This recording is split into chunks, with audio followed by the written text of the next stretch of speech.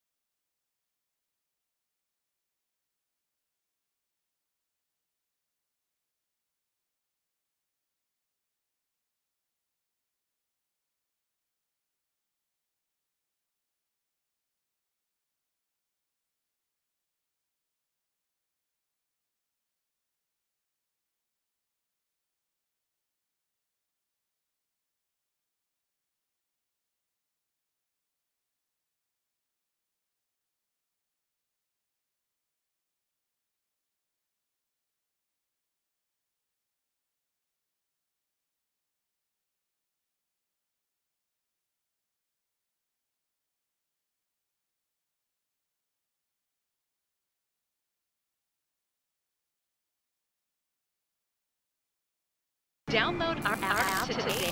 Whoa! Easy on that trigger, partner. Are you talking to me? Ranger Rodney here, looking out for your wallet. You gonna put in them rewards? Rewards? Hot doggies, give me that.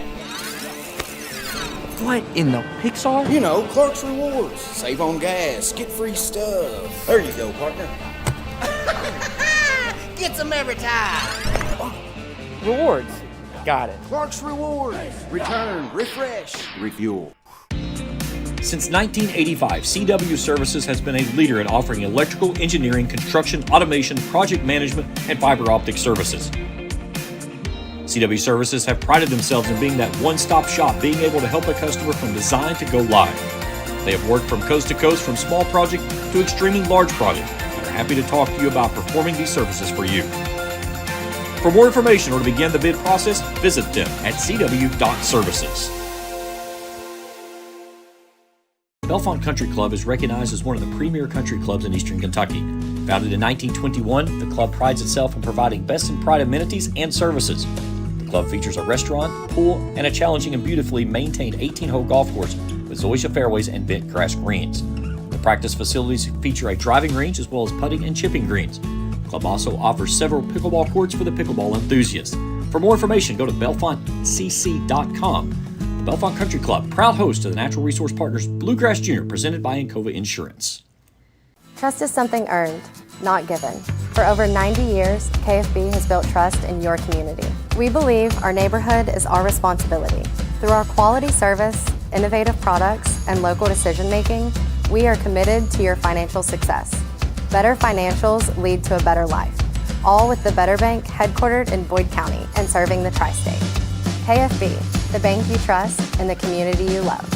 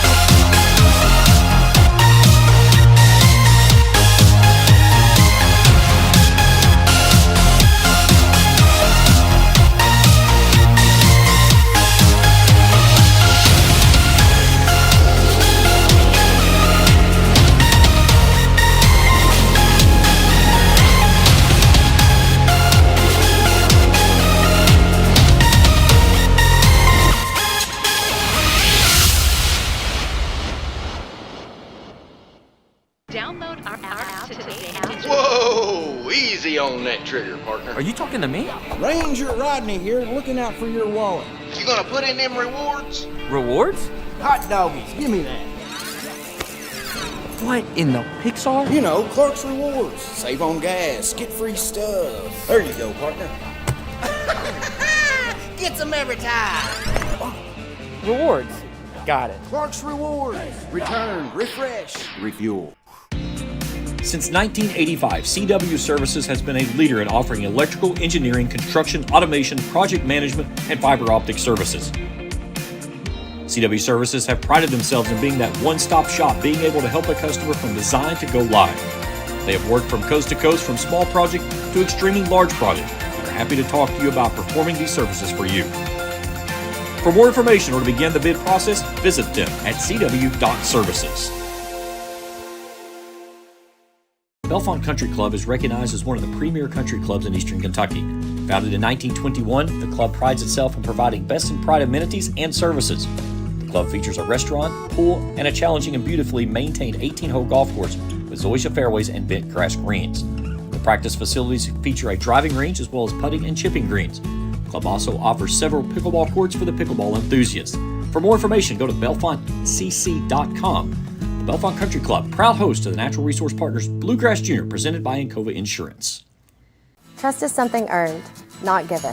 For over 90 years, KFB has built trust in your community. We believe our neighborhood is our responsibility.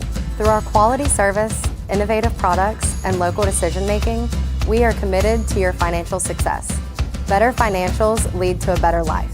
All with the Better Bank, headquartered in Boyd County and serving the tri-state. KFB, the bank you trust and the community you love.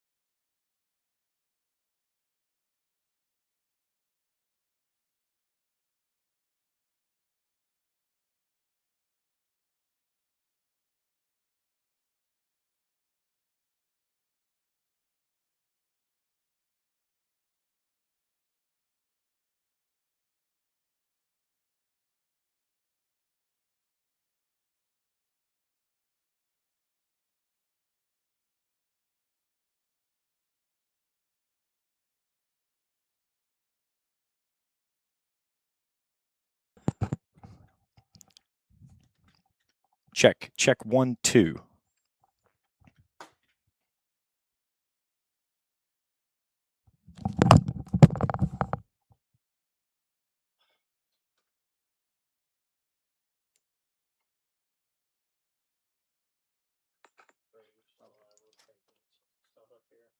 Check 1, 2. We've had no audio this entire time.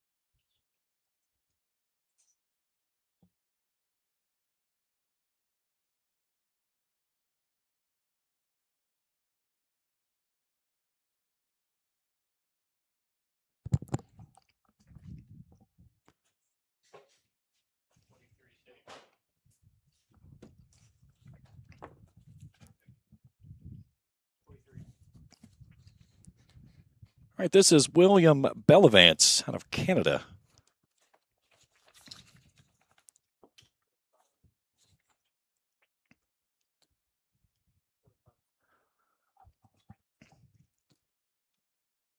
This is out at hole number 12, par 3 on the back 9. This is William Bellefonte.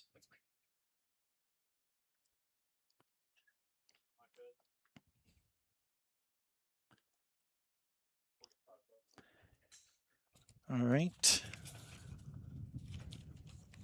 Kingo Imai out of Japan. Class of 2032. Imai is the youngest golfer in the field for the boys.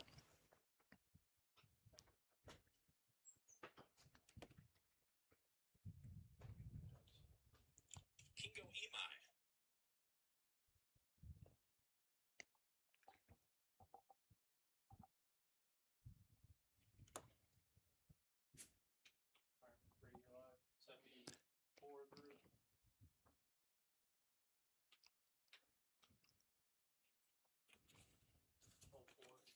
Out to hole number 4 we go for the ladies.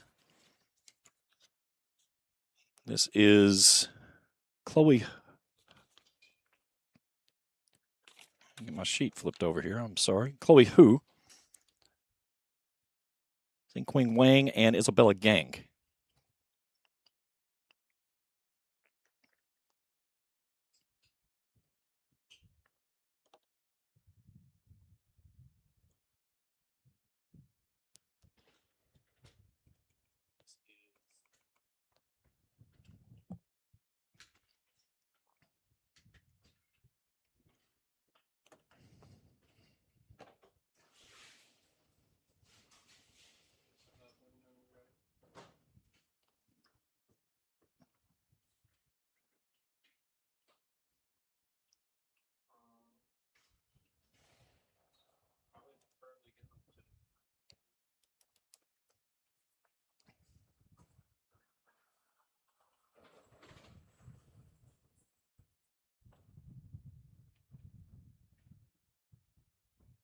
Nice little putt there. She'll tap in to finish out the hole.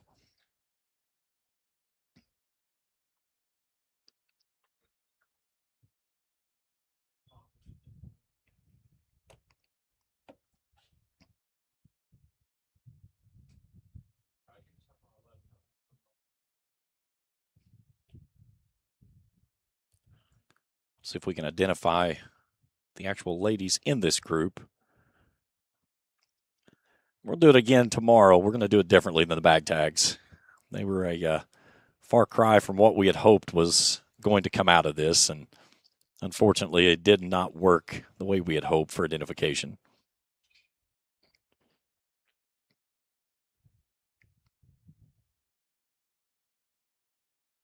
Again, tomorrow, hopefully we'll be back on regular schedule. 7 o'clock tee time. Just off the edge.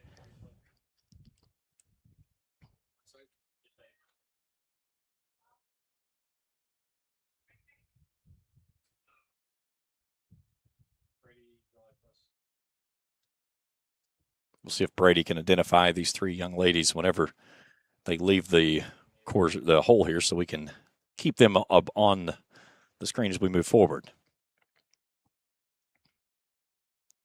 Needed to hit it.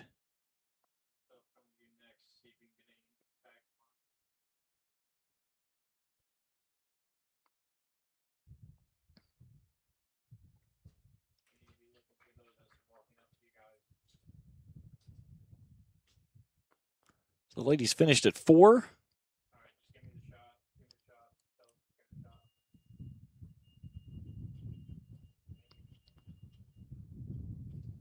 Sun's starting to come out. Temperatures rising, very sticky, humid, and muggy here at the Bellefonte Country Club in Ashland, Kentucky. This is hole number 6.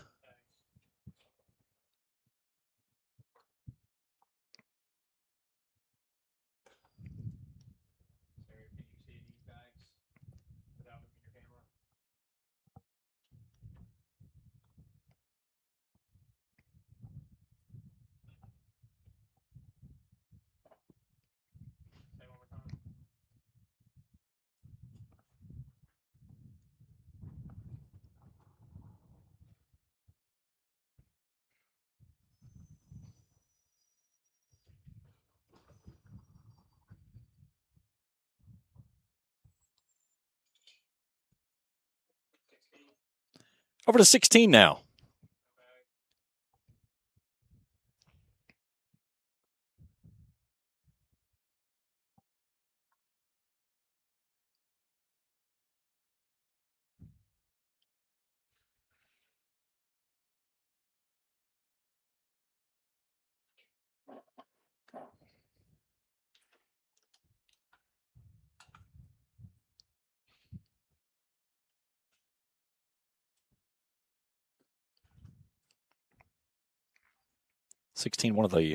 It is the longest par 4 on the golf course.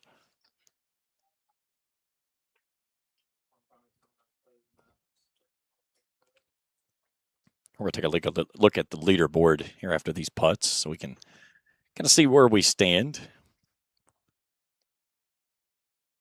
Actually, Jeff, you want to go and throw a slab in, and we'll just keep them on the side here. There we go. Again, Barker in the lead at 6 under in the clubhouse. Daniel Hay, 64, 65, 71 last year is the champion, coming in at 9 under. Cameron Phillips winning 3 rounds in the 60s in 2024.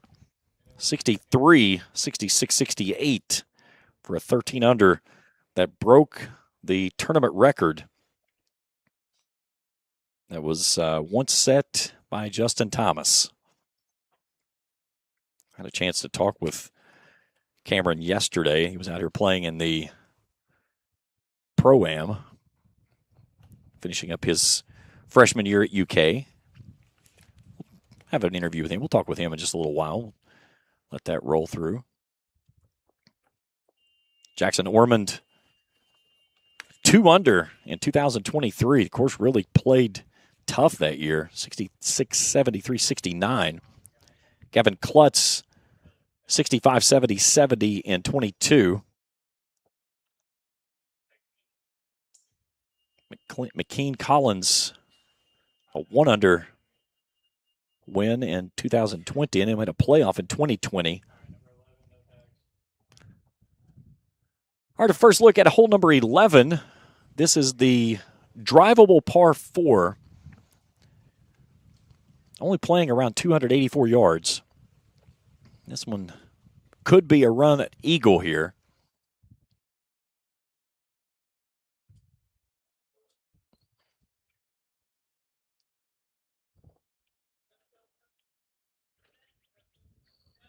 A nice little tap in there to finish that one out.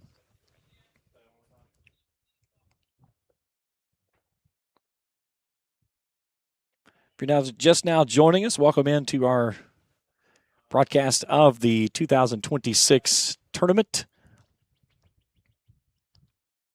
Had a very late start, 3-hour delay this morning due to the weather.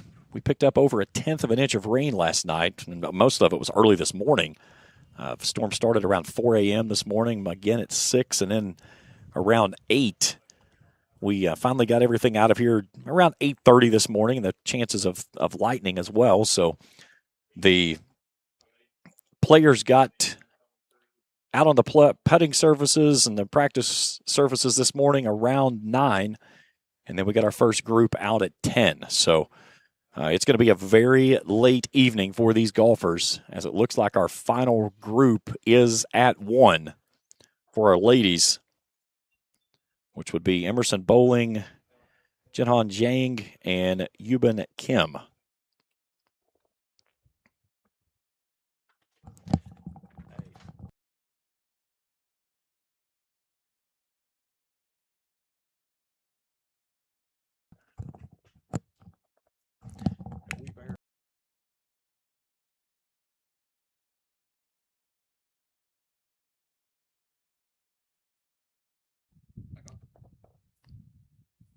Again, the ticker across the bottom of your screen for the scores that, again, as the golfers post them, that's with the mercy that we are under. They have a connection through their phone, through the AJGA website, that they post their scores. And there is some significant areas on the golf course that just does not get very good cell phone service.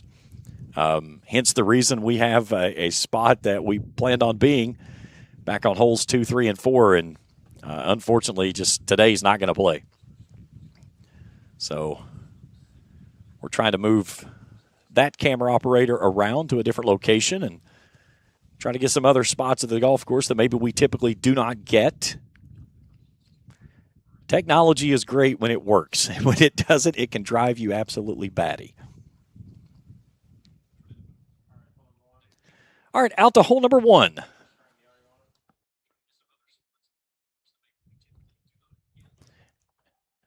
Judging by what I see, I believe this is going to be our final pairing, or threesome, I should say, of Emerson Bowling, Jinhan Jiang, and Yuban Kim. And we'll try to identify those as well as they go through here in just a moment. This would be right on the mark of the 3-hour delay. They were the 12:10 pairing. So that was Bowling. This will be Jiang.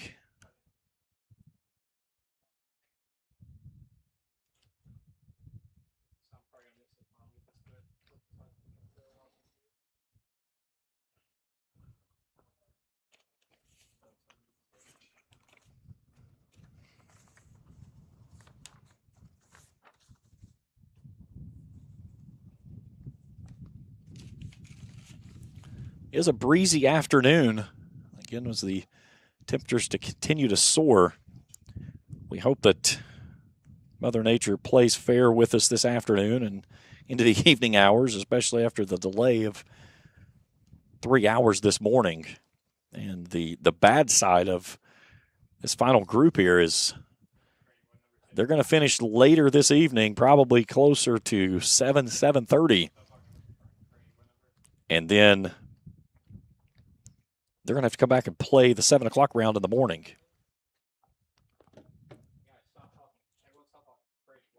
Okay, that last group there, that was Kim that just teed off.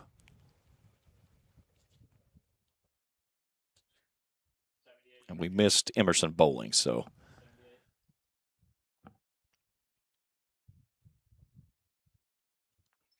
All right, this is Rima Van Katesh out of Marietta, Georgia.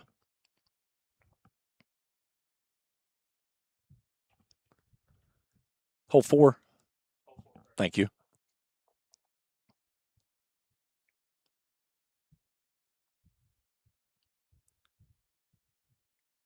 We've seen players give it a run here at 4 today. Again, that back hole location, if you get it up on that top ridge, you've got yourself pretty much in a favorable putt to try to come back to save par. Olivia Lee and Cynthia Liu, the other two in this threesome.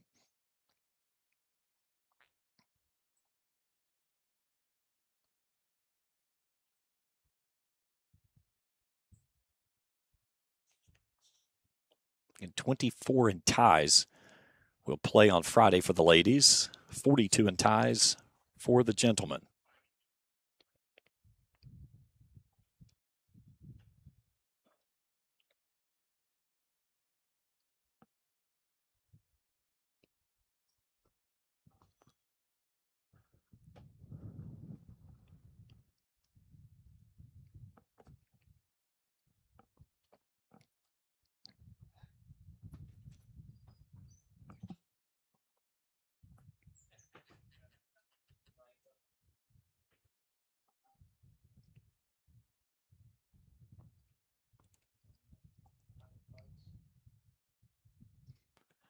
Now Van Katesh to wrap things up here at the 4th.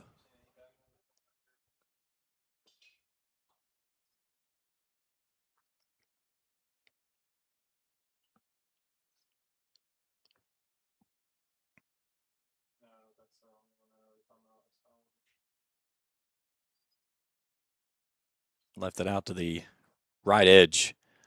So Van Katesh will give one back at the 4th.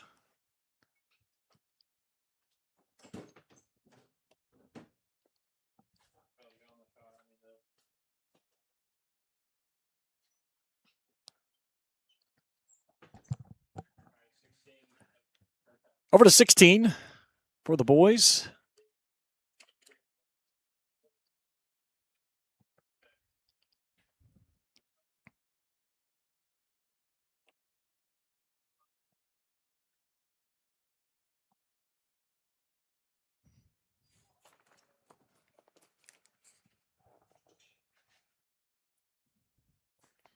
$16 today. Whole location front right. 8 paces on, 5 from the right. Brings that right bunker in.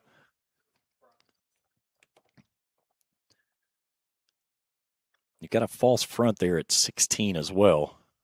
You're usually hitting a blind shot. You can still see up to the green, but from the tee shot, you're going to still have a little bit of an uphill shot coming into the green. This putt just gathers so much speed coming down the hill and just... Yeah. Take a look at this. Just off the edge. Wanted to walk it in.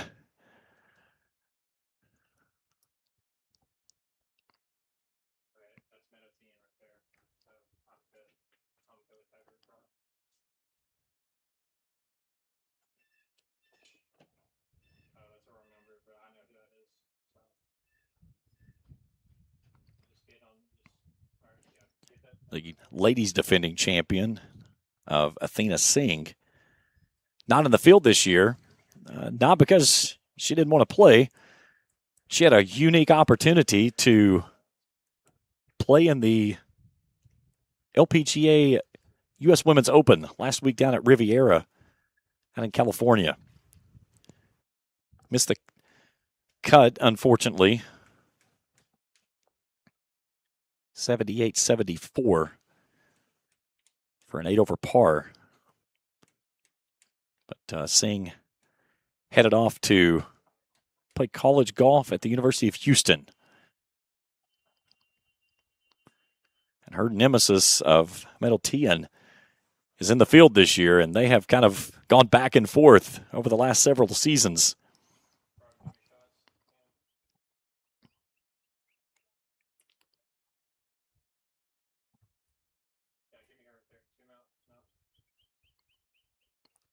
few cleanups here at 16. All right, that is Middletown.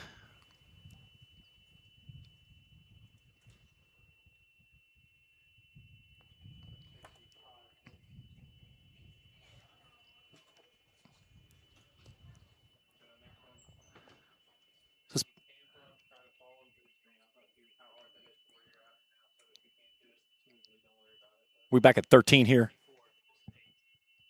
Oh, 8, excuse me. Okay. That was Jody Hahn.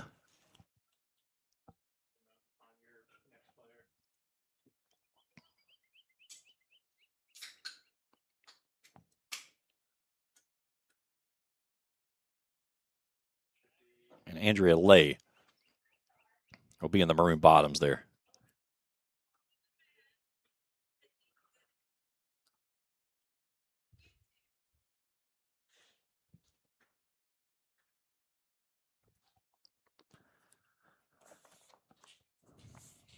So TN back-to-back winners, 23 and 24. Singh bookended 22 and 23, 25 around her. So TN trying to pick up 3 victories.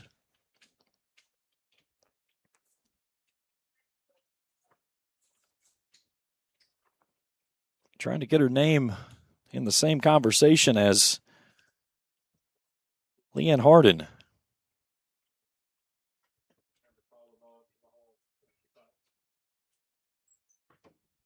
Harden, a 4-time winner from 97 to 2000.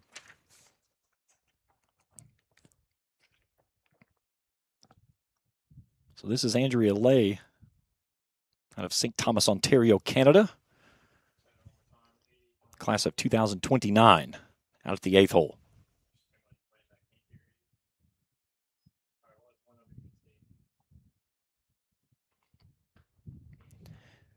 Eight is a hole that typically we've never been able to get coverage in.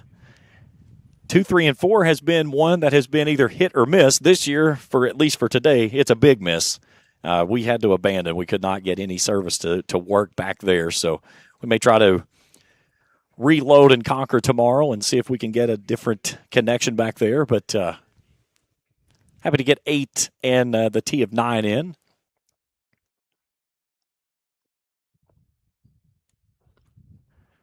So TN in the green, graduating senior out of Delaware, Ohio. Traveled through there last couple of weekends, making a trip up to Michigan to do some fishing. Very aware of Delaware, very beautiful city. About middle way up in the state of Ohio.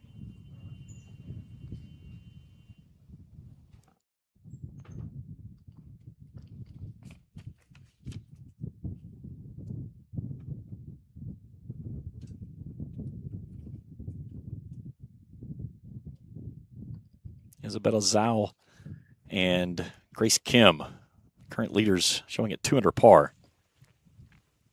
Medal TN showing 1 over through 7.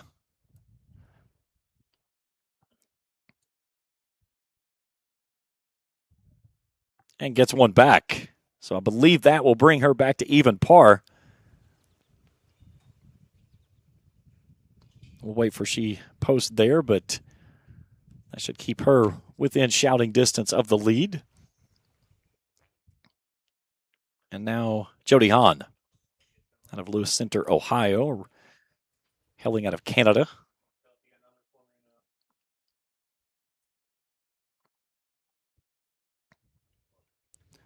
So that threesome done at the 8th. All right, this is the group of, this is Yuma Niyamoto. This will bend left to right, or right to left, excuse me. Trying to get it to go down the hill and just did not get it to go. So Niyamoto leaving some sizable work there at 18 from the back corner. Grant Guteg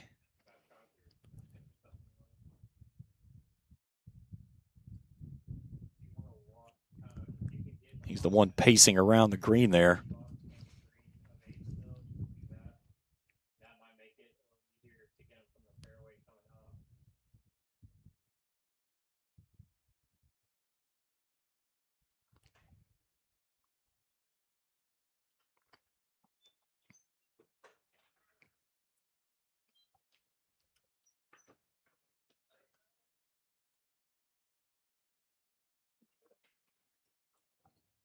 Just past the hole.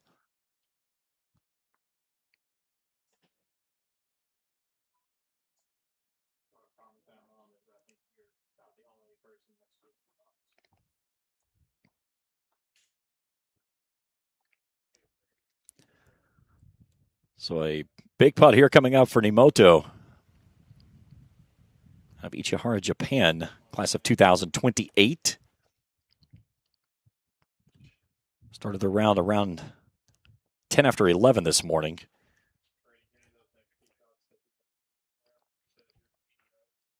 This was, you do not want to give the hole away out on the left edge.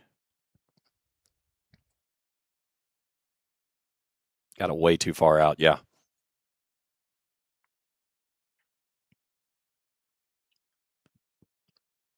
So Niyamoto will give one back at 18. Now Gutig trying to close it out with a par for his final hole of the day. And will do so. So our A10 group have finished. Brian Lee, Grant Gutig, and Yuma Niyamoto.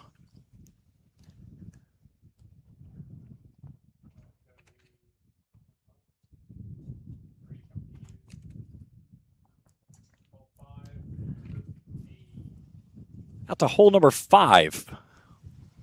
This is the group of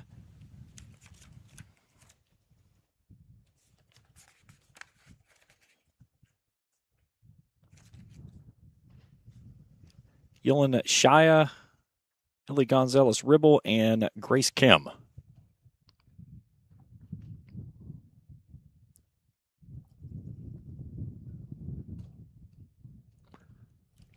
We'll take a look at 5 here after they tee off, because this is a very gettable hole.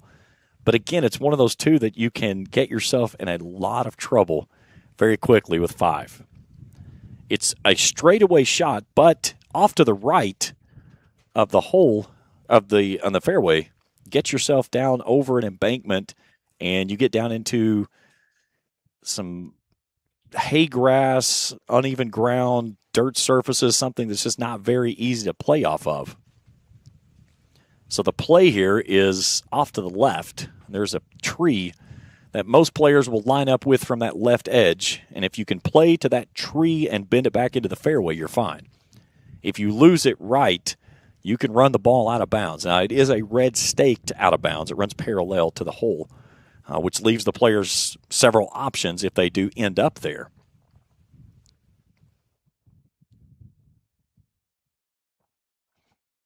Again, our girls' leaderboard is very sparse at the moment. It's we've got several ladies that have not posted scores. So if you see a score through there with a player on it that with no number, that's why. They have not posted anything as of yet.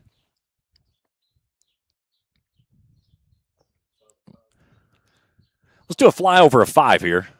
And out of the tee box, as we start up this left edge, this tree that you see right there, that's the one you're aiming for. That tree right there. Fairway narrows back in, skinnies up, and goes into this circular green. Left side bunker typically doesn't come into play. The pin playing for hole number 5 today is sitting back right, so gives you plenty of area to work. That bunker should not come into play unless you get a miss hit. All right, this is the group of Kazu Matsuwawa, Miles Green, and Brady Evans.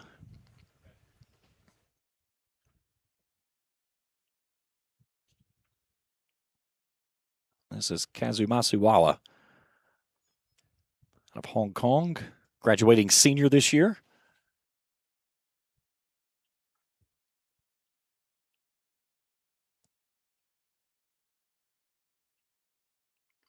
So that group finished at 16.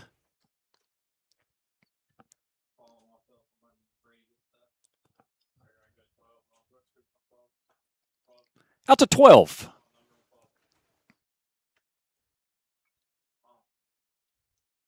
Tee shots at the par 3.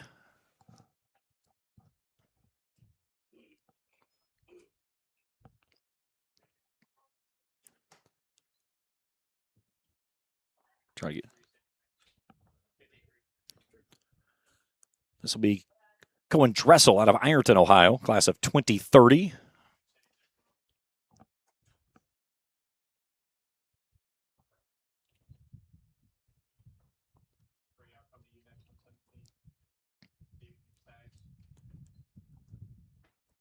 He missed this one left. Again, if you're left, you're okay. If you're left and long, you are in jail.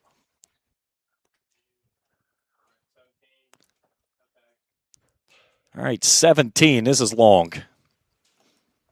I can see exactly where he is when he started walking back there. Now, the good part for him today is that pin location at 17. 17 front right. So he does have plenty of green to work with. The grass in that area, he should have plenty to work with. I would imagine he's going to put some air under this ball and try to flop this up. So we have tons of room to work with to get this ball high. You want to let this ball sit just past the fringe and roll out. Again, as we've seen the sun come out and the temperatures start to rise, you're seeing these greens start to speed up from what they were this morning. 6 under came early. Right about there. That was a really nice shot. Well executed. And that's something, like I said, I've been watching these kids all week, and they just do such a phenomenal job. They're so charismatic around the greens with the way they think about the shot that they're going to attempt and then execute it. That's the big piece. That was a very nice shot from there.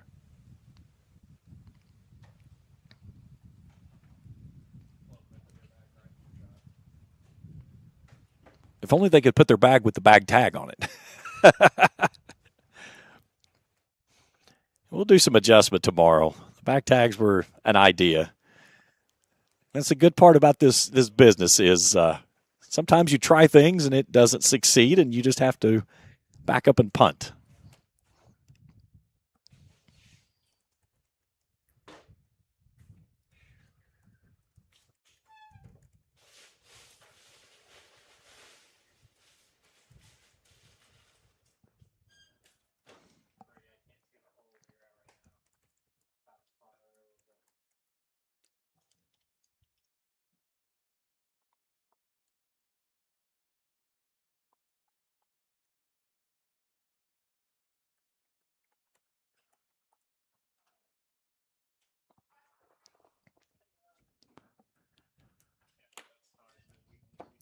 Our entire crew today, phenomenal group of individuals.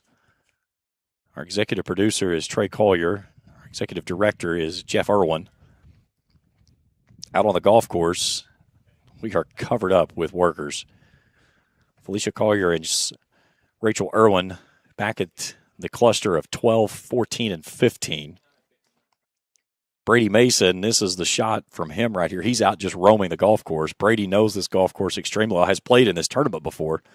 And Brady's done some work for me here with the network. And I offered him, I said, would you be interested in working this year? And he said, yeah, absolutely. And I said, well, good, I've got a great position for you because I know what you can do. I'm going to put you on the golf course. So Brady's going to be bouncing around to get us some different shots and different locations. We'll have him in some different places throughout the tournament. We'll do some interviews with him starting tomorrow out on the golf course as well. Philip Roark over at 16, 17, and 18. Sarah Irwin over at hole 6 and 7.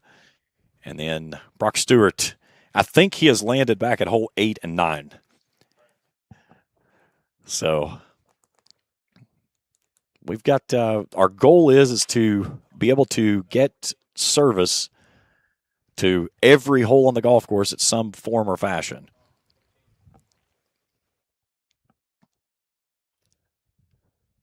I think the only thing that we're going to run into is going to be the cluster of 2, 3, and 4 that just does not want to play with us very well.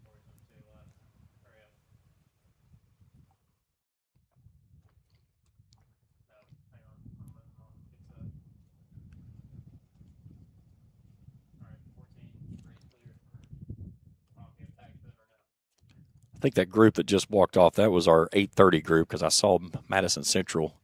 This is out to hole 14. Big shocker, no tags. My producer is talking in my ear while we're doing the broadcast, and I hear where we go, and take a look at this, a nice finish up here. I hear hole, no tags. Hole, no tags.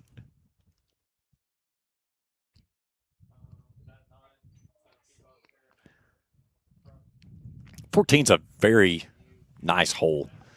You can stay out of trouble, again, if you stay between the trees. You don't want to go off to the right of hole 14 because that slopes over to the hillside.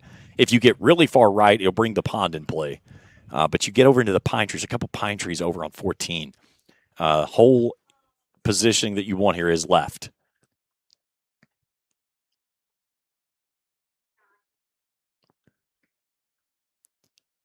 Phillips nearly drove this green when he won here 2 years ago.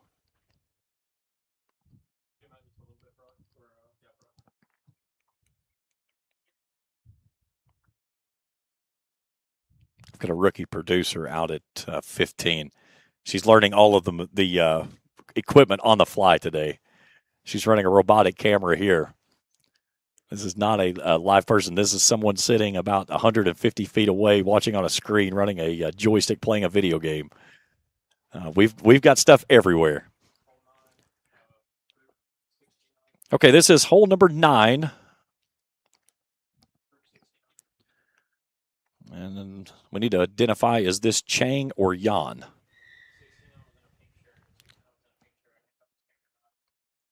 This is not Lim. She was wearing white shorts.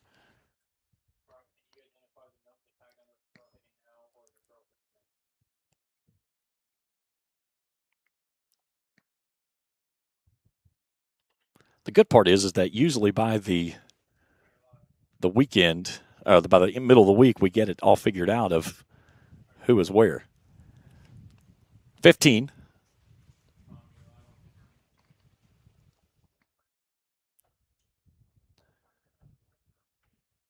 '15 is such a fun hole. There's so much that can get you going in 15. If you can find the center of the green here and leave with a 3, you will absolutely run to the hills and say thank you. This is the group of Simon Hall, Hagen Lancaster, and Jensen Webb. That was Hagen Lancaster that pulled the flag there. Out of Anthem, Arizona, class of 2029.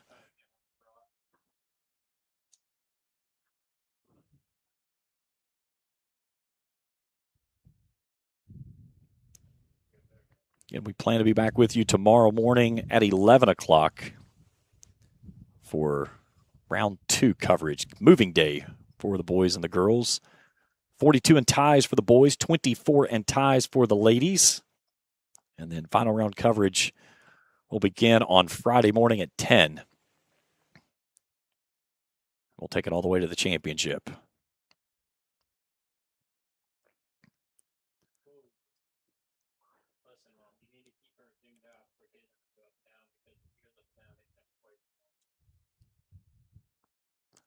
'15.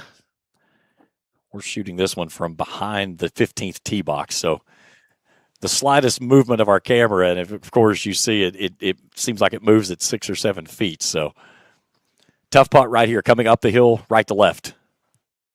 We'll see a lot of these putts that'll miss out to the side, and he rolls that one in.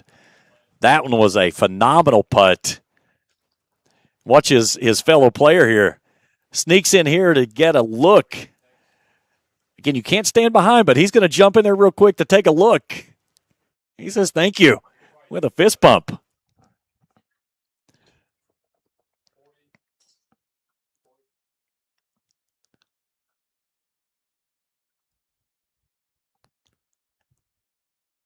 I couldn't see if he got it down or not. Okay, I tapped. Did you say that was number 40 there? That was Simon Hall.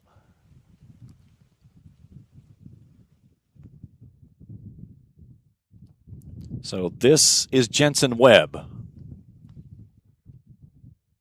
No, excuse me, this is Hagen Lancaster, my mistake. That was Jensen Webb that hit that little snake to get it in there.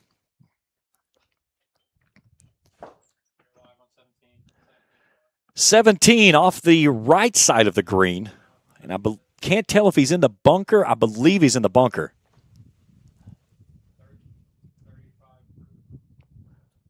This is the group of Tyler Fink, Carson Long, and Andrew Ma.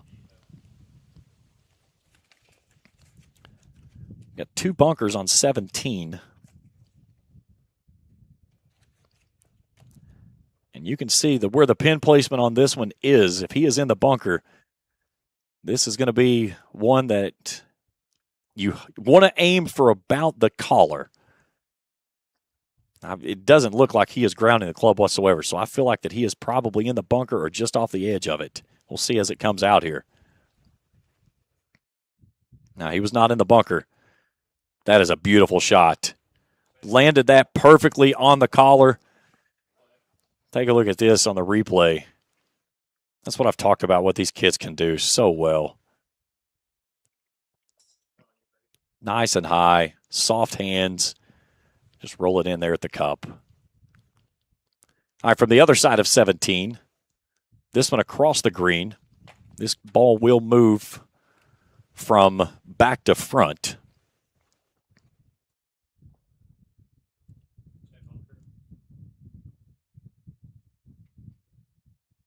That one needs to get some legs and to the left. Not too bad shot there.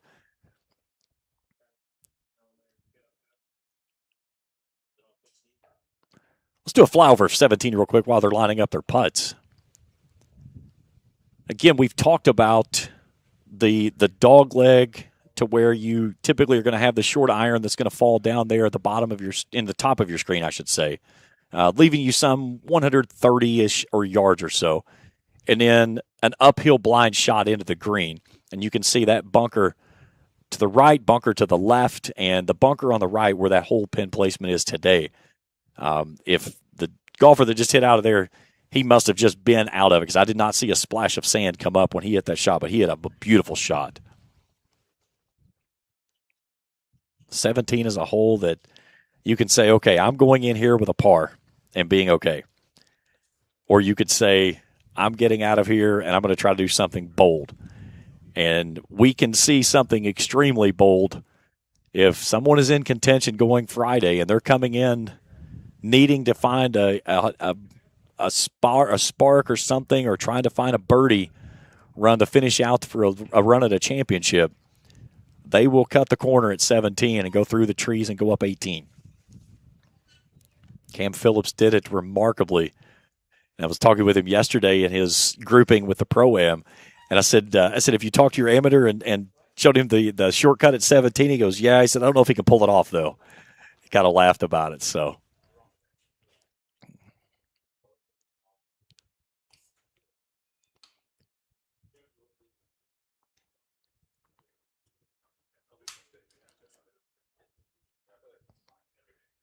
Just too stiff. That is something.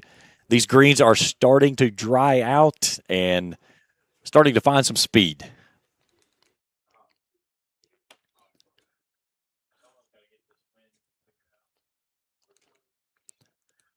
Well, we kind of got a little bit of a break in action. Had a chance to talk with some of the members throughout the event that are very instrumental. Jay Perry being one of those. He's the chairperson of Natural Resource Partners and their relationship with the AJGA. I talked with him yesterday during their round. Joined Jay Perry from Natural Resource Partners. 43 years this tournament's been going on at this golf course. That's and right. Very exciting. It's so amazing of a local course here at home and one of the most recognized courses across the AJGA. Yeah, very much so, James. So the thing about it is we're the title sponsor. We really enjoy doing it. It's not about recognition for us. It's all about the kids getting out, the community, really supports this whole event. The golf club supports this event. All the volunteers that come out makes this whole thing special, and that's the only reason it's been here for 43 years. And especially in a society where you don't have a lot of longevity, to hear something like it, it's something special. That's exactly right. So once again, if it's not for the community, the support of the Bellefonte Country Club, and everybody in here that supports the Junior Am to raise funds for this event, and the funds go to local high school golf, and it goes to the Robert C. Yancey Fund for donations to support local kids within a 100-mile radius to be able to pay their tournament fees so they can use that money to travel to other tournaments. And then also the AJGA ACE Grant Fund. So that's what makes it happen. And year after year, worry about putting the whole thing together, but somehow it all comes together, and the volunteers of support and Bellefonte Country Club has been fantastic. Getting a chance to spend some time with the youth that's in the event. These kids know how to play the game of golf. Yeah, absolutely. So we're playing with Finn Johnson. So this is the second year I played with him. Okay. So he's from Louisville, really good kid, and hits the ball really good. So he should have a really bright future. So we'll keep a close eye on him through the tournament. Absolutely, tracking how he does, and followed him last year too. So absolutely do. Jay, we thank you for everything and greatly appreciate you. Thanks, James. Thanks so much. Yeah, appreciate it so much. Big thanks to Jay Perry and all the great folks with Natural Resource Partners for our continued partnership with them, bringing them live coverage here. 18 T-Box.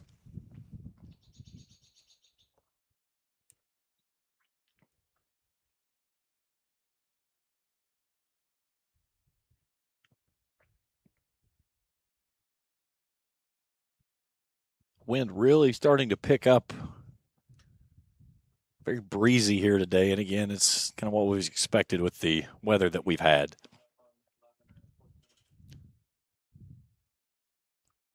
So that group away at 18. We'll take them up to the green and all right, out to 15 now.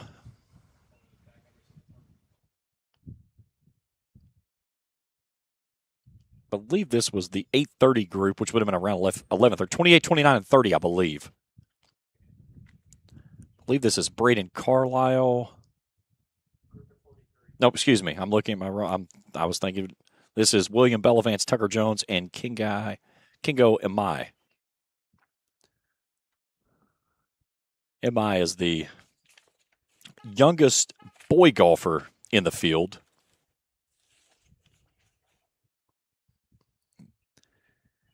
The youngster standing off to the left of our putter here.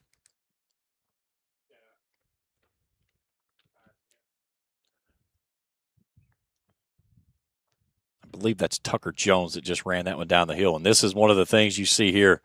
When you go long on 15, trying to come down the hill, and I practiced this putt on Monday when I came out to look at the greens.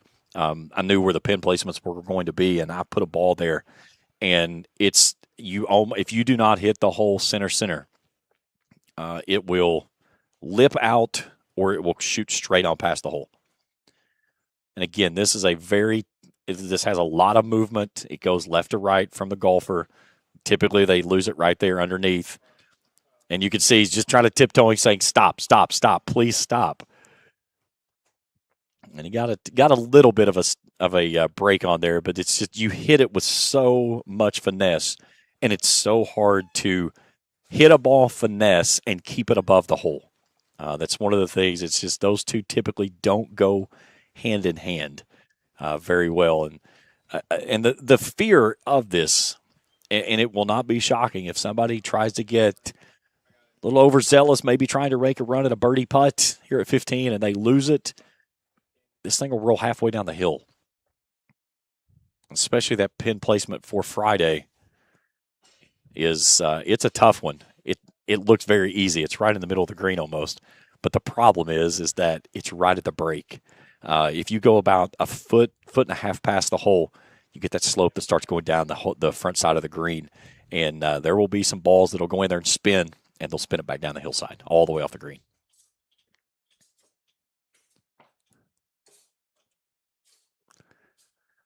Off the right edge and spins through.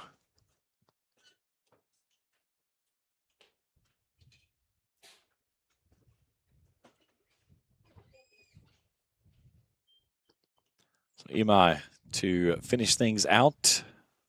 Class of 2032. I was putting my notes together last night, and I was doing some shorthand of 2032, and I was like, man, how far does that go back? Yeah, that's a incoming 7th grader out here playing with the boys.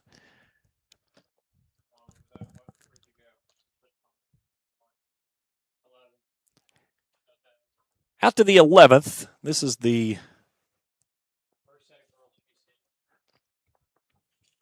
This may be our first grouping of girls. Yes, this is. This is our first group of girls. This is Isabella Zhao, Lois Lee, and Winsley Krotz. The only one we've been able to identify is Zhao. We'll try to get the other two ladies as they come through up at 12 with our grouping up there. Let's take a look at the girls' leaderboard.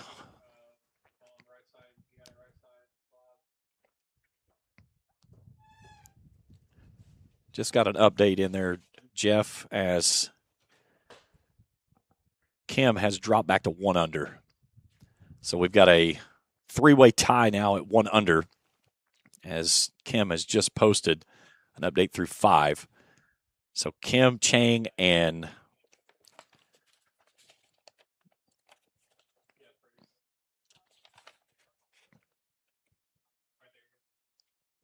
Shia all at 1 under par. All right, Isabella Zhao. She's at 1 under.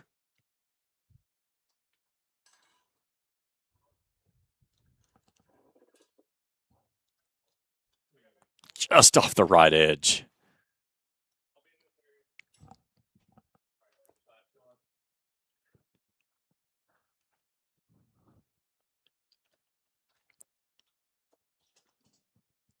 Again, we can't thank enough of our great sponsors that have supported our ventures here with the event. Of course, Natural Resource Partners and Encova Insurance, the title sponsors of the AJGA Bluegrass Junior. Kentucky Farmers Bank, Bellefonte Country Club, the host course, and I can't say enough about not only their staff, but all the workers. Mark Harper and his crew do a phenomenal job of maintaining this golf course, and they had so much work they had to do this morning to, one, prepare the greens, the fairways, get everything dried off as best they could, then go out and rake all of the bunkers, plug all of the holes, get everything set. A very long day for his crew, and they did a phenomenal job. So a hat tip to him and his crew for a phenomenal job that they've done here. Of course, Jeff Bostic, the club pro here.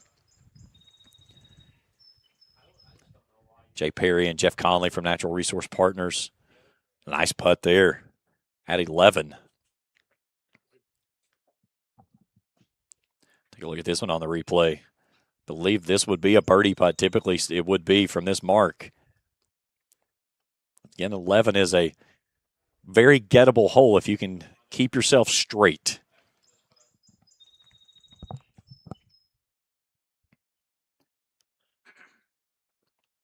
Of course, back to our sponsor, CW Services, Ramaco, and Clark's Pump and Shops. A nice roll in there at 11. This group of ladies will head up to 12, and we'll get the identification of them as the other two in the group. Out to 4. Survey says no tags. It's kind of the running joke here. 4, we'll do a flyover here in just a second, and I'll break it down. This is typically where you end up if you don't get a good shot coming up from the fairway. You're going to leave yourself down well below the hole. There's 2 ways you can play 4. One, you can play it safe, and the other one, you can get really, really risky. And it's high risk, high reward, but it's also, if you go wrong, it gets wrong quickly.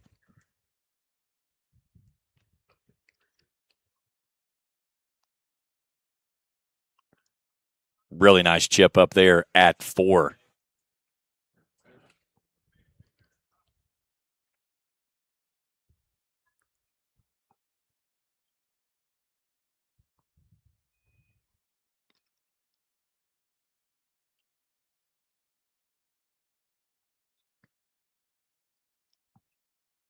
And if you're tuned in with us watching along, drop us a message there in the chat box. Let us know where you are watching the event from today.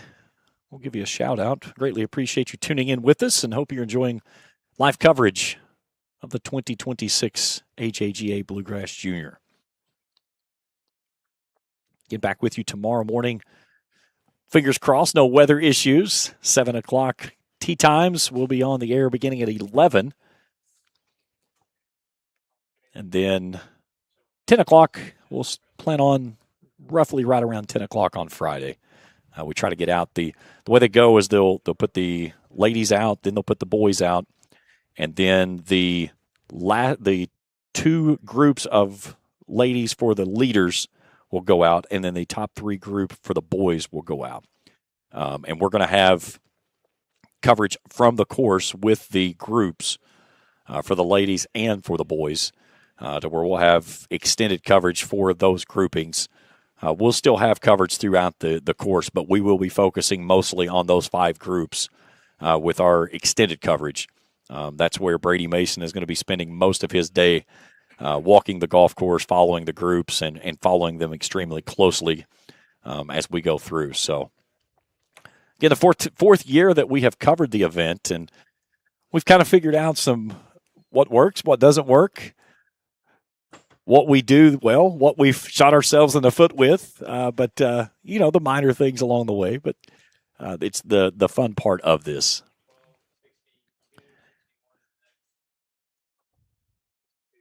All right, this is Lois Lee.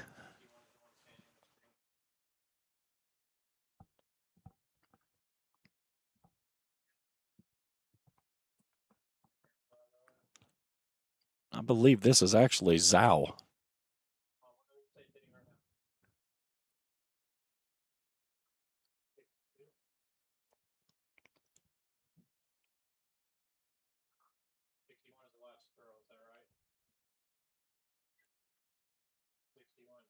Okay, and we've been given wrong information. So Zhao was not wearing maroon; she's wearing a purple top.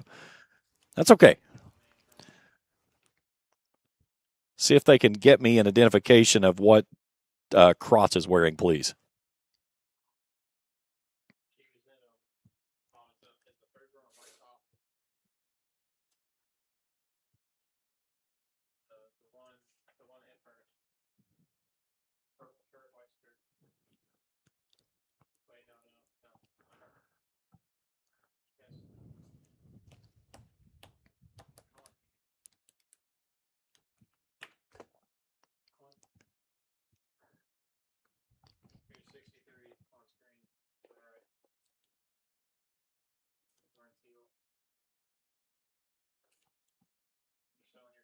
All right, there's Krotz walking away with the teal.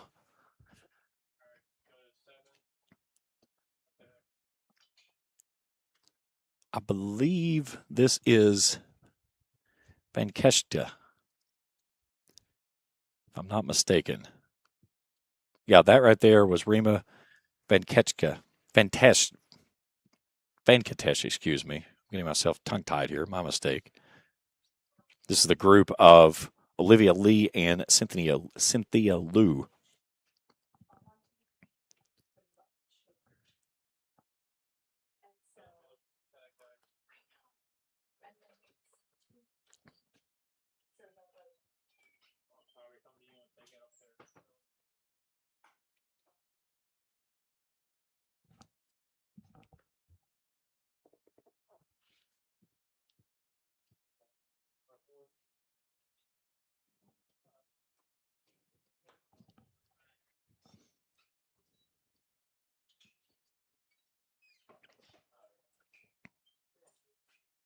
Good putt there.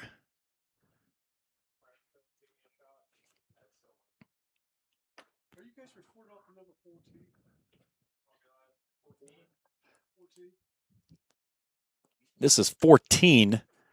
A couple of nice shots in there tight. They've got a tap in for probably a birdie there.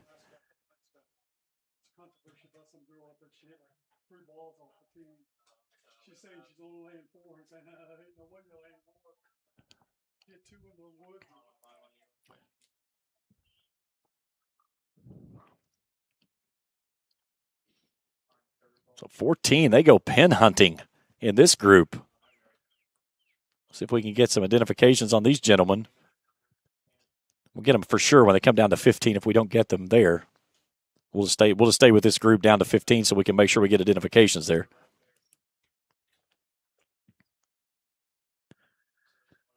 This is the tap in. Little birdie 3.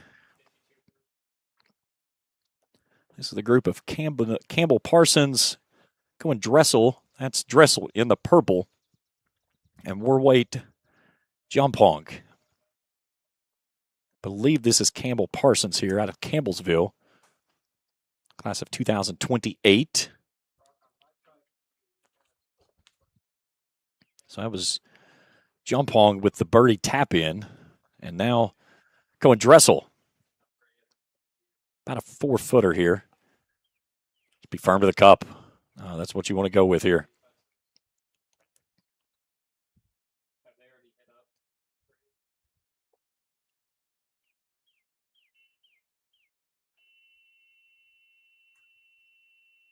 Good putt. So Dressel puts it in. I believe we may have gone birdie around the hole for all 3 golfers there at the 14th. All right, we're going to step out and take a break. Before we do that, we have the qualifier that we had on Monday. Let's see the second part and some great shots there. We'll take a break. We'll come back. We'll check our leaderboard and continue our coverage. You're watching the 2026 AJGA Natural Resource Partners Bluegrass Junior presented by Encova Insurance, and you're watching it live on the Ram Sports Network.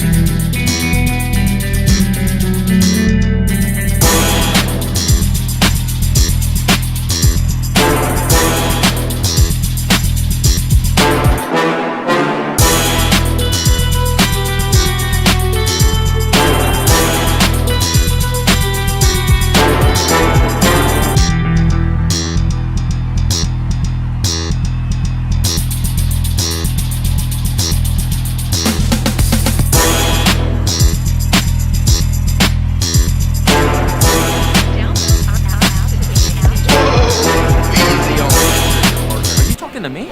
Ranger Rodney here, looking out for your wallet. You gonna put in them rewards? Rewards? Hot doggies, give me that. What in the Pixar? You know, Clark's Rewards. Save on gas, get free stuff. There you go, partner. Gets them every time. Rewards. Got it. Clark's Rewards. Return, refresh, refuel. Since 1985, CW Services has been a leader in offering electrical, engineering, construction, automation, project management, and fiber optic services. CW Services have prided themselves in being that one-stop shop, being able to help a customer from design to go live. They have worked from coast to coast, from small project to extremely large project. They're happy to talk to you about performing these services for you. For more information or to begin the bid process, visit them at cw.services. Bellefonte Country Club is recognized as one of the premier country clubs in eastern Kentucky. Founded in 1921, the club prides itself on providing best in pride amenities and services. The club features a restaurant, pool, and a challenging and beautifully maintained 18-hole golf course with zoysia fairways and bent grass greens.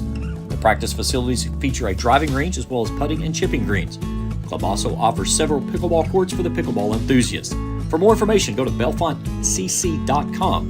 The Bellefonte Country Club, proud host of the Natural Resource Partners Bluegrass Junior, presented by Encova Insurance. Trust is something earned, not given. For over 90 years, KFB has built trust in your community. We believe our neighborhood is our responsibility. Through our quality service, innovative products, and local decision-making, we are committed to your financial success. Better financials lead to a better life. All with the Better Bank, headquartered in Boyd County and serving the tri-state. KFB, the bank you trust and the community you love.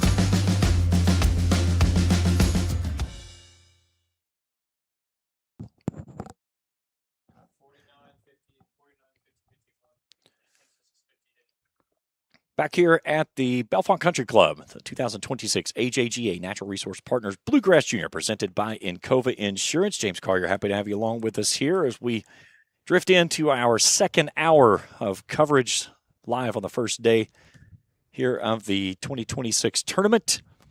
This is the grouping of Wyatt Maynard, Hudson Odom, and Dylan Phillips. Believe that was Odom that just hit there in the pink. Got Wyatt Maynard. That is lining up the bunker shot. That one is the front left bunker shot. Again, you want to keep this one just over top of that lip, and I've seen several players, they don't get enough of it, and that top lip there will catch it and bring it right back to them. Just like that. Again, you're so concerned about getting the ball on the green too much, and all of a sudden it'll take a big run, and then it stays below the hole, and then it runs back down to the bottom of the green. All right, Dylan Phillips here.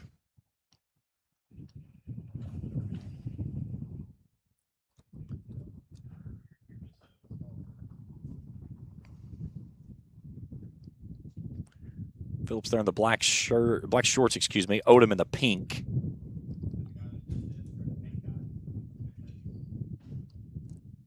You should have the gentleman Maynard that's going to chip from the fringe right there. That's going to be a very difficult shot for him because he's going to have to start that ball above the hole. And you almost want to try to get this one to skip and stop. I would say he's going to try to put some pretty significant loft under this ball here. Looks like he's got it really laid open. That's a really good effort right there.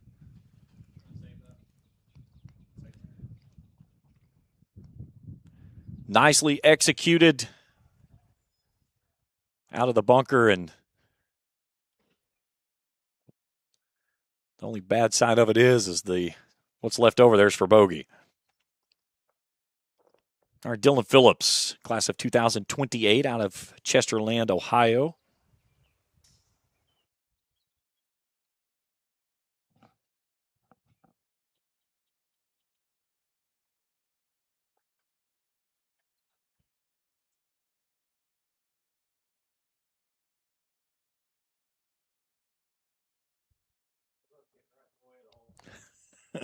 You think we have all these cameras out there. How could they find the way to get in the one little tiny spot that we need the window to be able to see? So Phillips will tap in for his par.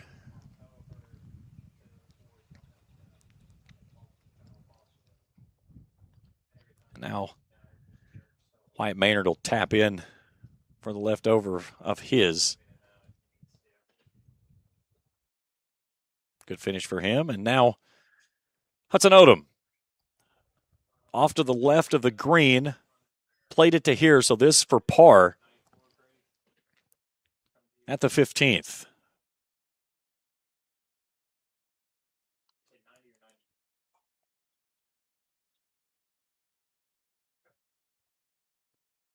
This is a putting Tries to walk it in, getting it above the hole, and then getting it to stop when it gets underneath the hole. And this is a tough little 4-footer here. Roy McIlroy would not want this putt.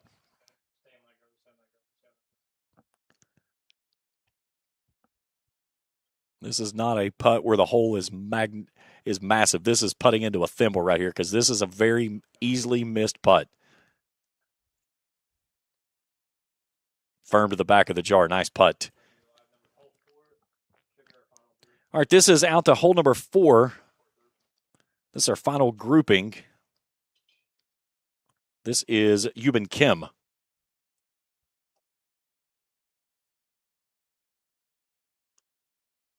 Down there near the bunker. Trying to play it up toward the green. Gets the nice roll. Going to get right onto the collar, but she'll have a pretty easy shot there to work with. This is Emerson Bowling down over the hillside. Bowling out of Frankfort, Kentucky, class of 2028. Now she's going to be playing with a tree underneath, so she's going to have to hit a low liner here.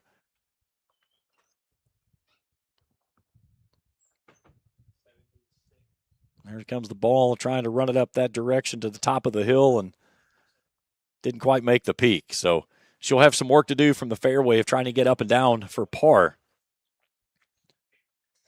And now Jinhan Jiang, class of 2028, under the Elite umbrella. We can say the Elite umbrella because we for sure know it's the Elite umbrella. We had a worker that did a tournament with us a couple of years ago, and he identified a player and was 100% certainty of everything they identified her with. And we went with it the entire half of the day, and it was the wrong person. And she was the leader. Chang showing it even par, but has not posted since the first hole. Out of the bunker there at 4. We'll take a flyover at 4 here in just a moment. Trying to run that one up and does get it on the dance floor. So nice shot there. Let's take a flyover at 4 and we'll take a look here. 4, an elevated green. This hole bends back to the right. You'll see this bunker pop up. That'll be over on the left-hand side. That's typically your aiming spot. That's the direction that you want to go. And then it bends back to an uphill row. There's your bunker that you're aiming for. Again, the fairway narrows in. Well defended on the front side. 2 bunkers on the right, 1 left. Green sloping back to front. All right, a hole number 8. This is the group of Lee, Leo, and Venkatesh. We need to verify Lee and Liu.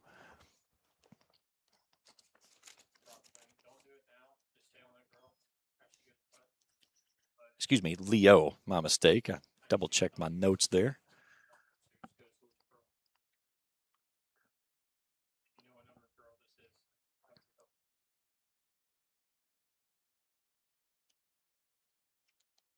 Now, if we could just get either Lee or Leo, we would be solid.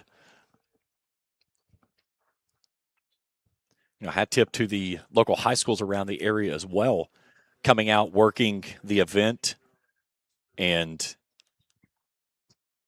doing spotting, helping fix ball marks, filling in spots on the fairways. It takes a small army to make an event like this go through, and they do a great job of it.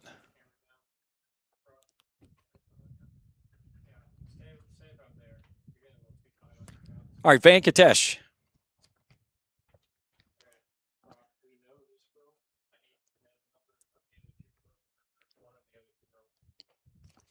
Venkatesh out of Marietta, Georgia.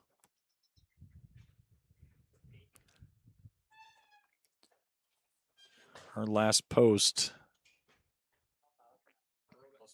+1.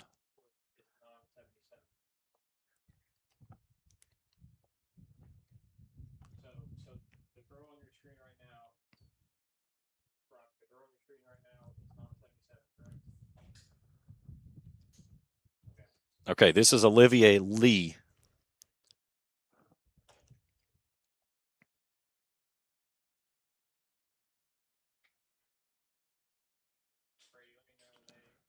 4 over par through 7.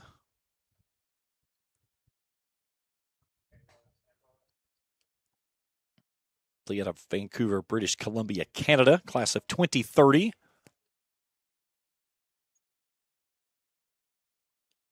Currently in a tie for 27th.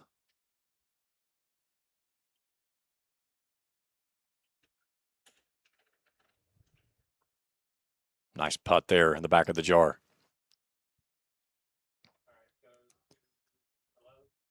At the hole 11, par 4, 284 distance from the back.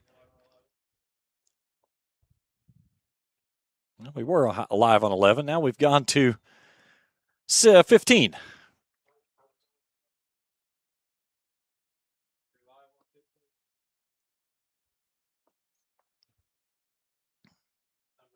This is Cohen Dressel, Campbell Parsons, and Warwick Giampong. This is Dressel out of the bunker.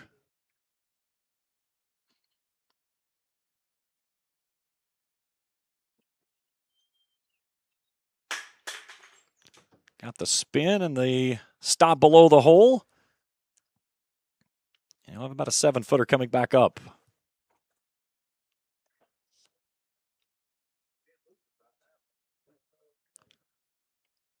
So Campbell Parsons in the blue, and then Giampong out of Thailand, Bangkok, class of 2027, pulling the pin. So a long putt coming up here for Campbell Parsons, and Dressel's going to step in there and take a good look of it once he hits it, because he'll see kind of an idea of what the break is going to do on the backside of his. Long birdie putt coming up here for Campbell Parsons.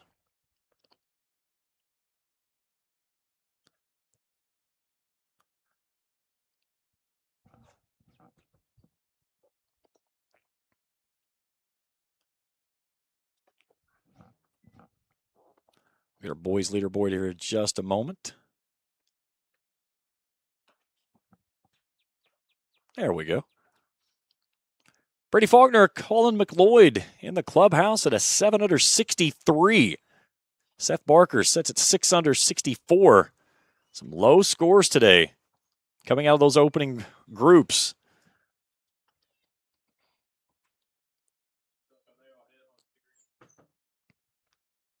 Faulkner was about an hour and 20 minutes after the first tee time.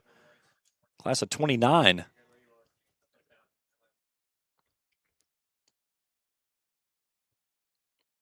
So now Giampong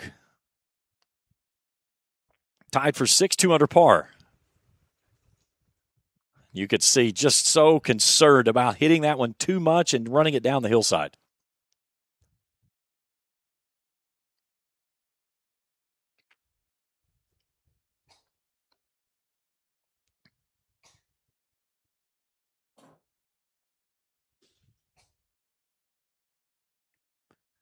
So now Cohen Dressel, class of 2030 out of Ironton, Ohio.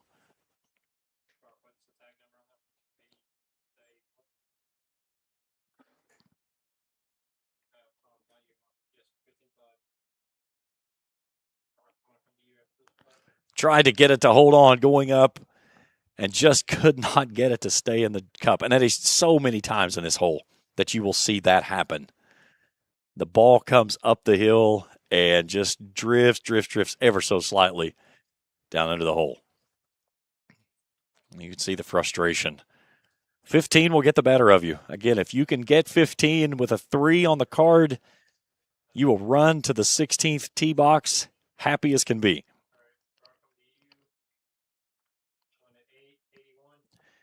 Out to hole number 8. This is Grace Kim.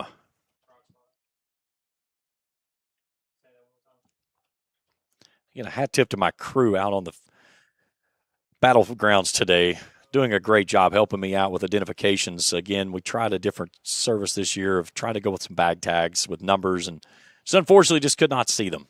The players have had them kind of covered up, and we didn't get the want to that we thought we were going to get. So, but we'll work on it.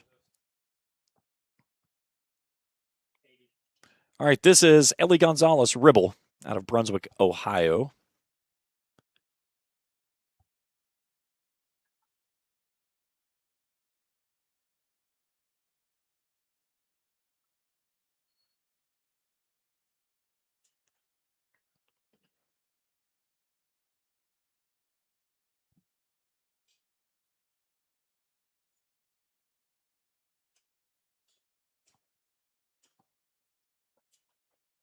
Gonzalez Ribble has not posted any scores.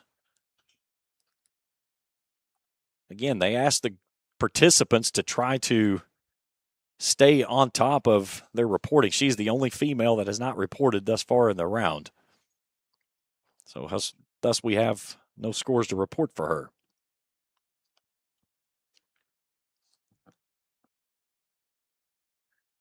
So this is Yinlin Shaya of San Ramon, California, hailing of China. Tied for 18th, 2 over par through 6.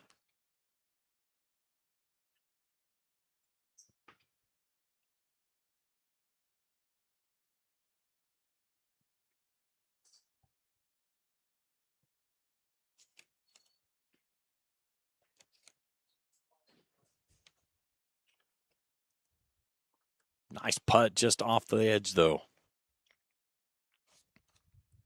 So she'll tap in to finish things out.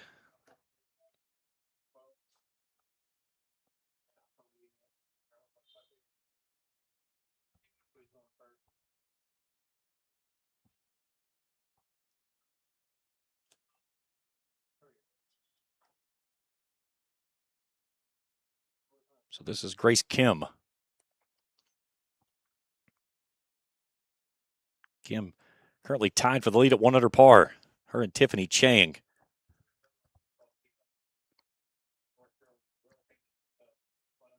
And center cut. She puts that one home.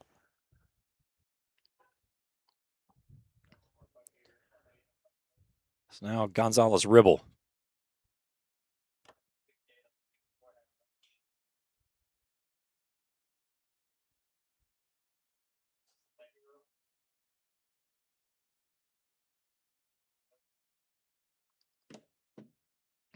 Again, we have no information from her rounds, so why you see nothing listed up there on the screen. She'll finish out there nicely. Over to 16 now.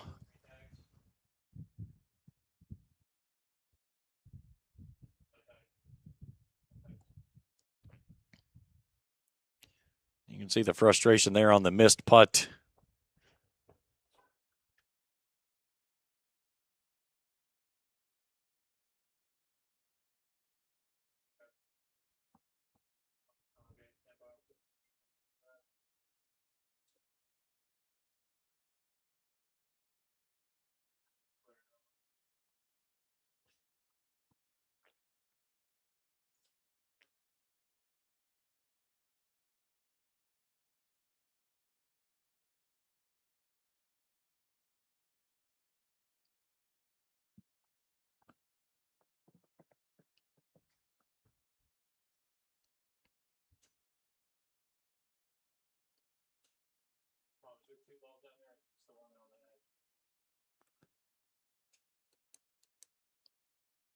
So good finish out at 16.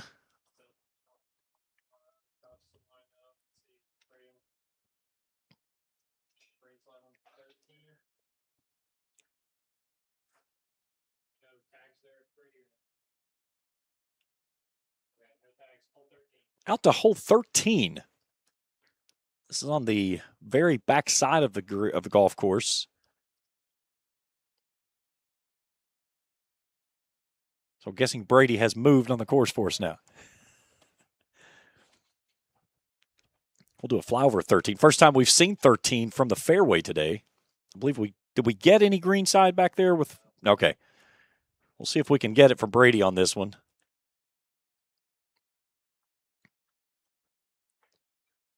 This is that was Meadow Tien, and she finds the dance floor at 13.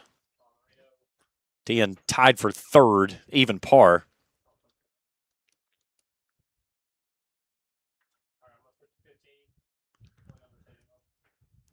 All right, 15.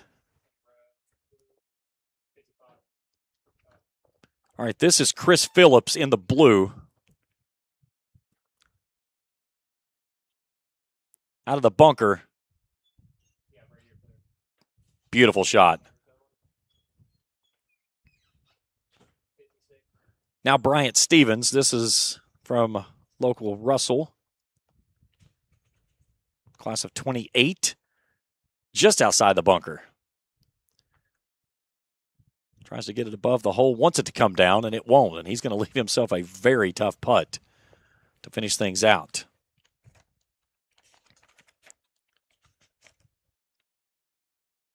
And then William Chio in the pink. Up there lining up a long putt coming up the hill at 15.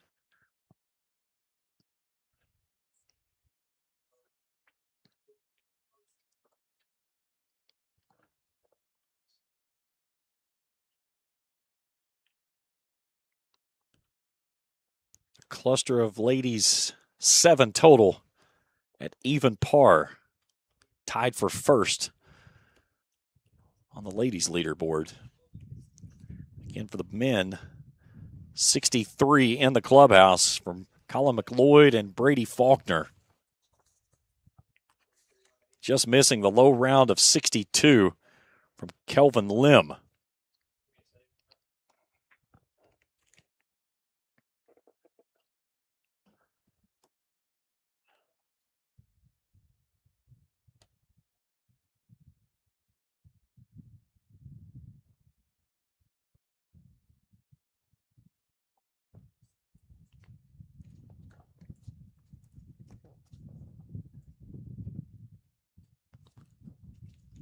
Bryant Stevens there in the maroon.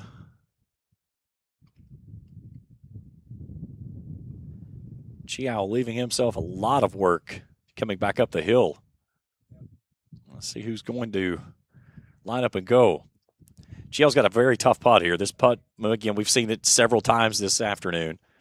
Right to left. It's so hard to keep the ball. Either if you hit it too hard, you'll hit it through the break and over the top of the hole, and it'll leave a tough putt on the backside. If you try to be too soft with it, you run it under the hole. That's where you would rather miss. This for par. Needs the ball to come down and does so. Really good roll right there by William Chiao. Take a look at this.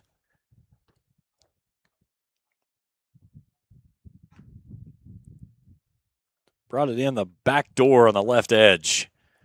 Nice par save there by Chiao. Now Chris Phillips out of Ironton. Left to right breaker here. Typically this ball gets missed under the hole. And he hit it over the hole. He was worried about getting underneath it, hit it through the break.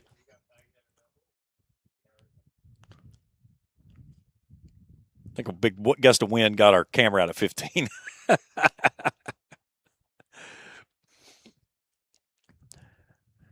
Can't say enough about our phenomenal crew out on the course today. Doing a great job. It has been a long day for us. Again, we woke expecting to start at 11 this morning. I've been up since about 10 till 6. Stevens never got that one to the hole. Just worried about losing it underneath. I talked with Matthew O'Connell. It was funny this morning. He sends me a text to tournament director for this event and said, we're going to be delayed. And I said, it's funny. I called him and I said, man, you must have ESP. I said, I was literally getting ready to text you a message. Are we going to be delayed? So we conversated back and forth and we arrived.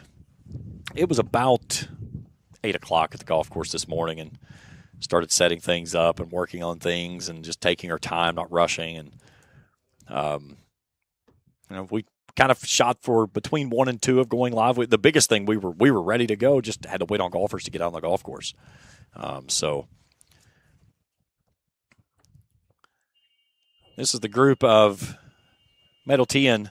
That's her in the green. You've got Andrea Lay, excuse me. No, I said it, Lye. I believe your instincts. Lye. This is her putting.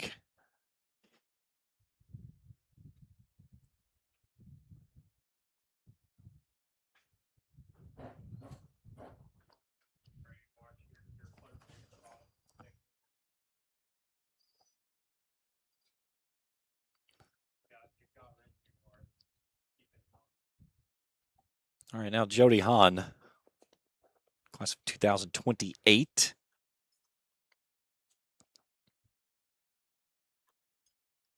Well, Meadow T in first. T in a share for the lead. This would be for birdie, I would believe, maybe par. I'm not 100% certain, though.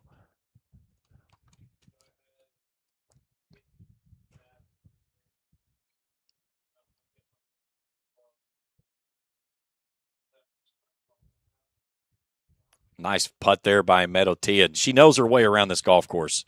A two-time winner here.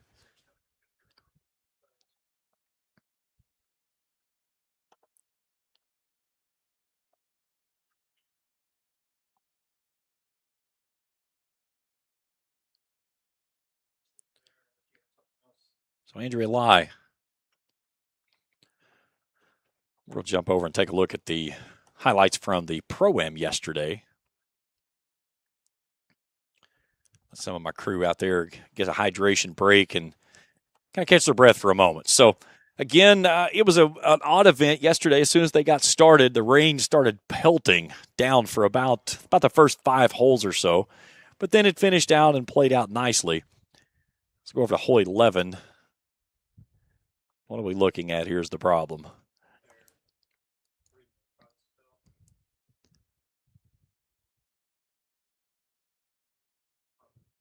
There comes a ball coming flying in off a chip shot.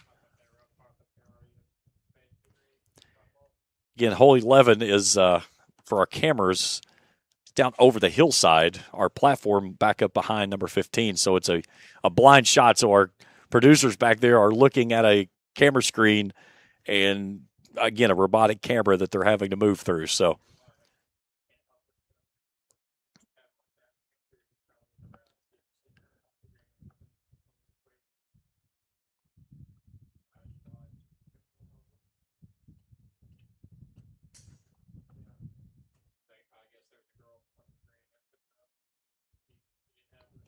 we'll let these ladies get the shots here at 11. Then we'll take a look at our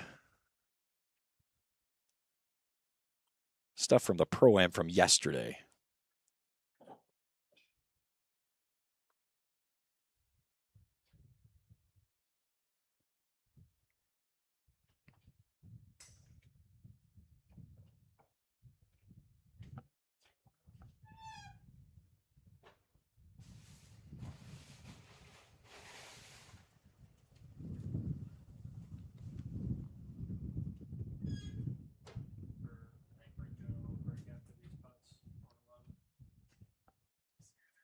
Really good putt there at 11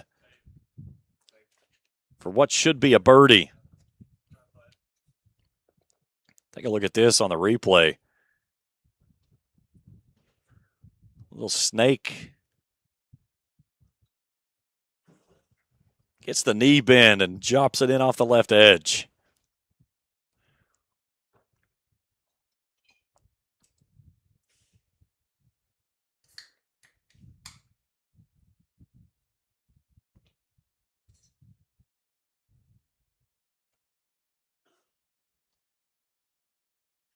Just off the top edge there on the right. All right, so we'll get our final roll here at 11. Then we'll take a look at the Pro-Am highlights from yesterday. And we'll take a break and come back and we'll have the interview with Cam Phillips, 2024 champion. Broke the tournament record set by Justin Thomas. Thomas's record at 12. Cam finished at minus 13. All 3 rounds in the 60s.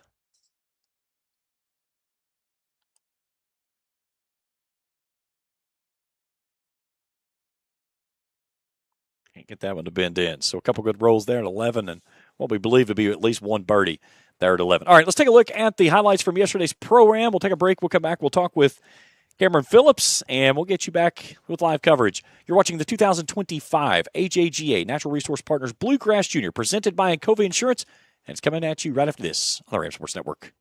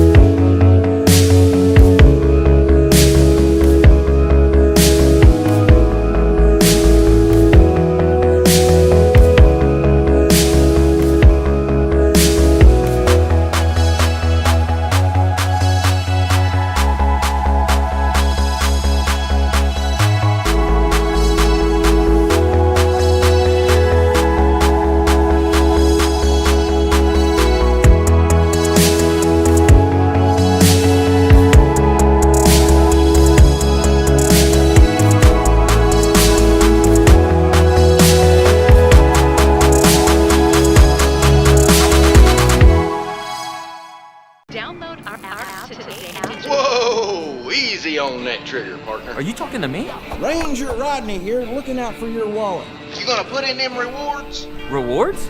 Hot doggies, give me that. What in the Pixar? You know, Clark's Rewards. Save on gas, get free stuff. There you go, partner. Get some every time. Rewards. Got it. Clark's Rewards. Return, refresh, refuel. Since 1985, CW Services has been a leader in offering electrical, engineering, construction, automation, project management, and fiber optic services. CW Services have prided themselves in being that one-stop shop, being able to help a customer from design to go live. They have worked from coast to coast, from small project to extremely large project, and are happy to talk to you about performing these services for you. For more information or to begin the bid process, visit them at cw.services. Bellefonte Country Club is recognized as one of the premier country clubs in eastern Kentucky. Founded in 1921, the club prides itself in providing best in pride amenities and services. The club features a restaurant, pool, and a challenging and beautifully maintained 18-hole golf course with zoysia fairways and bent grass greens. The practice facilities feature a driving range as well as putting and chipping greens. The club also offers several pickleball courts for the pickleball enthusiasts. For more information, go to bellefontecc.com.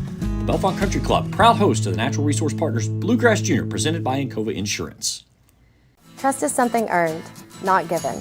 For over 90 years, KFB has built trust in your community. We believe our neighborhood is our responsibility. Through our quality service, innovative products, and local decision-making, we are committed to your financial success. Better financials lead to a better life, all with the Better Bank headquartered in Boyd County and serving the tri-state. KFB, the bank you trust and the community you love.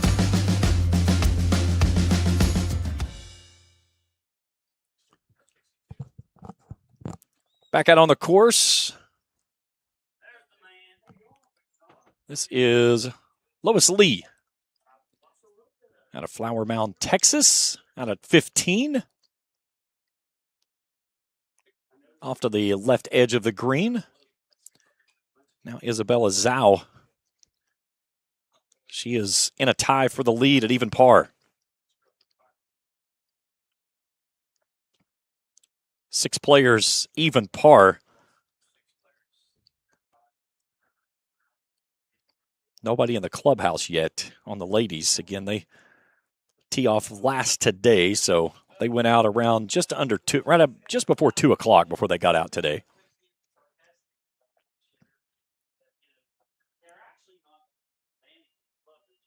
Following the leader over to the left side.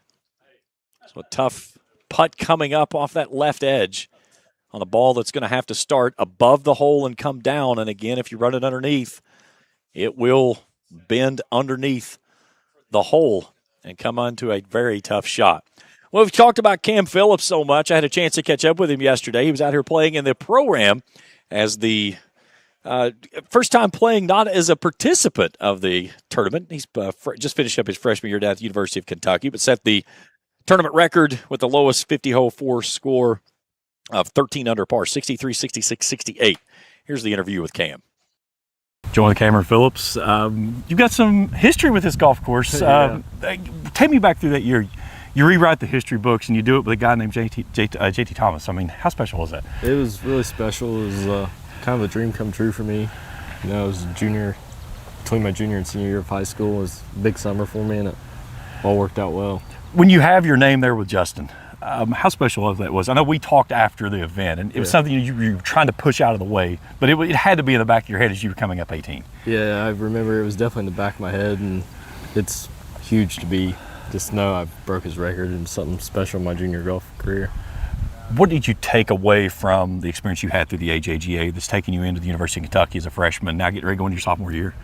I would say I took a lot away from it. The AJGA, they always ran good events with challenging fields, and it was always good competition, and just learn and compete and know you can beat some of the best juniors in the world. Yeah, how much have you taken that and applied it to SEC golf? And you know, we were talking just a little bit ago, SEC golf, it's a little different. Yeah, college golf and SEC golf is definitely a little different. I'd say a lot of it just because you play with some of the kids that are in the SEC, everybody plays on the AJGA tour, and just, I mean, you know you can compete with them and beat them, or you've played with them your whole life. being where you are today as part of the Pro-Am, and you're not the player in the field, you're playing in one of the foursomes. Yeah. How different has that been for you? You've been helping your amateur out to kind of say, hey, this is where you need to go, and give a little bit of those opportunities to get through the course? Yeah, I've been out here trying to help him a little bit. It's been fun. You know, it's kind of a last minute thing. He asked if I could come do it, and I said, yeah, I'll go. It's my last junior golf tournament I ever played, so it's kind of cool just being back out here. You gonna show him 17, the shortcut at 17? Yeah, I already showed him that today. I don't know if he can pull it off, but we'll see. That's a special shot for you, right? Yeah. What's the biggest memory that you take away from your time in the AJGA that has provided you the platform to where you are right now? The biggest memory is just always coming. I played in this event since I was 13. Living 30 minutes away is honestly just always coming here and playing. Yeah. It was always just a big event, and for me to be my first AJGA win was out here. It was huge. Yeah, always a pleasure, my man. Yep. Thank you so much. Beautiful look down hole number 6. Hole 6 is such a fun hole. Let's do a flyover of it, and I'll break it down. So the issue you're going to have is the ladies have a chance of cutting the corner. And this corner that you'll see here where this lake pops out, right there, you can cut that corner, but that bunker is very protective. And you got a very small landing strip. For the boys, you do not have a chance because where it plays back, you cannot cut that corner. So it's one of those that the bunker that's out to the left, it only leaves you about between 130, 140 yards. But if you roll through, you'll roll right into the bunker. It is such a beautiful hole, the way that it's set up. It is an uphill shot coming into a false front green. This is hole number 18 as we go back out on the course. Couple of balls just off the one at the collar, one at the on the green, this one just off. Our camera guy just got faked out.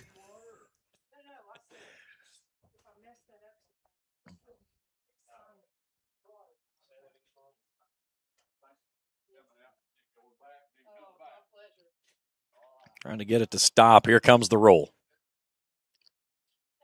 And that's what we're talking about, that second hop. That's what you want it to be soft with. And those greens, even though they were soft this morning from the rain that we got overnight, they've really started to firm back up nicely. Over to 15.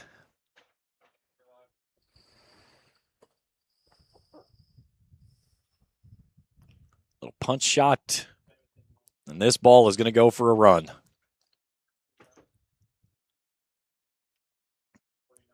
Still going. That is the devastation that is hole number 15. Take it to the top of the green, and it's going to roll all the way off.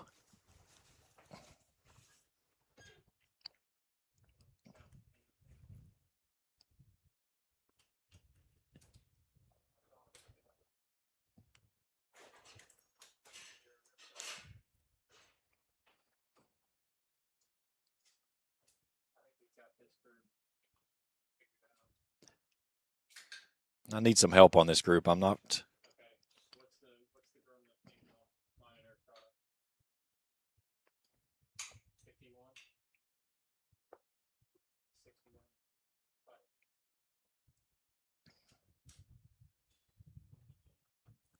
Okay, this is Isabella. Let's see. Okay, this is Isabella Zhao putting.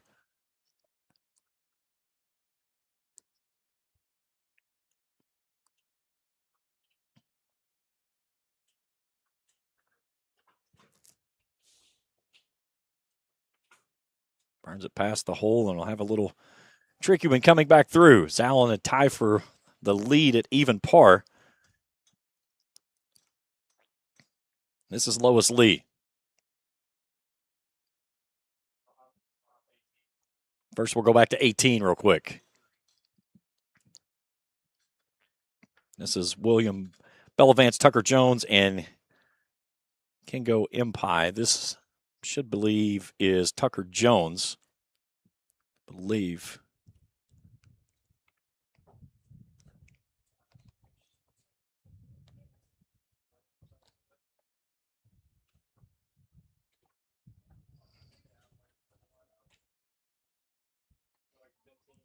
All right, back to 15 we go. And this is Winsley Krotz.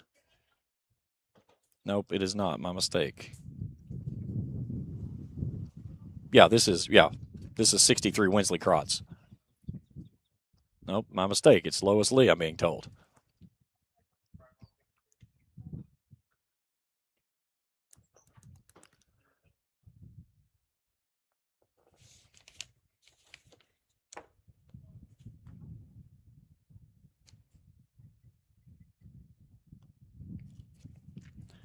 I need the tee sheets to be a little larger. There's just not enough room to put notes in.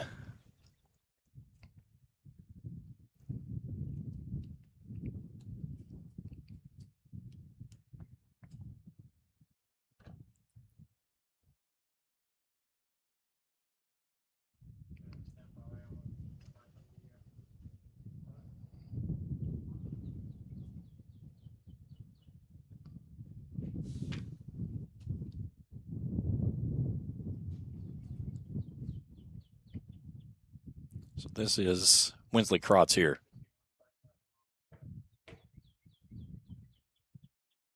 Nope, Isabella's out.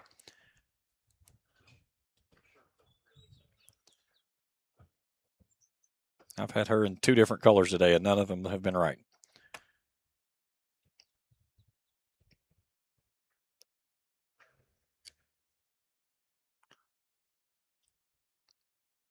One would think with all the technology we've got out available that we would find a way to be able to identify golfers on a golf course.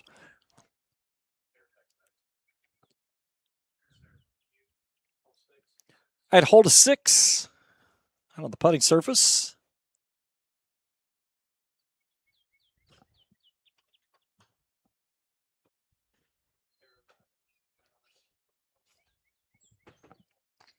And once hole 6 and 7 finishes up, we'll move that camera over to hole number 9. Get our first coverage there.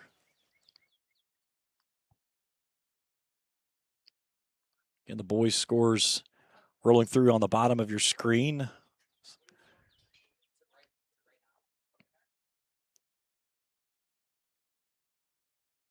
Several boys in the clubhouse. They'll go late tomorrow. And it'll be interesting to see how that affects things tomorrow because they did get out this morning after the rain and was able to be a benefactor of those softer greens.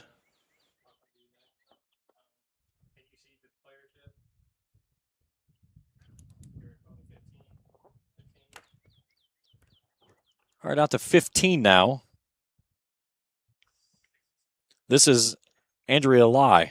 Now I've got this one. This is Meadow Tian's group.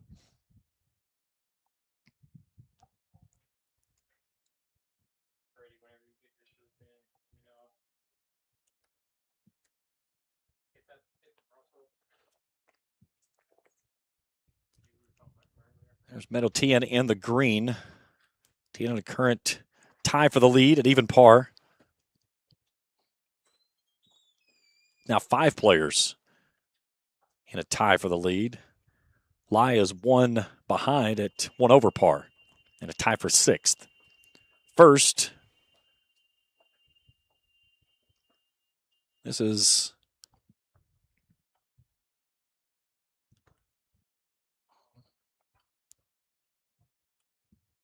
I think this is Jody Hahn. Tie for 6th, 1 over par. Yes. So the green will hold. Now one of your current leaders, Meadow Tian, trying to make some dominant history, if you will, putting your name in the same conversation of Leanne Harden, who won 4 tournaments here, although hers were 4 consecutive. But Tian trying to play for her 3rd. She won in 23 and 24, lost last year to Athena Singh.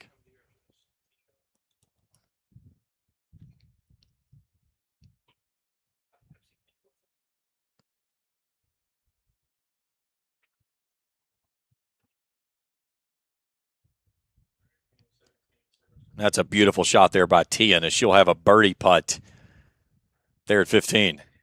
All right, out to 17. That's the young man of Bryant Stevens from Flatwoods.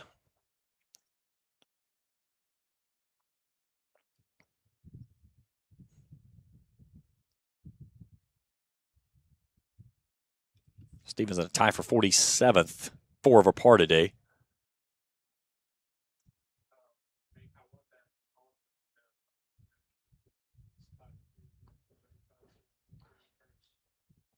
I talked with Mark Harper this morning, and Mark and I are great friends. We played high school golf together, and I said, do you think that you're going to see some big numbers today? And he said, I don't think so. And then what's the boys do? They go out and, I mean, absolutely tear it up. 7 under. You have 19 of the boys golfers under par.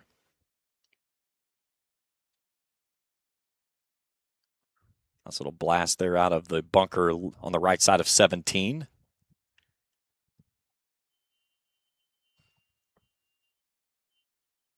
That was Chris Phillips.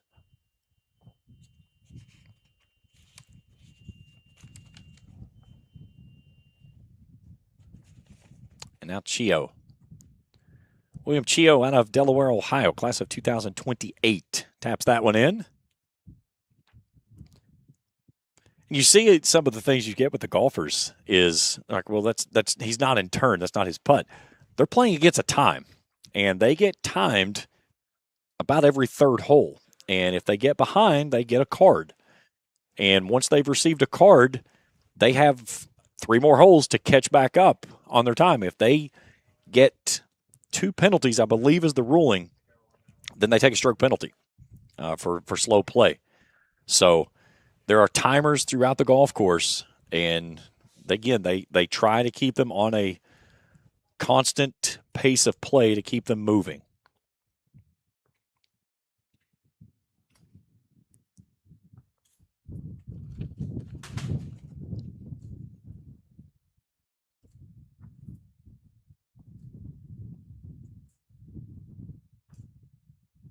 So now, Bryant Stevens.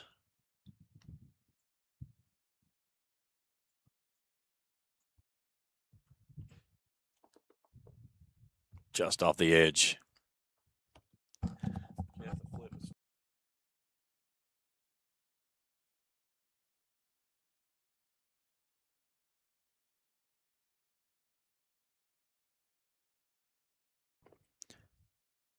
Chris Phillips.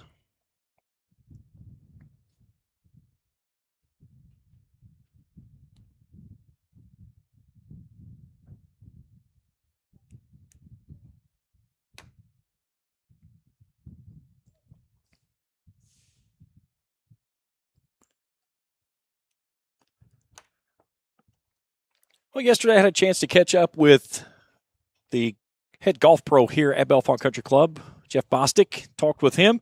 Let's have that interview. We'll take a break. We'll come back and we'll continue our coverage here in the 2026 AJGA Natural Resource Partners Bluegrass Junior, presented by Encova Insurance on the Ram Sports Network. Joined with Jeff Bostic. 43 years this tournament's been going on here at this golf course, and I was talking with Jay a little bit ago. Longevity in today's society is not something that's the normal, and when you see something like that, again, something that you're very true and dear to, that's something special. Well, it's great to see the membership supports this place, community. We have volunteers, every day, ball spotters, everything. So the club really embraces, and that's why I think it's lasted 43 years. You think about that. I mean, the club basically hands the golf course over for a week, and that's not something that's normal, but they really embrace the kids coming in. Yes, and they always follow it online, and they're going to be watching the coverage here, and I've already got texts, where can we watch it, where can we watch it? So, definitely looking forward to another great year. For you, what's the one thing you'd like to see from this event, being a club pro here and over the golf course, watching these kids really shine out? Yeah, I know, like I said, the field this year is a little bit stronger than last year, which is I'm encouraged. I know we're fighting against the event that's I think there's an invitational going on. Okay. So, but we still got some top players here coming, so sure. It's great. the golf course really showing out this year, and it's in great shape. The greens are rolling really nicely. Are we going to see some low numbers? Do we have some low numbers out there, or is it going to protect us up pretty well? Well, I still think, we'll have a handful of people under par at the end of the 3 days, just like it normally always is. The course holds its own. I know different from last year. We did a greens drainage project over in the fall. So even if we get some rain, the greens will stay firm and everything. So we're looking forward to it. I think it'll still be a good test of golf. So nice putt back here on 15 too, yeah, by the way. Appreciate it.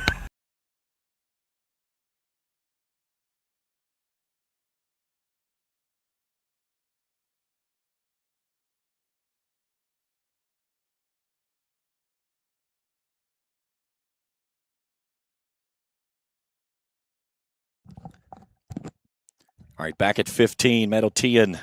This for the outright lead at 15. Birdie putt for Tian, who sits in a tie at even par. I'm sure we're going to hear in just a second.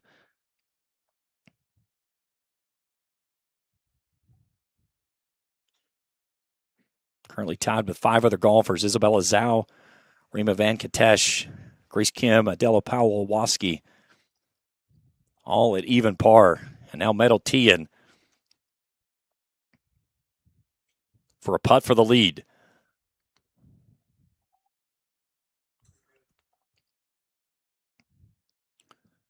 We promised you a break, but this was a big putt right here. Right to left. I don't expect her to get too aggressive with this putt, because this is a putt that you could easily try to get overzealous with, and you could run it some 7-8 feet past the hole. You would like to run this just under the hole and keep it within 2 to 3 feet. For the outright lead for Meadow Tian.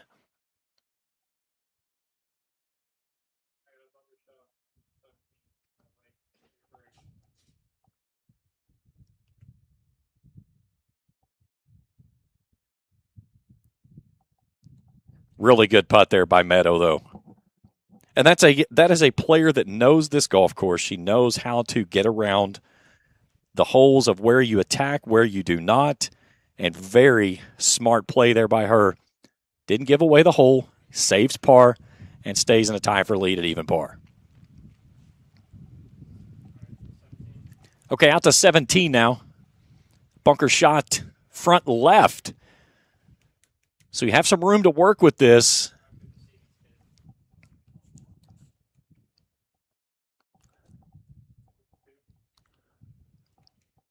This is Bentley Shirkley, Connor Ford, and Gendao Liu.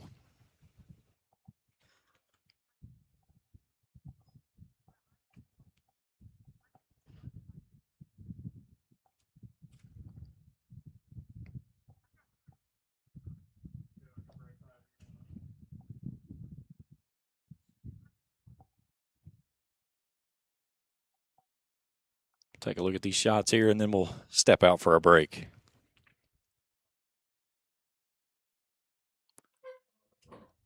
Front edge of the green here for the chip shot.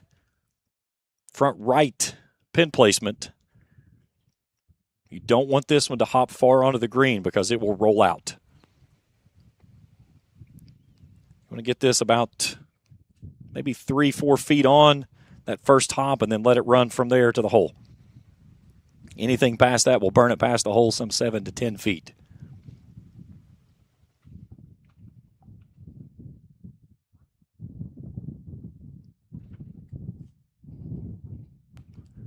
He just didn't get it going whatsoever. All right, we're going to step out for a break. We'll come back and continue our coverage. It's the 2026 AJGA Natural Resource Partners Bluegrass Junior, presented by Encova Insurance on the Ram Sports Network. Download our app today. Whoa, easy on that trigger, partner. Are you talking to me? Ranger Rodney here, looking out for your wallet. You gonna put in them rewards? Rewards? Hot doggies, give me that. What in the Pixar? You know, Clark's Rewards. Save on gas, get free stuff. There you go, partner. Gets them every time. Rewards. Got it. Clark's Rewards. Return, refresh, refuel. Since 1985, CW Services has been a leader in offering electrical, engineering, construction, automation, project management, and fiber optic services. CW Services have prided themselves in being that one-stop shop, being able to help a customer from design to go live. They have worked from coast to coast, from small project to extremely large project. They're happy to talk to you about performing these services for you. For more information or to begin the bid process, visit them at cw.services. Bellefonte Country Club is recognized as one of the premier country clubs in eastern Kentucky. Founded in 1921, the club prides itself in providing best-in-pride amenities and services. The club features a restaurant, pool, and a challenging and beautifully maintained 18-hole golf course with zoysia fairways and bent grass greens. The practice facilities feature a driving range as well as putting and chipping greens. The club also offers several pickleball courts for the pickleball enthusiasts. For more information, go to bellefontecc.com. The Bellefonte Country Club, proud host of the Natural Resource Partners Bluegrass Junior, presented by Encova Insurance. Trust is something earned, not given. For over 90 years, KFB has built trust in your community. We believe our neighborhood is our responsibility. Through our quality service, innovative products, and local decision-making, we are committed to your financial success. Better financials lead to a better life. All with the Better Bank, headquartered in Boyd County and serving the tri-state. KFB, the bank you trust and the community you love.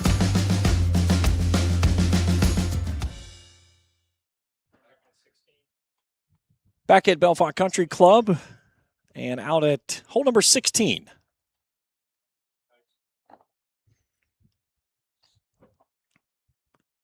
I believe, hang on just a second, I've got this group. This should be the group of Isabella Krotz right there.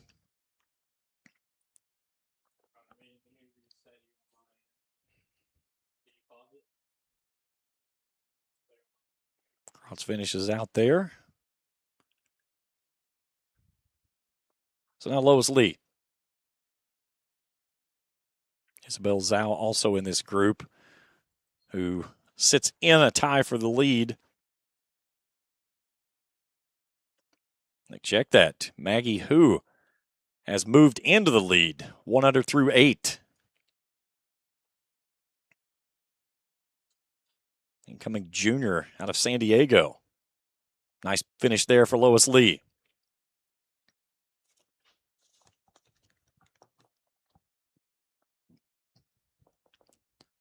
So Hu, let's see what time she went out. She was one of the last 3 groups out. We'll see if we'll start picking her up as she starts making her way through the course, coming back into some of our camera angles.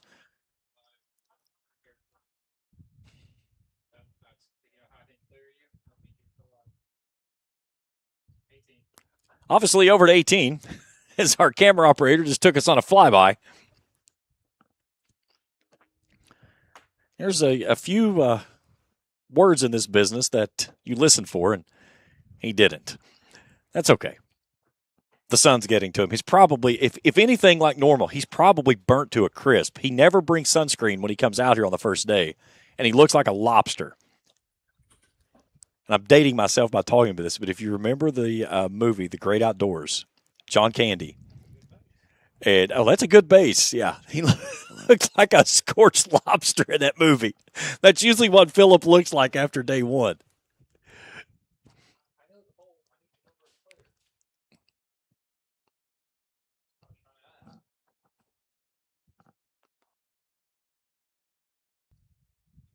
Just the reaction there of that one coming up so short, of just so close to rolling in.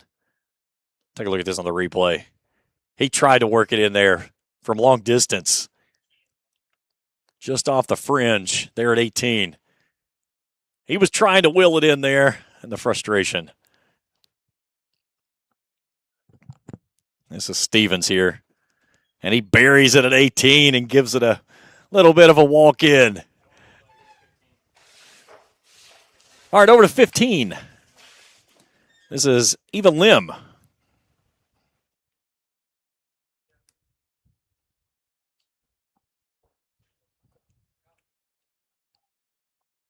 Out of the bunker. That one releases way too much, and it's going for a ride.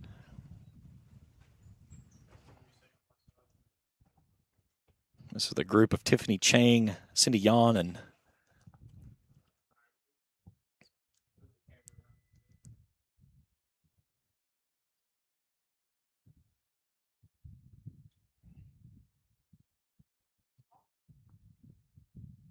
were they able to identify the other two in this group?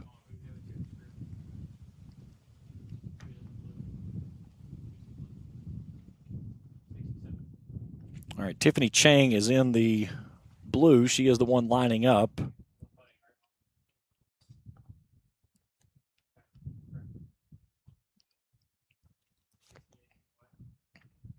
And then Cindy Yan is in the white.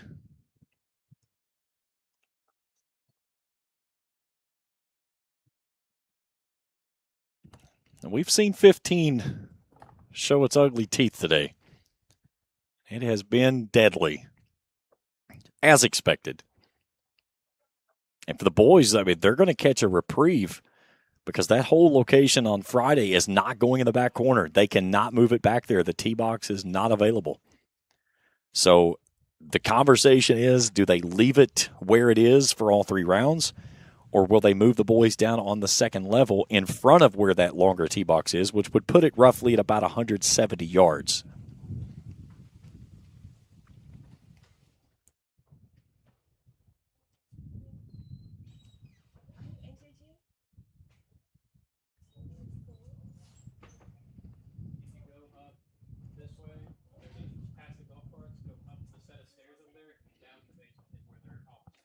So Eva Lim.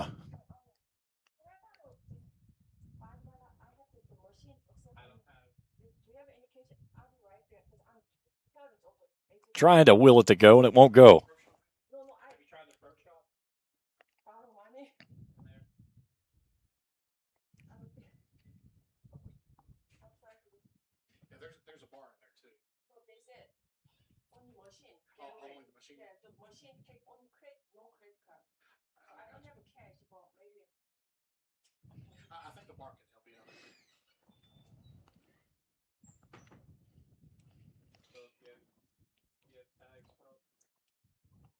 Now Cindy Yan out of Toronto, Ontario, Canada.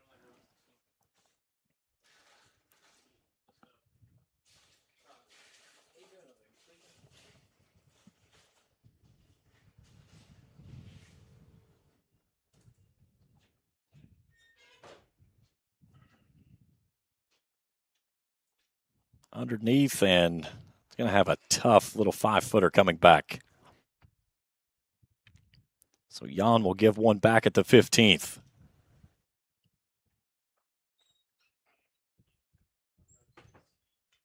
Now Tiffany Chang.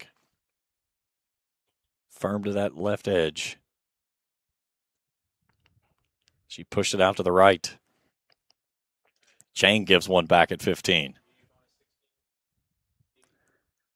Out to 16, Metal Tian's group with Jody Hahn and Andrea Lai.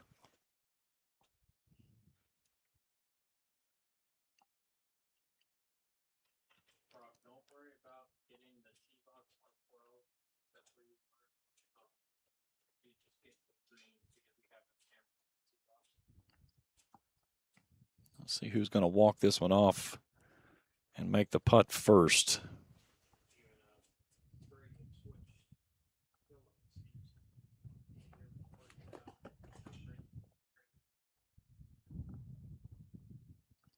So Metal Tian. Lengthy putt. Again, tied for second. Mackie Hu at 1 under par. The only lady in red figures on the girls' side. Tian with an opportunity here to join her at 1 under. Missed a birdie putt back at 15. This for a tie for the lead. Wants it to bend back, and it's going to slide just off the left side, and she's going to leave her some work coming back through.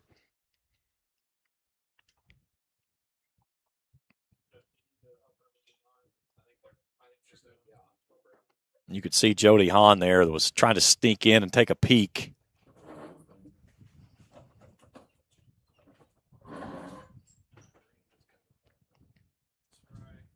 believe we'll get live first. Nope, it will be Hahn. So Jody Hahn. Give this a run. We're going to bring in a new hole to our coverage. We're going to bring in hole number 9, as our groups have finished over at 7.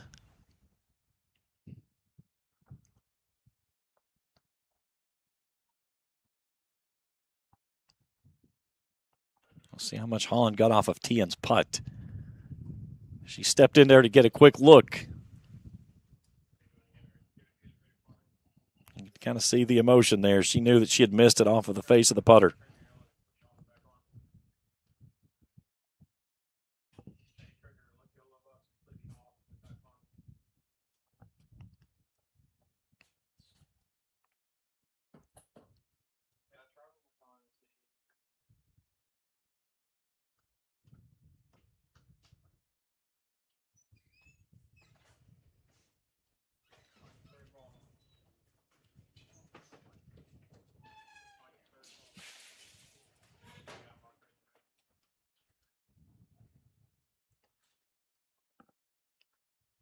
What started as a very stormy morning turned out to be a pleasantly steamy afternoon into the early evening hours, as we will play into the hour of 7 p.m. this evening. And then the last group that did not go off until after 3 today. We'll be right back here first thing in the morning at 7, as we'll flip the field tomorrow. So the 7 o'clock tee time will be the one that went off at 3:10 today, so no rest for the weary. Now Meadow tee into safe par and stay within one of the lead.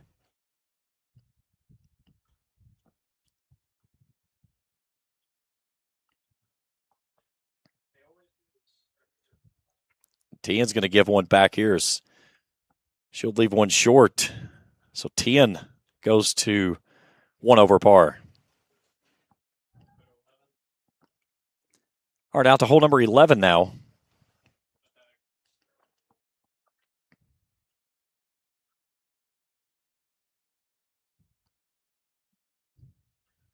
Should be getting close to one of our latter 2 groups here. We need to try to be on the lookout for Maggie Hu. She is our leader. She teed off just before 3 o'clock. Bag number 88. She'll be in group 88, 89, and 90 with Adeline Bailey and Hanyu Liu.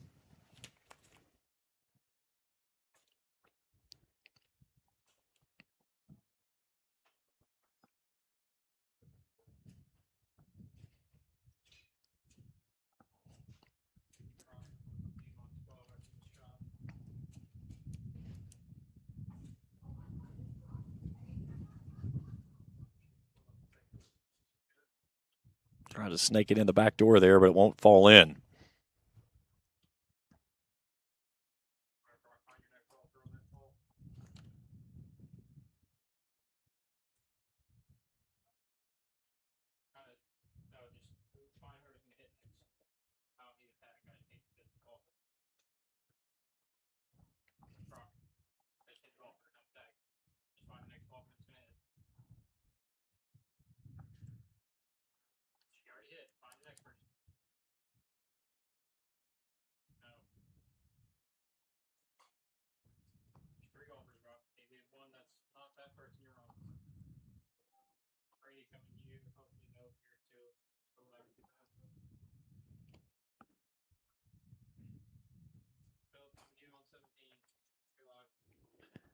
All right, over to 17 and Meadow Tian.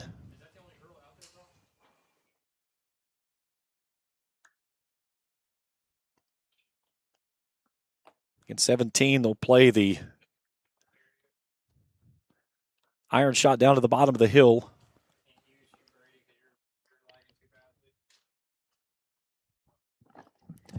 Have him restart his internet box. Restart your internet box.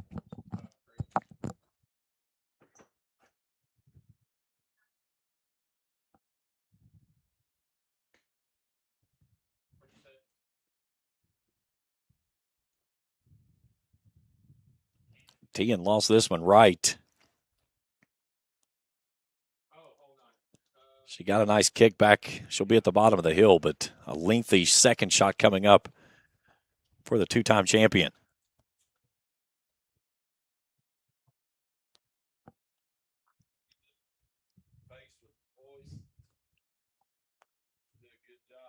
Thank you.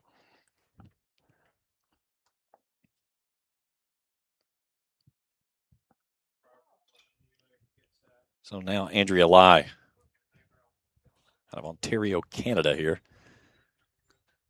She's going with the lumber.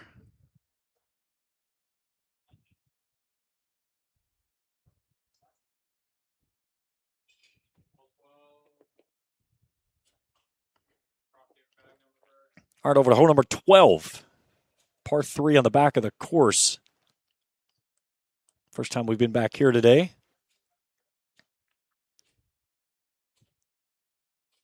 Nice shot coming up to the pin. Just a little short, but a nice little chip there. Hole 12, 12 paces on, 8 from the right, almost center cut. We'll take a look over top of it. Again, the big thing with hole number 12 is you don't want to go right or long. Right is an embankment that really puts you in jeopardy of a very large number.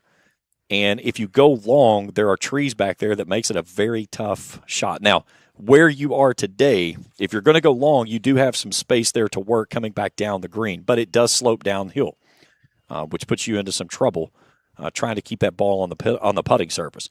On the right-hand side, though, there is a bunker, and that bunker is sloped, and it makes it a very difficult shot from that spot, because a lot of times what happens is the bunker will actually flatten out on the outside edge, and in the process makes it a tough location to get a clean shot.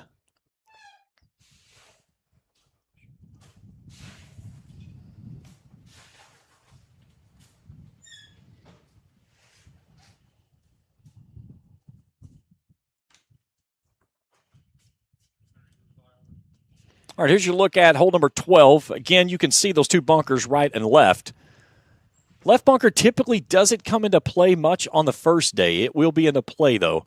But that one over on the right, and you can see that hill, it slopes well away from the green and goes down. If you lose it over the bunker, it will take a long spill down that hill, and then you've got a very tough shot coming back up because you have to play over top of the bunker, and then plus trying to keep it on the putting surface at the same time. We're back at hole number 16.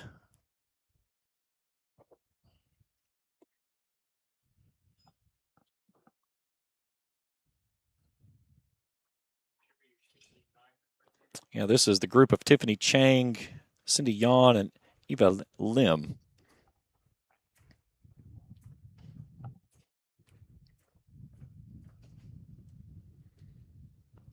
Tiffany Chang there in the blue.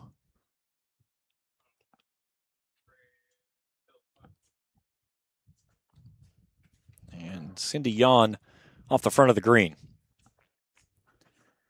Played 16 Monday just to take a look at how the green was rolling. And it had some speed going up the hill. You get a little bit of a false front there down in that bottom corner. The fun place will come when they put it back in the back corner on the left and the bunker comes into play. We will see that probably final day. Yeah, final day we'll see it over on that left-hand side. What's that one to settle? And again, you can see those greens are starting to firm up. I need to get Mark Harper to get over here so we can talk. He loves talking about grass. It was funny. We talked during the Pro-Am yesterday, and we did all the tournament talk and this and that. And I said, all right, it's time for you. He said, finally, we get to talk about some fun stuff. We'll talk about stuff that grows. Mark and his group has done such a great job of getting things moving, doing things that it just easily could shut down a tournament. And their crew did such a great job this morning getting this thing ready to go, and we were able to keep moving. Nice roll there That was from Tiffany Chang. So she'll have a little tap in there to finish things out. So she'll tap in for her finish there at 16. And let's see who we'll get. So we get Eva Lim or Tiffany Chang that's going to finish out, or excuse me, Cindy Yan, who's going to finish out. That's Yan squatting, looking at the hole. But I believe we will get Eva Lim. And we'll line this one up and give it a roll here at the 16th.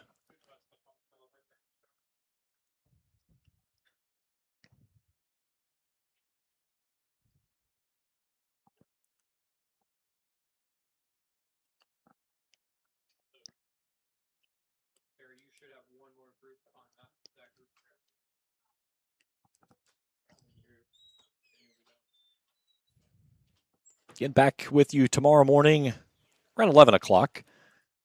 Tee times will go out at 7. Hopefully we don't get fog tomorrow. We had a fog delay last year, and the fog came in, and then it looked like it was getting ready to get out of here, and then all of a sudden, boom, it just locked down. And we had a lengthy fog delay one day last year. I can't remember if it was the opening day or day 2. It was day 2. And what was it, almost a 2-hour delay, I believe it was. So the boys' scores are finished. So we'll go to the leaderboard and check those with a flyover here in just a little bit. Trey, let me know when we can do an extended flyover for a leaderboard for the boys. Boys' scores are finished up.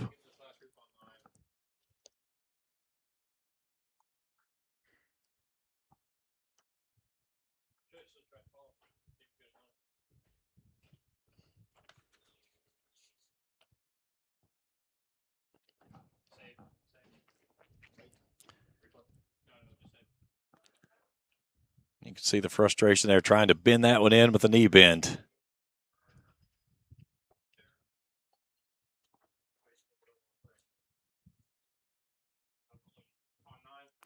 All right, over to 9. This is the final group. This is Yub and Kim.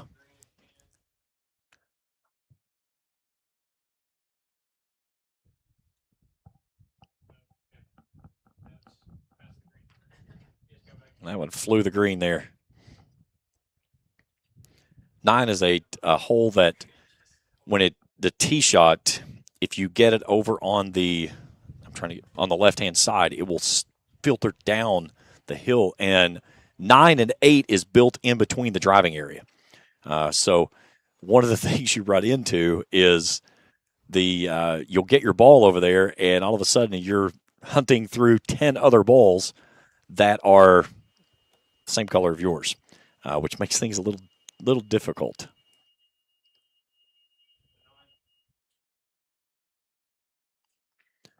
All right, back to 9.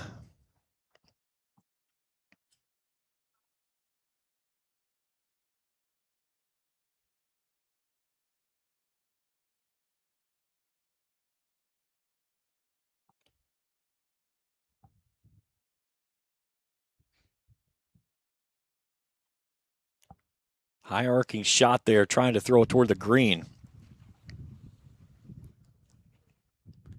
I believe that was Jihan Xiang.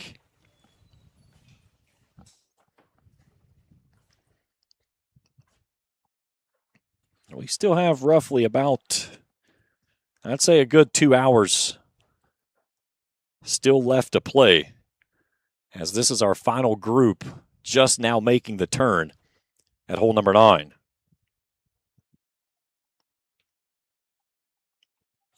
That's Emerson Bowling. They're in the purple. Incoming junior out of Frankfort, Kentucky. We were kidding. We were out on the course earlier this week, and I said it's funny to watch the kids. They walk to their ball, and the first thing they do, grab that rangefinder.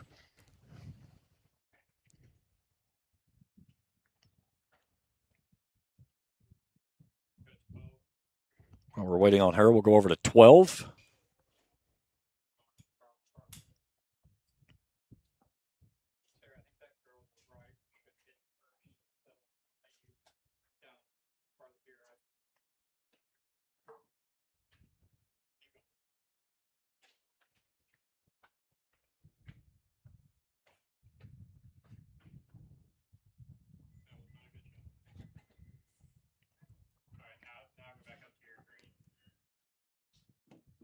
Back up to 9.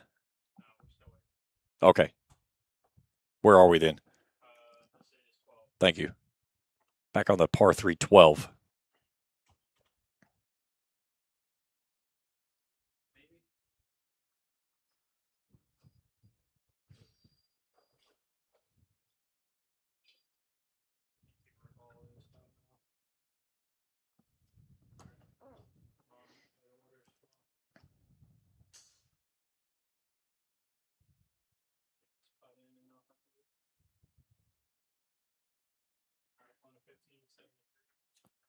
All right, hole number 15. This is Chloe Hu. First time we've seen this group today.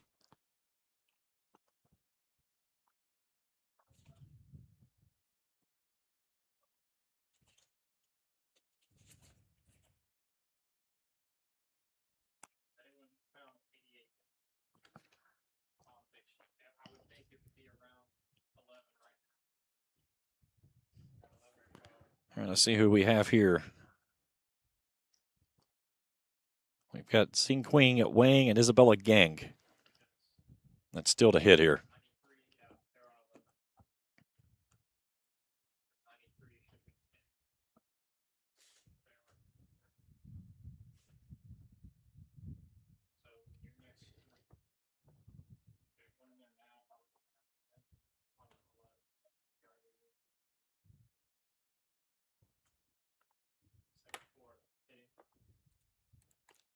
This is Sing Queen Wang.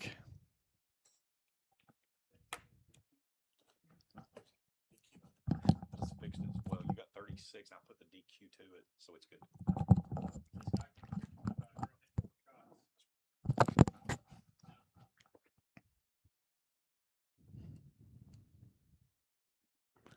All right, our final. This is Isabella Gang.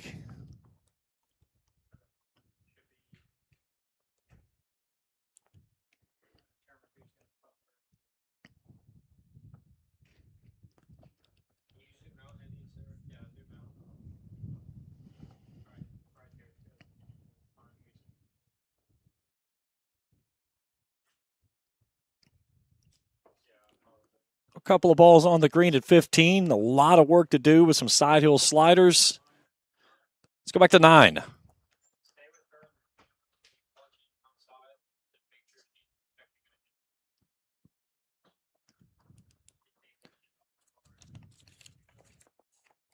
Nine today on the front left edge. 7 paces on, 8 from the right. Fairly large green at 9. 32 yards deep.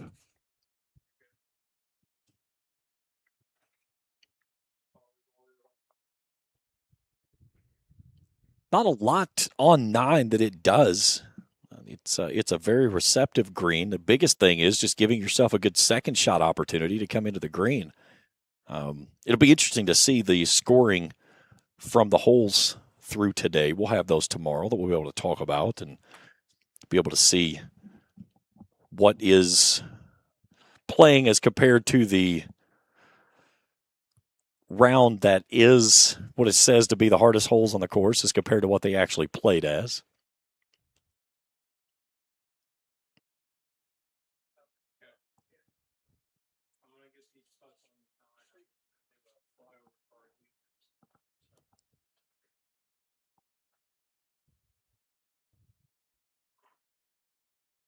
Long putt there up the ridge. Coming back down to the front of the green, and that's a really nice roll. That is such great speed from that long of a distance.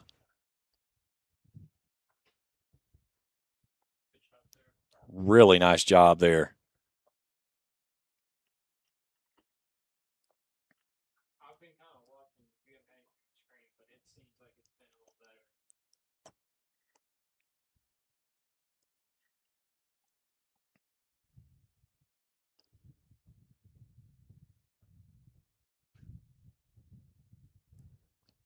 So this is Jinhan Yang.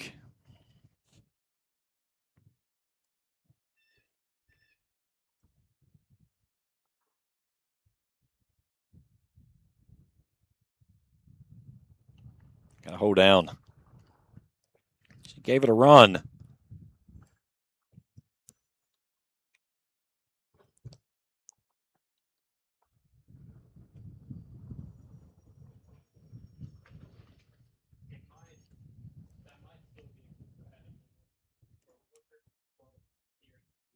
Jeff, have you got your leaderboard updated?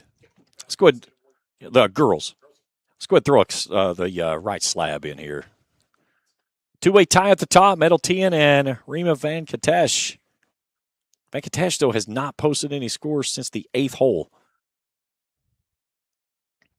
And that's the latest per the AJGA.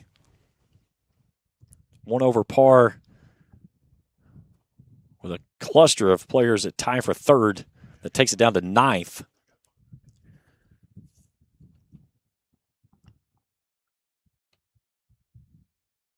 Let's go to 15.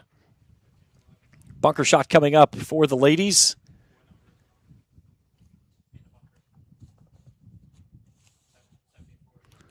This is going to be Xingqing Wang out of that back bunker on the left. And we've seen this shot once today, and a player did a great job of it. You want this ball to hit in the fringe and then let it release to the hole.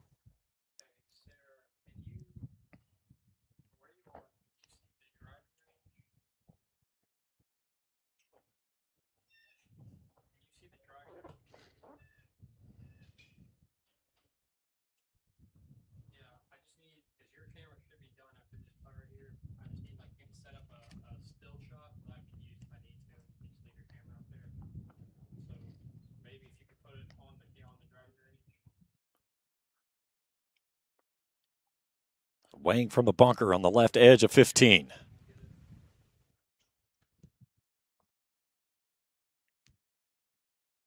Needs to hold down. That ball is going to go all the way to the bottom of the hill.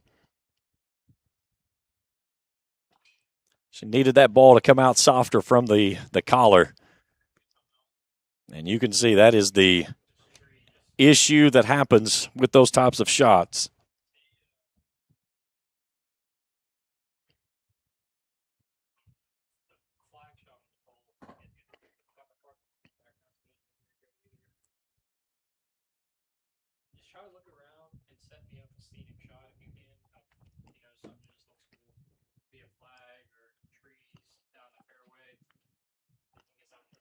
All right, this is Chloe Hu. This is a birdie putt for her from that far right edge. Now, the issue with this one is you have to start this putt so high and let it try to come back down the hill. But if you get too much into it, it will come down the hill under the hole just like it's doing here and go in the cup. What a putt by Chloe Hu from downtown at 15. She needed the pin to keep it in the jar and does so. Rattles it home for a big birdie at 15.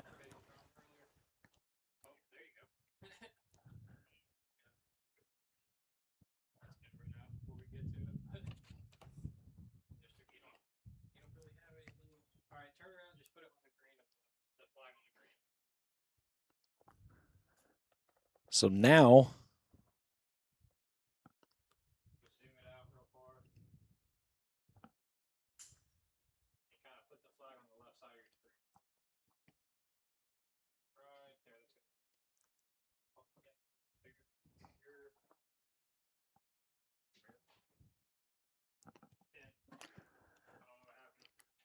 okay, now to 10. We were in the middle of a process, and the producer just switched the cameras on us. See, that's the difference between the producer and the executive producer. The executive producer says, hey, what the heck are you doing? All right, so this is our final ladies group.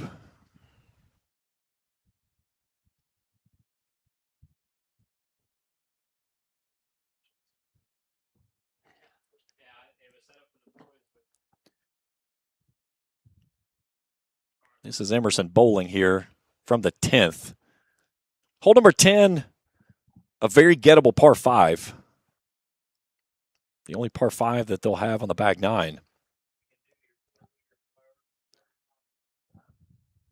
We'll get a leaderboard check here in just a moment.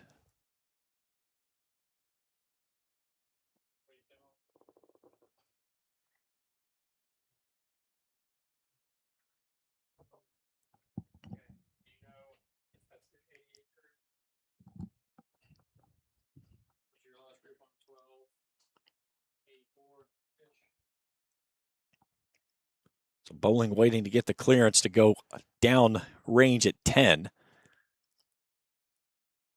Trees lining both sides, narrow fairway. Right takes you into the trees and starts flirting with out of bounds. Left puts you with really taking any shot at birdie out of play here. The right side is the side to approach this one, and bowling quickly picks the tee up and likes the result.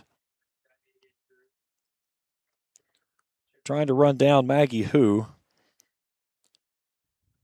Well, she has fallen out of the lead, but we will try to keep up with her as right now we have a new leader all by herself, but has not updated.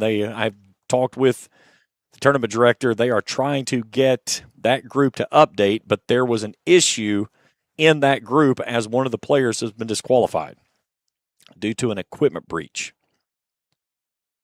So Rima Vakatesh has not updated since the 8th hole, but they are working to get that score updated to we see where things are. But as of right now, she shows all alone at even par. And then you have 8 players sitting in a tie for second at 1 over par. Jody Han, Meadow Tien, and Aubrey Yang. They're at the top. Han and Tien coming up 18. We'll take a look at this last tee shot here at 10, and then we'll check our boys' full leaderboard. All of the boys are off the course. So we've got a hefty score sitting in the clubhouse.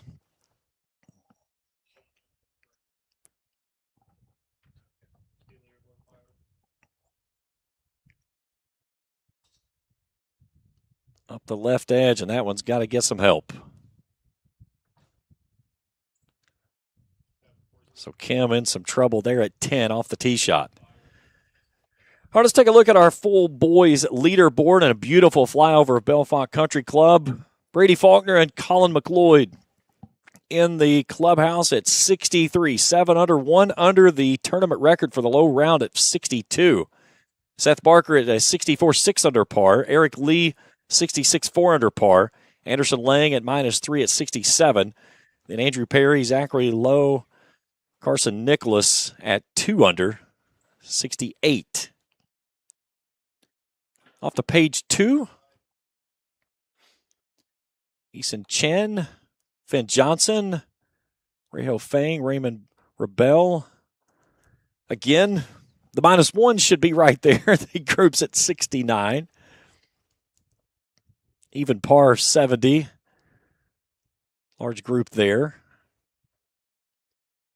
1 over pars, for whatever reason, doesn't want to show their scores. It's 1 over and 1 under. It doesn't like the ones for some reason. 2 over par, 72. Again, tomorrow we'll cut 42 and ties will be the cut spot, and we'll have that number as it goes through the day.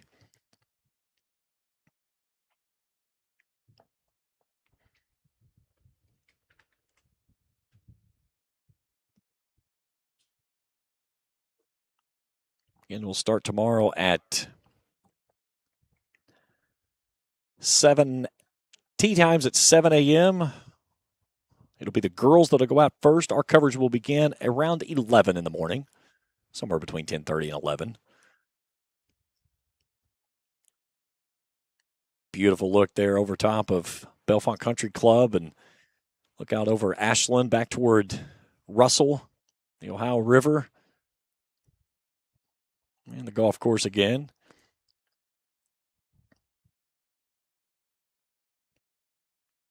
Back to 12. Did we ever get break?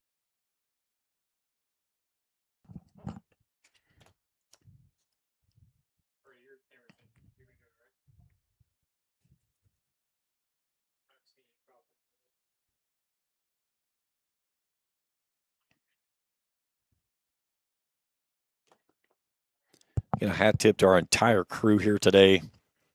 Our executive producers, Trey Collier, executive director is Jeff Irwin. We go back to 18. Andrea Lai leaves that one short. She'll push that one in. Now Metal Tian. Tian setting at 1 over par in a tie for second, an 8-way tie. Several of those in that grouping just now making the turn.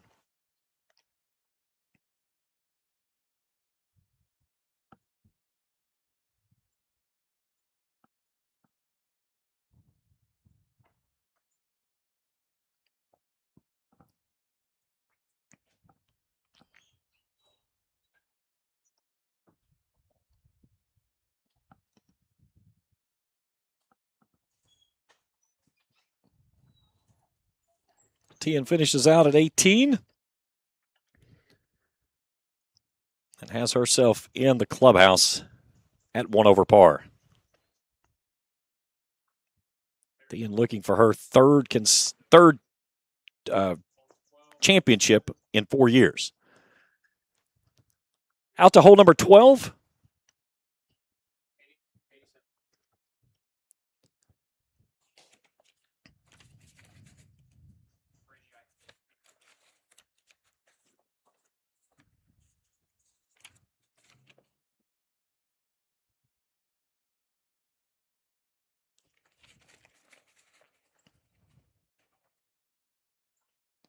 Zishi Wang from the tee there.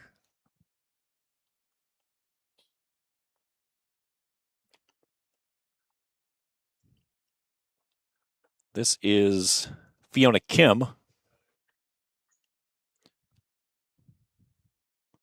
And the only reason that I know the other one is I talked with her yesterday. Sarah Voitko. She was coming up 15, and she stopped, and I saw her name on her bag, and she was one of the names that I had penciled in to double-check pronunciation.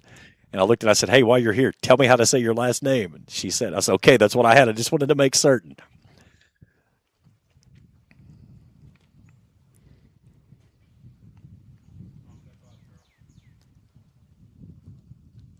Boyko, I believe, has already hit. Okay, over to 18 now.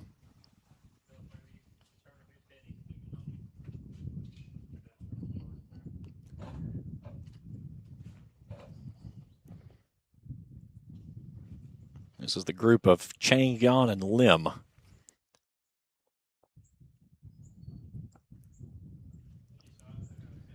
This, I believe, is Cindy Yan.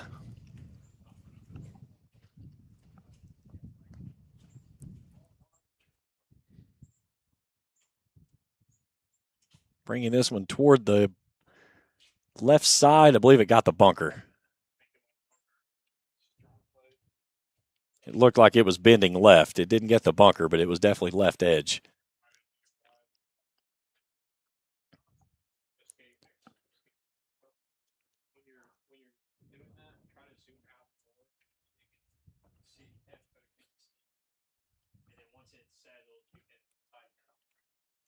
Eva Lim in the white umbrella on this sticky and hot afternoon into the early evening hours in Russell, Ashland, Kentucky. And it has turned out to be an absolutely beautiful day for golf.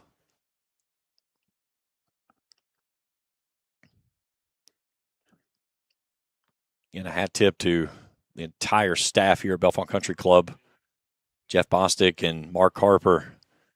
Jeff, the head club pro here and the general manager of the club. Mark Harper, the supervisor of the club, taking care of all the grounds around the golf course and Last year they got to put drainage in on the golf greens, and man, what a difference that has made.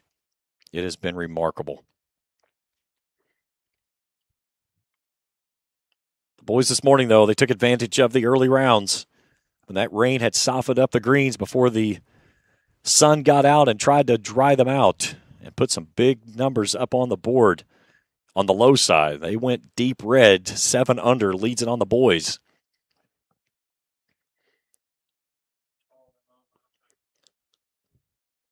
Adela Polowski has gotten to a tie for the lead with Van Katesh, which we're still waiting on a score from her to be updated. All right, out to hole number 12.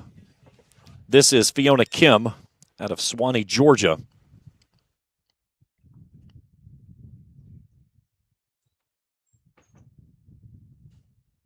Nice bunker shot by her off that right bunker.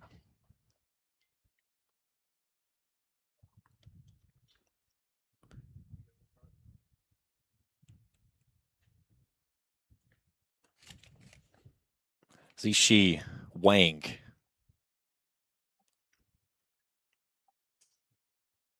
Only golfer that I've seen today wearing glasses. I believe there was one other golfer that had sunglasses on, but most of them no glasses on. Nice little up there, so she'll have that left over for her par. And now Voiko. Off that right edge. That's 85. Oh, I'm sorry. Voiko leaves that one a little short, so she'll have some work for a par.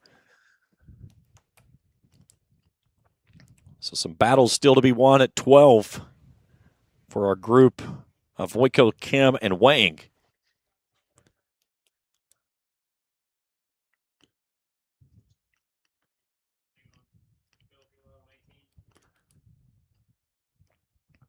All right, over to 18 we go.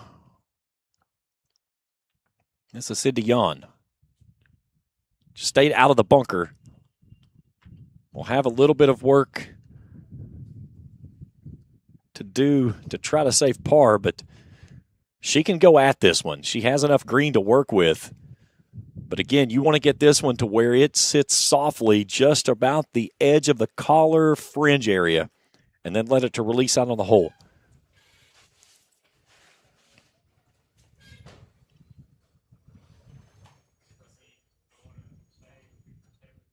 Goes with a high arcing shot, and this one's going to run way past. That's the problem with trying to play that high shot. It's going to run past every single time. I think it gets warm like this.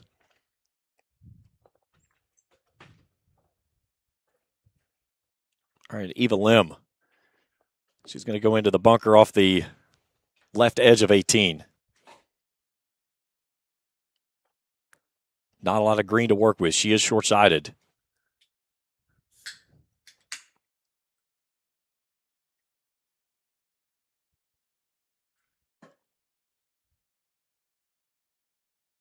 That's a very nice shot, though.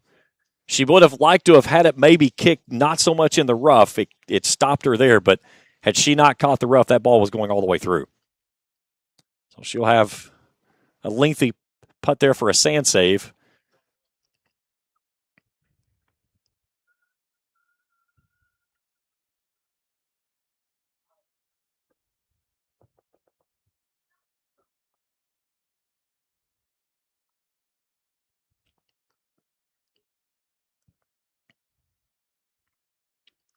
Let's see who's going to be away.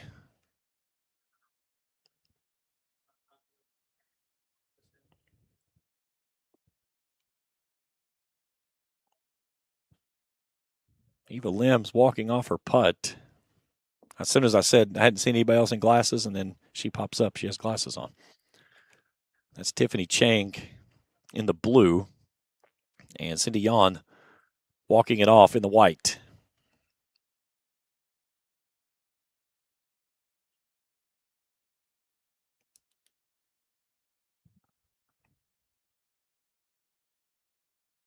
Good to see the Golfers taking care of the greens, fixing ball marks, even if it's not theirs. You see a depression, take care of it.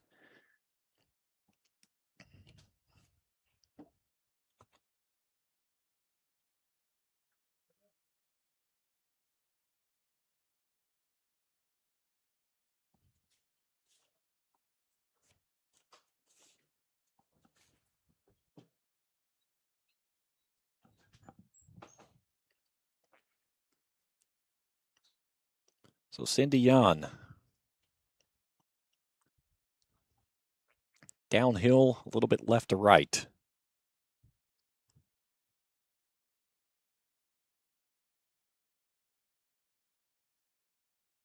Needs to go. Just left it a little bit short.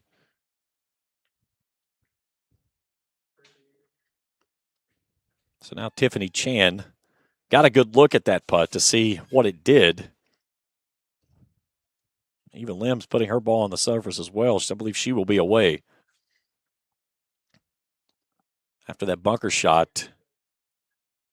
Trying to get a sand save here and stay at 3 over.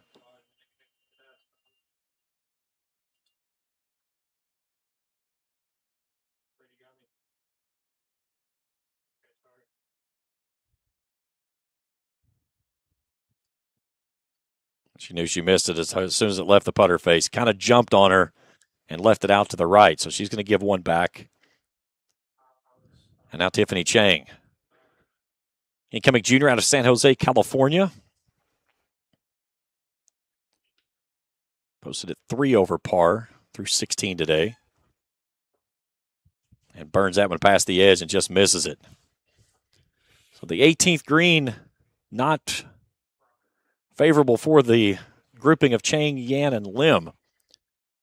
I believe all three are going to give at least one back here to close the round. There's nothing worse in the feeling of a golfer than walking off the 18th green with a bogey. It is so frustrating, and it just eats at you.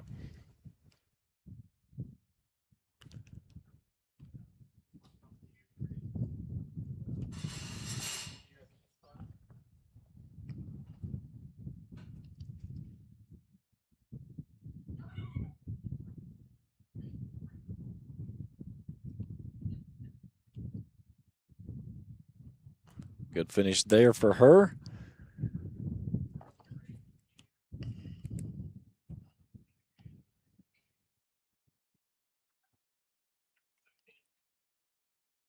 Nine groups still out on the golf course. Over to 17 now.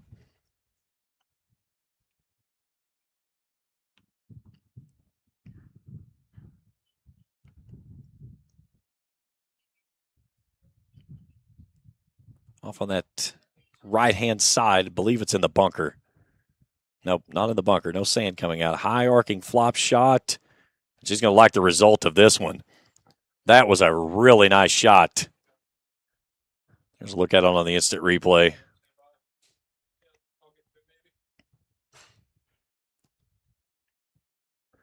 It's one of the things when you have that upslope that you can get that ball elevated, it makes things very nicely.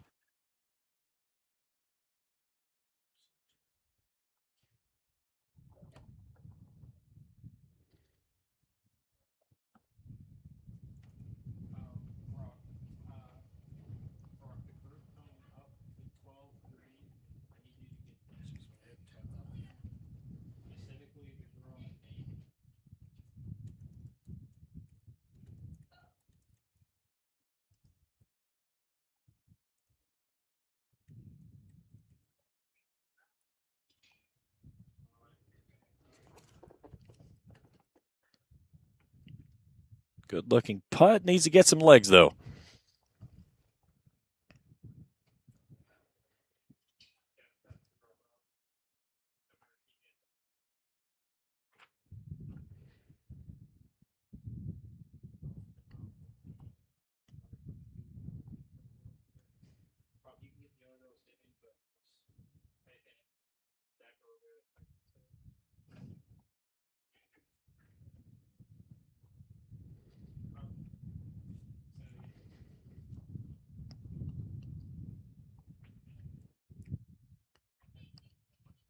bump and run here.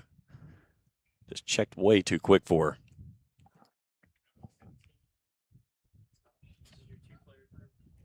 Okay, this is the group of Olivia Lee and Rima Venkatesh. Venkatesh has updated a little bit. She is showing through 10 now.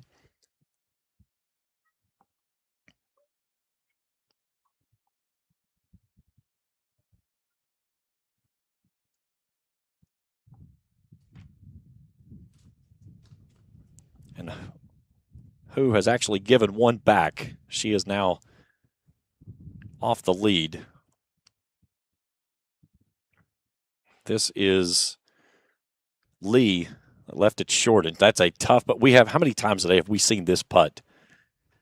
And that's going to be a very tough par putt. Venkatesh working down the green for what should be a birdie putt, I believe.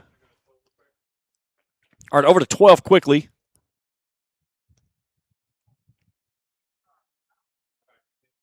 It's off the right side of the bunker, not in the bunker, though. That allows you to ground your club. Much different position there, and this one got it way too stiff and rolls it all the way through.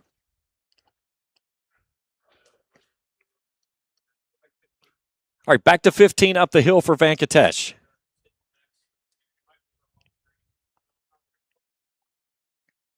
And this is a twosome now because Cynthia Liu has been disqualified due to Rule 4.1a. Such a good roll there by Venkatesh, but that is nothing to be disappointed about. Again, yes, you overzealously you say, I want the two. But you will take that from that position all day long, pick up the ball out of the bottom of the jar, and head up to 16. All right, back to 12. Let's see if we can get this group identified, who we've got here.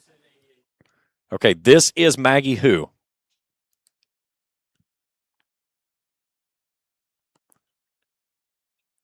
Who at even par. Let's see. Yeah, she's back in a tie for the lead. So she is one of your leaders with Palawowski. And Venkatesh has posted through 14 now. She's 3 over par. So this is your leader, co-leader, I should say.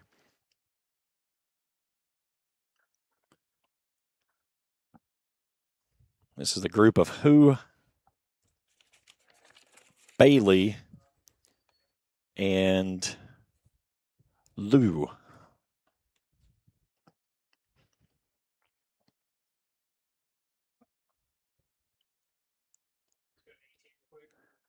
Over to 18.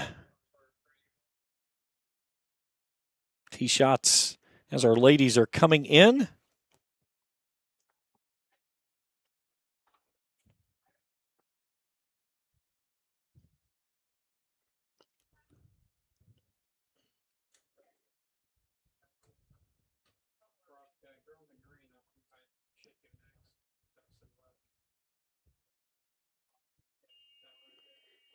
This should be Isabella Gang, I believe. This is number 75, if I'm not mistaken.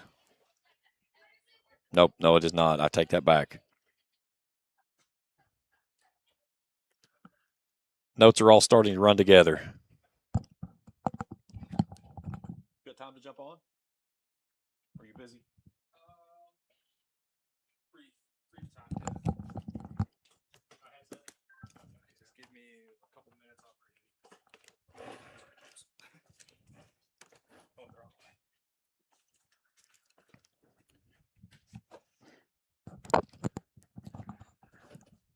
All right, joining us now, the tournament director for the Bluegrass Junior, Matthew O'Connell, is with us. Thanks for joining, my man. Yeah, good to have you guys back. Good to see you again. What a start this morning, right? Yeah, fun times. It's our best friend, Mother Nature, out here, just keeping things interesting. You know, last year we had the weather delay on Thursday, the fog, and of course that's going to be another question in the morning. Is with all of the heat and the steam that we've got, will we see fog in the morning? But you know, it's for the latter groups this evening playing into probably close to 7 o'clock, 7:30, and then they're going to turn right back around, and we're scheduled for a 7 a.m. It's going to be a quick turnaround for those ladies. Yeah, it is. The quicker they can play now, the more rest they're going to get them for themselves for the morning. But we're trying to keep them stocked with water out there and keep things light, keep things encouraging throughout the day, and then we'll have them ready to go in the morning. That's something with this area. The heat and the humidity is always so big, and the hydration part for the groups, 4.5 hour rounds is what you're trying to shoot for, and just try to keep them moving, keep them hydrated, keep them healthy on the course. Yeah, that's a huge priority of ours, is the safety of our players, spectators, staff, everyone involved. So we have medical attendant on site, and water's in every other hole on the golf course, and water rovers constantly filling those up too. Mark Harper's not happy. Big numbers going up on the leaderboard this morning from the boys. 2 guys at 7 under, a lot of red numbers from that, and they took advantage of that softer golf course this morning. We have seen this afternoon, it has firmed back up. Correct, and we, with some of the weather this morning and potential weather we were looking at this afternoon, we had lift clean in place this morning, so that of course then attributes to some better conditions for scoring as well. We'll see how that plays tomorrow when they flip around and the greens have baked in. And that's something this year that is different, where they have added the drainage in on all the greens. You can tell how much it has helped this golf course. Absolutely, we're talking to some of the players already getting out of scoring 10 that it's hard to hold balls on the green here. That is why being in the fairway is such a key around here. But it's going to be a test for them tomorrow in completely different conditions, and then obviously Friday will be a lot of fun too. Well, we'll get with you tomorrow. I know you got a lot of stuff going on. We just wanted to say hello. Go do your stuff. We'll talk to you tomorrow. Thanks so much. Thank you, guys. Matthew O'Connell, tournament director here for our tournament. Well, we've talked so much about Mark, and I had an interview with him yesterday, and again talking about the greens and all the stuff here at the golf course. We will get that interview here in just a moment. Let's go ahead and jump in and get that interview. This is with Mark Harper yesterday after the Pro-Am, talking about all the additions that they've worked on through the year to get this golf course ready for this season. I joined the golf superintendent of the course, Mark Harper. Let's talk about the golf course. The greens, you have not been playing football on them. They have stripes on them, but they're on there for a very particular reason, and a very important reason at that. Yes, we had a contractor come in and install drainage in all of our greens, all 20 of our greens if you include the putting greens, back Halloween through the first week of December. So yes, the scars are still there. You can still see some lines, but the dividends that's going to pay moving forward is huge. See some impact from it this year, but as the years go on, it'll gradually, as a process, get a little better each year. One of the things I've noticed on the golf course, last year greens were a lot softer. This year they're a little more firm, and the ball wants to hold and roll out more. Yes, that's just the number one benefit from the drainage, is being able to firm the greens up, which gives you more consistency as far as roll, speed.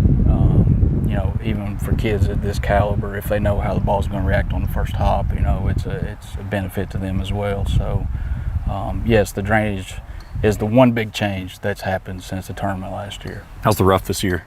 Rough is healthy. It's thick. It was a long winter, dry, cool spring, but it did not affect the rough. We have some areas in some fairways that took a little bit of damage from the ice and snow we had in the winter. So the golf course, as far as from a playability perspective, is probably as good as it was last year, but aesthetically it's not, just because of some of the winter weather we endured. So we're going to see some temperatures get up in the mid-80s later in this week. What's these greens going to do when they heat up? Are we going to start seeing putts really starting getting the speed up? By the time we get to Friday, it could be interesting, but that also depends on how much rainfall we may get between then, now and then. But yeah, I plan on being a progression Wednesday, Thursday, Friday as far as speed goes. And like I said, I'll do all I can, but a lot of it kind of depends on how much rain we get. So good deal. Always a pleasure, Mark. Yes, sir. Thank you. Big thanks to Mark Harper there. And again, his crew this morning, the job they did has just been a phenomenal job to get this golf course into the shape that it has been leading into this tournament. The rough is pristine. The greens are really showing their teeth, especially since we've gotten the sunlight that has started to beat down. We've gotten some windy conditions. It has helped. It has helped a lot. So, I believe this is Voico, or no. Yeah, this is Voico. I believe, yes. That was Sarah Voico. No, apparently that is not Voico.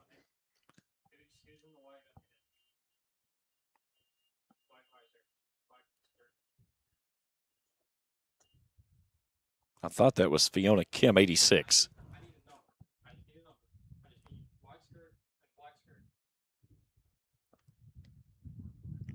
My executive producer's arguing with our producer. There we go. 92 hitting. Yusin Zwing. Now, the funny part is my executive producer and my producer, the executive producer is the son, the producer is the mom. And they are having a feud right now on their conversation over the what needs to go where. Over to hole 17. This is the group of Chloe Hu, Xingqing Wang, and Isabella Ging. Let's see, that is Hu that just removed the flag. Incoming junior out of Irvine, California. Out of Hong Kong. A lot of Cali kids in the field. This is a tournament again, 43 years. It's been going strong, and it never disappoints. They had a absolute, just a bloodbath for the boys. 56 contestants for 7 spots, and the only reason it was 7 is because one of the people that had made it into the round had dropped out. So that opened up a 7th position. For the ladies, there was 11 spots that were entered in for the qualifier for 2 positions into the field. Palawowski has moved into the lead for our ladies. She is now in red figures.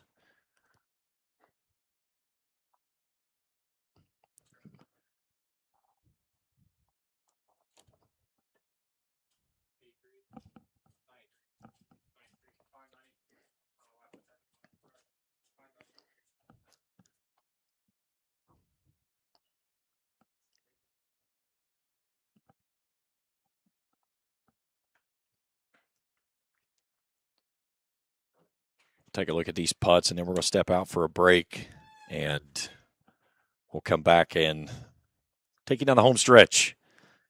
So our ladies are coming in and about to wrap up our opening round here of the 2026 AJGA Natural Resource Partners Bluegrass Junior, presented by Encova Insurance.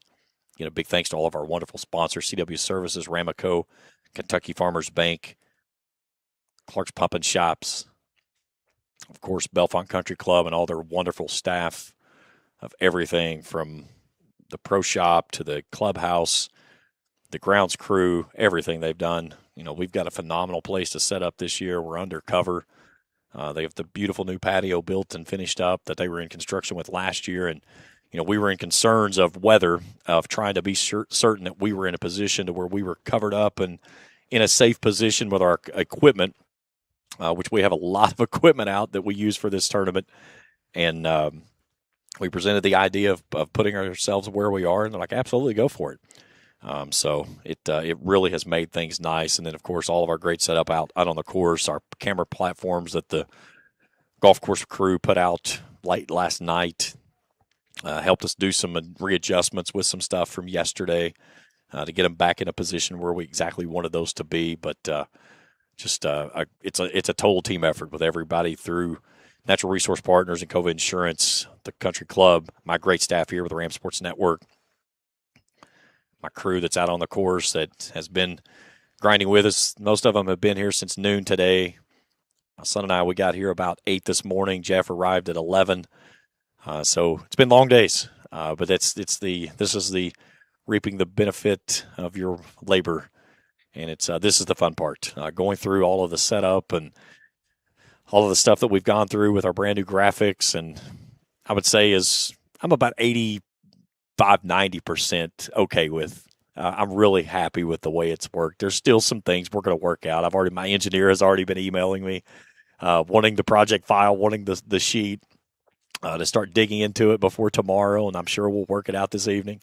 But the graphics will look phenomenal. And I get a hat tip to our graphics company, New Blue, out of California, and Daniel Evelyn, who has been the lead in that group of helping us develop this and get what we're getting with our graphics here for golf.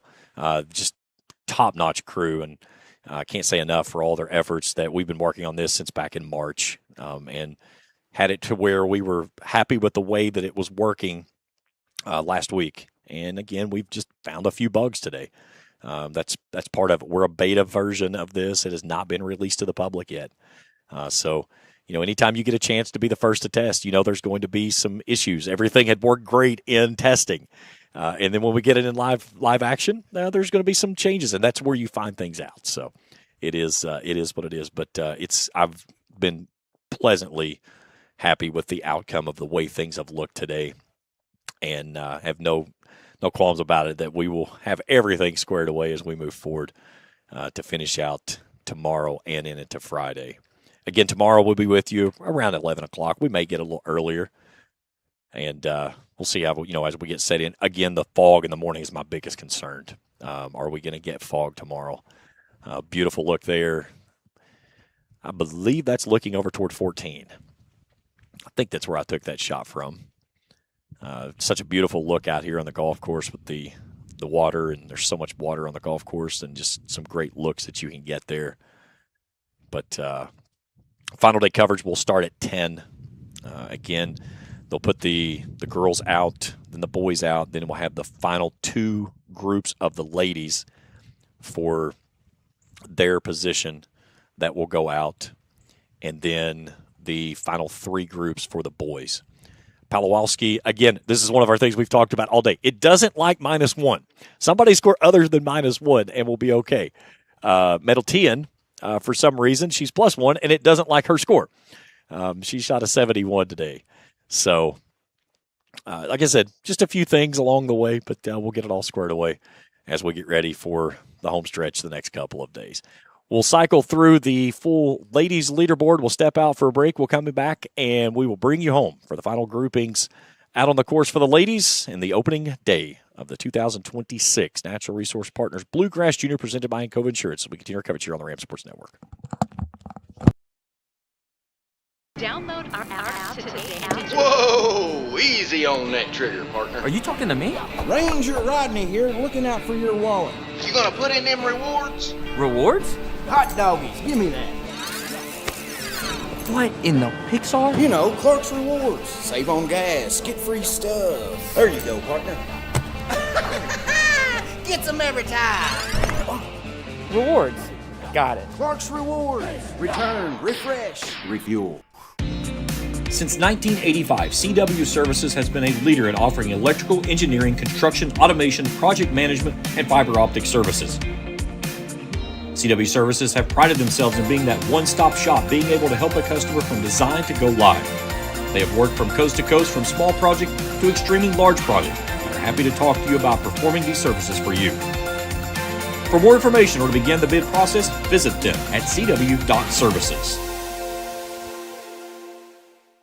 Bellefonte Country Club is recognized as one of the premier country clubs in eastern Kentucky. Founded in 1921, the club prides itself on providing best-in-pride amenities and services. The club features a restaurant, pool, and a challenging and beautifully maintained 18-hole golf course with zoysia fairways and bent grass greens. The practice facilities feature a driving range as well as putting and chipping greens. The club also offers several pickleball courts for the pickleball enthusiasts. For more information, go to bellefontecc.com. The Bellefonte Country Club, proud host of the Natural Resource Partners Bluegrass Junior, presented by Encova Insurance. Trust is something earned, not given. For over 90 years, KFB has built trust in your community. We believe our neighborhood is our responsibility. Through our quality service, innovative products, and local decision-making, we are committed to your financial success. Better financials lead to a better life. All with the Better Bank, headquartered in Boyd County and serving the tri-state. KFB, the bank you trust and the community you love.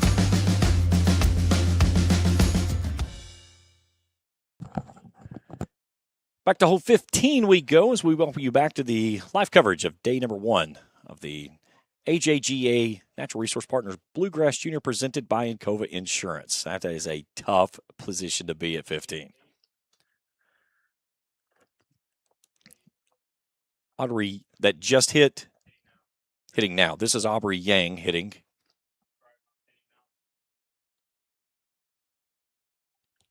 This is a group of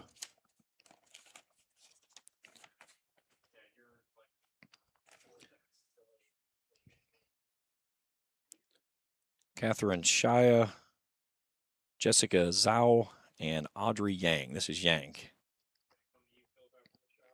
Final shot at 15 for this grouping. Left edge, so 2 putting, 1 with a tough pitch shot coming up over at the right side. Over to 18.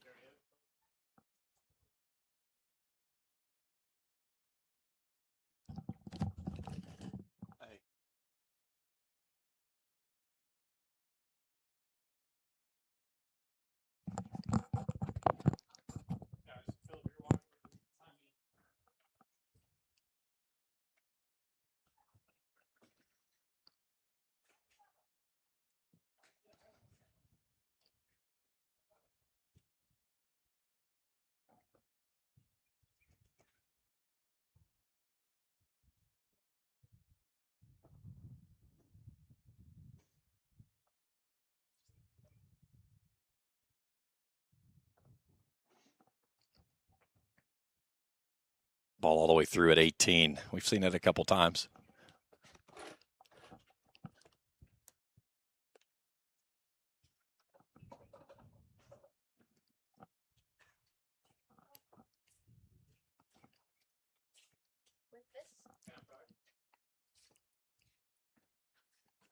All right, joining us now, Metal T, and thank you for joining us. Let's, can you hear me okay? Yeah. Yeah, there we go. Okay.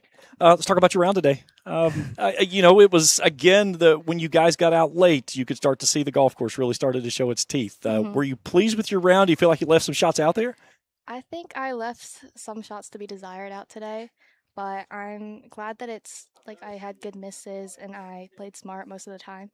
Let's talk about that shot out of 15. You had a really tough putt, and you left it just under the hole. But you could tell that was a putt that you are comfortable with knowing how that ball breaks, because there's so many people that has run that putt 6, 7, 8 feet down the hill. Yeah, for sure. I was just focused on trying to get it as close as possible instead of playing aggressive and going at the hole.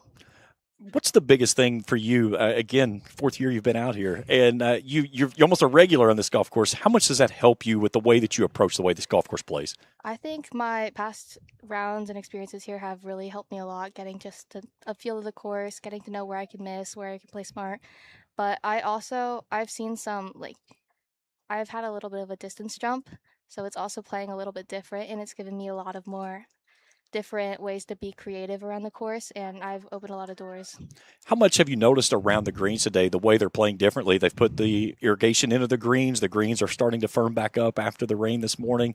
Did you notice the difference as the round progressed, the speed of the greens starting to pick back up? Yeah, for sure. It might have gotten the better of me a few times during the back 9 of my round, but it's great to be able to come back out and play, and I'm excited for tomorrow. How hard is that when you get into a round where you're in the middle of all of the changes that are happening from the time you tee off until the time you finish up? Mm-hmm. Yeah, for sure. It's definitely something that it's hard to adapt to, and you just need to play as much as possible to get a feel for that.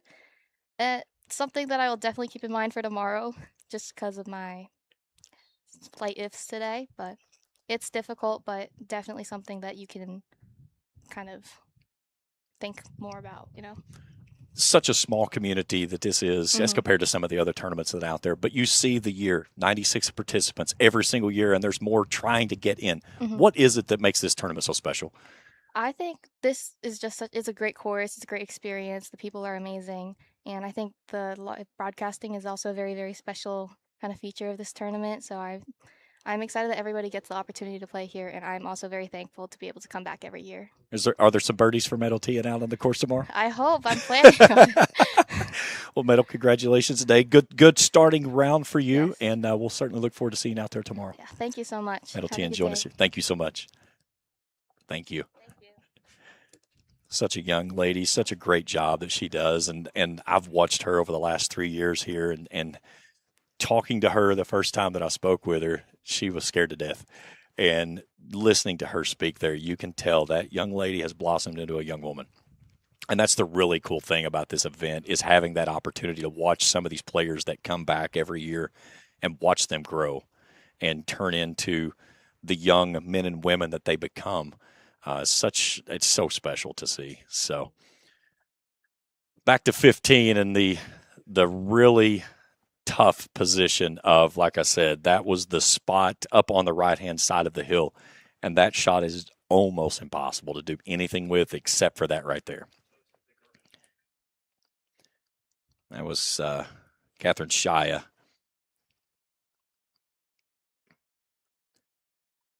And that's the thing with 15. If you miss long, you bring in 4, you bring in 5, depending on what you do with it. I mean, you've got here a very long, looks like she's going to go with a chip just on the collar rather than the putter.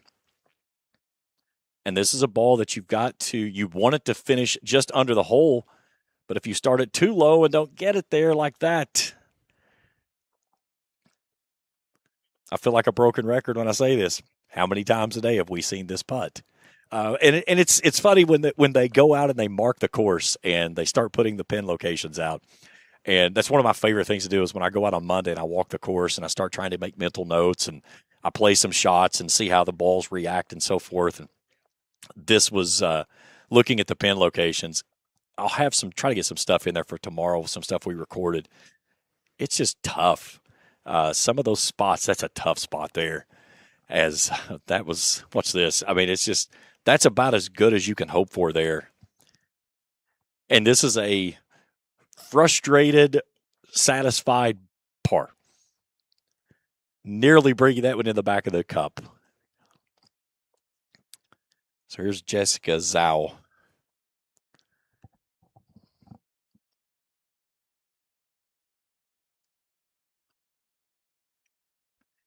You have to determine how aggressive you want to be with this putt, because you have to start the ball above the hole.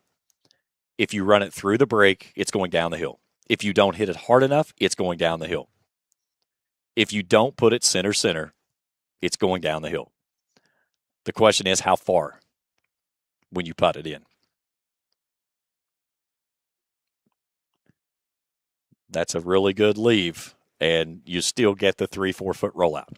But that is a good approach to where you don't leave yourself a lot of big options that's on the backside of that.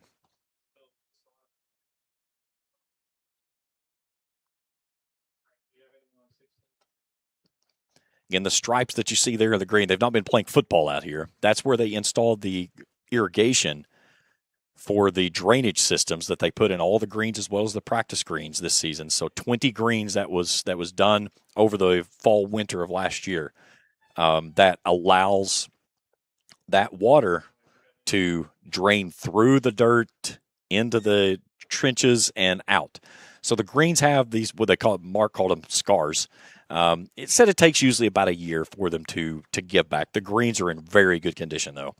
They're not any issues where those lines are. It's just you can see where they've put those in. And where last year the greens were very soft, they were able to throw darts at the pin. This year now they can get that water out of there and it lets that green dry back out. We get the sun, the wind, they speed back up. I would say we'll push probably close to 10 on the Stimpmeter I'd say by the end of today, I would say we'd be running. We started at 9.5 this morning. So I know that when I talked with Mark Harper, he said that one of the things he wanted to be was progressive about how they control the greens and see them go a little bit along the way. Over to hole 17 now. We've seen several shots that have started landing in this position. This is over on that right-hand side. And the question is, in the bunker or out of the bunker? If you're out of the bunker and you're on the uphill slope, you can really put some air under this one and let this one sit soft and just trickle to the hole. And that looks like the shot that we're getting ready to see. The nice part about that ball is that it is up.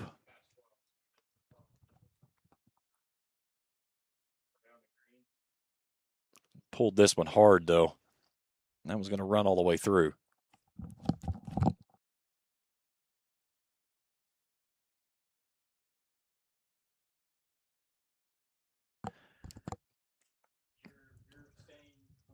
All right, this is Venkatesh. So this is our twosome now after the disqualification of Cindy Lou. Leo, excuse me. So Van Katesh now. Van Katesh +5 now. She was hovering around the lead, and then they had the issue with the scoring in this group, and her marker was the young lady that was disqualified. So that they had to get some stuff squared away to get the markers and the girls to start reporting for each other in that grouping. Venkatesh leaves this one short, but a makeable putt. That should be for a par putt there on the 17th green.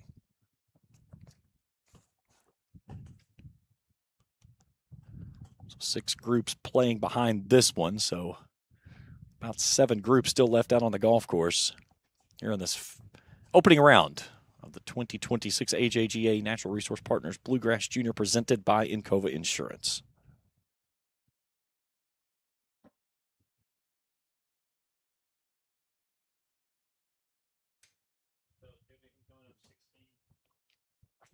You can join us tomorrow morning at 11 a.m. Right here, we'll have a new link, but the same place where you found this, so you can find the coverage for day number 2.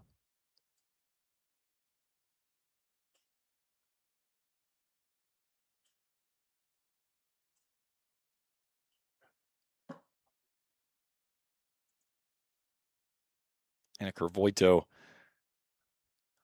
putting us a nice comment in the chat screen there. You're very welcome, and we're proud and pleased to be a part of the tournament, be able to provide the live coverage through all 3 days.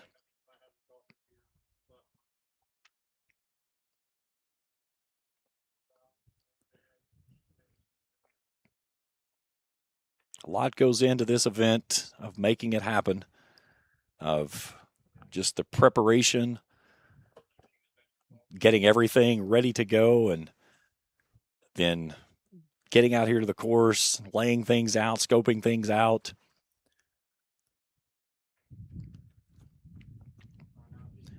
Like I said, it is a small army that that takes all of this to work.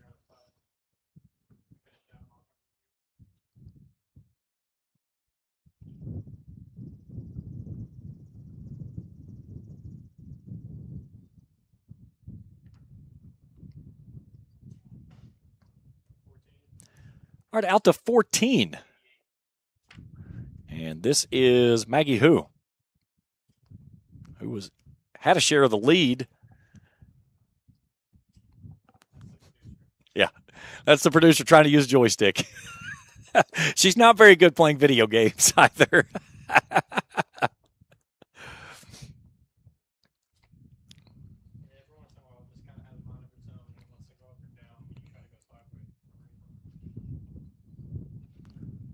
Who currently in a tie for 4th at 2 over par.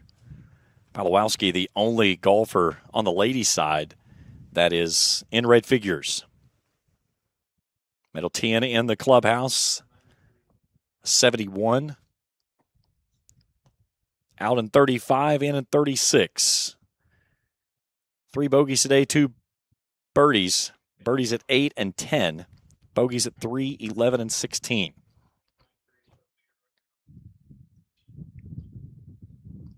Adela Palawowski, out of Plain City, Ohio, incoming junior. Our currently leader, Yebin Kim, in our final group, which is remarkable. I mean, you look at your ladies' leaders in these last 2 groups. Palawowski in your 3 o'clock group, and the 3:10 group is Yebin Kim.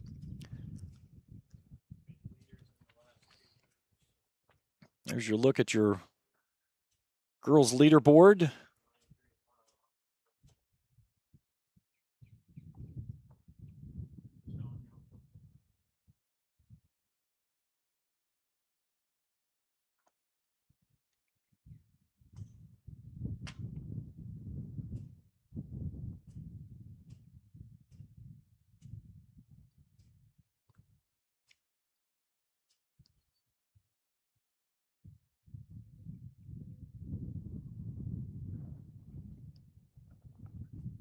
What started off as a stormy morning is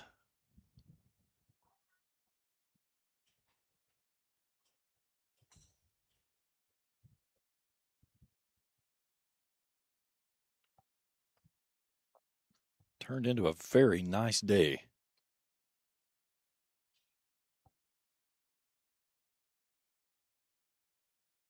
Nice putt. That was Maggie Who. 89 degrees it's showing right now with a real feel of 97. Welcome to Kentucky.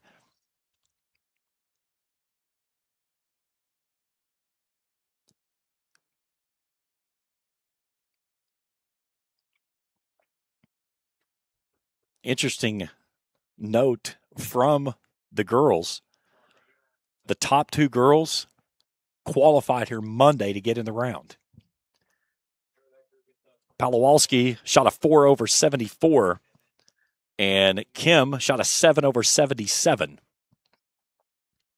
Palowalski 1 under through 12. Kim 11 through 11 is even.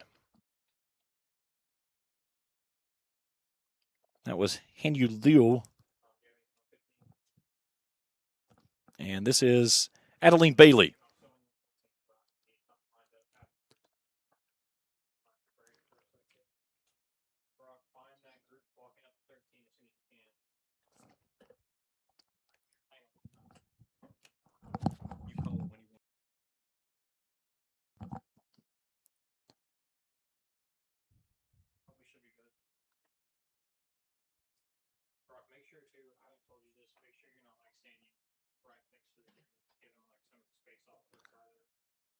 Missed there by Bailey as she burns that past the edge.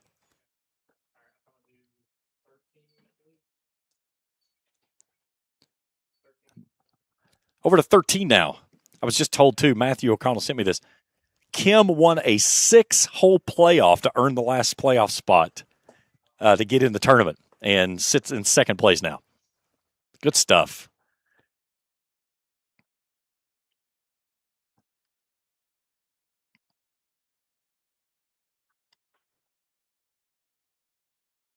Left that one well short of the green.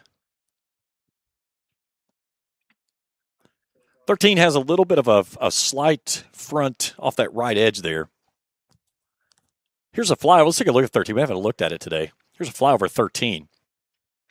Dogleg right that will start out and then takes a hard cut. Most of the golfers will try to bend it right in between the 82 and 155 there on the yardage card. You can see where you get into trouble here. You had to have a bunker there where the fairway narrows in. If you can go past that, it leaves you a nice opening here that, again, scrunches back in. Only the one bunker over on the right-hand side, but a very small green. The green here at hole number 13, only 22 yards deep and roughly about 20 yards wide. 11 paces on, 9 paces from the right today, almost dead center is where it sits. Palowalski has now moved to 2 under par. She's number 93. Kim is 96. She's in the final group, the very last group. I know who 96 is.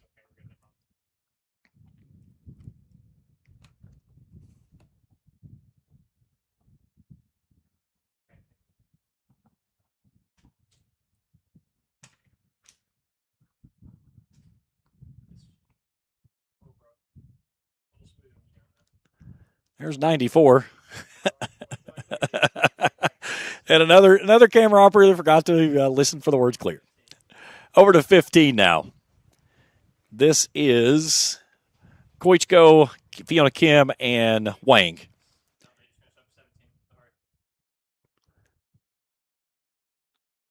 Back to 17 now.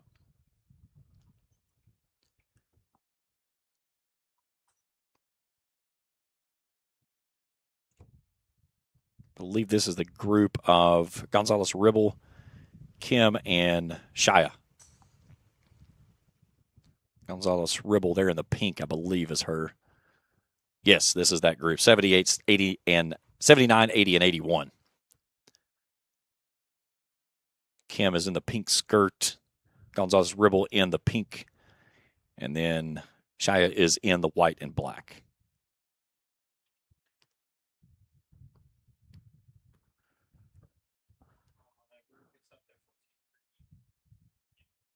Gonzalez Ribble 5 over through 14 today. Shia is also at 5 over through 16. And Grace Kim 3 over through 14. This is Grace Kim.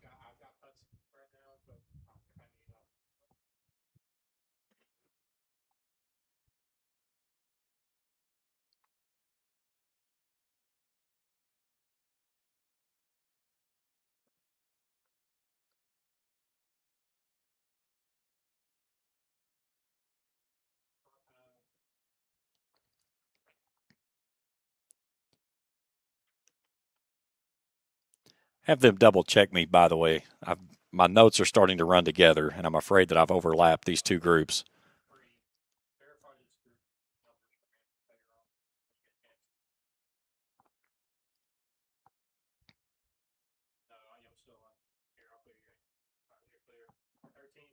Over to 13 now. This is Yubin Kim. Kim in second place, even par.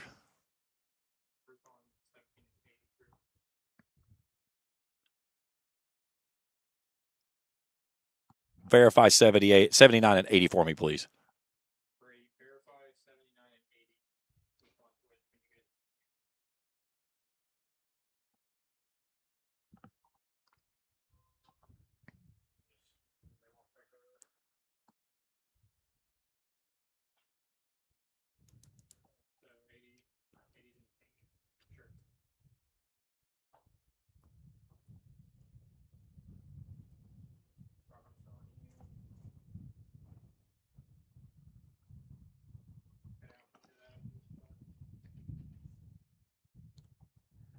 This is Jen Han Jiang.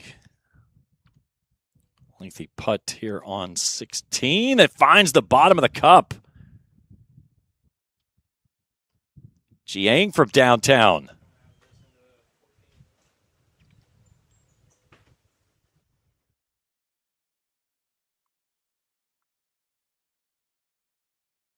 Very nice roll. Over to 14 now.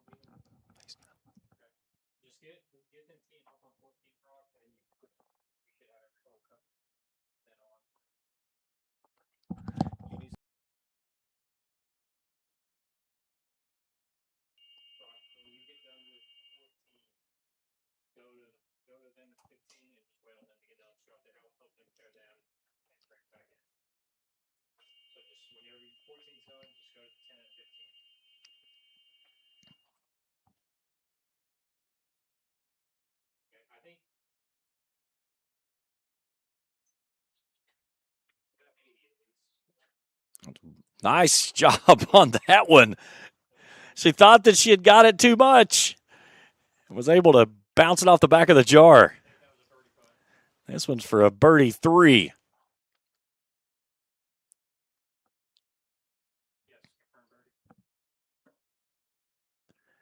You saw the knee bend like, oh no. And then it grabs the back of the cup and fires itself down.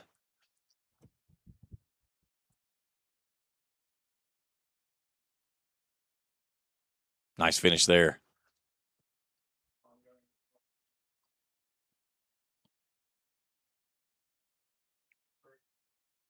All right, we're going to step out for a break. We'll reset the leaderboard and get our final groups coming home on the home stretch. Here in the opening round of the 2026 AJGA Natural Resource Partners Bluegrass Junior presented by Encova Insurance on the Ram Sports Network. Download our app today. Whoa, easy on that trigger, partner. Are you talking to me? Ranger Rodney here, looking out for your wallet. You gonna put in them rewards? Rewards? Hot doggies, give me that. What in the Pixar? You know, Clark's Rewards. Save on gas, get free stuff. There you go, partner. Gets them every time.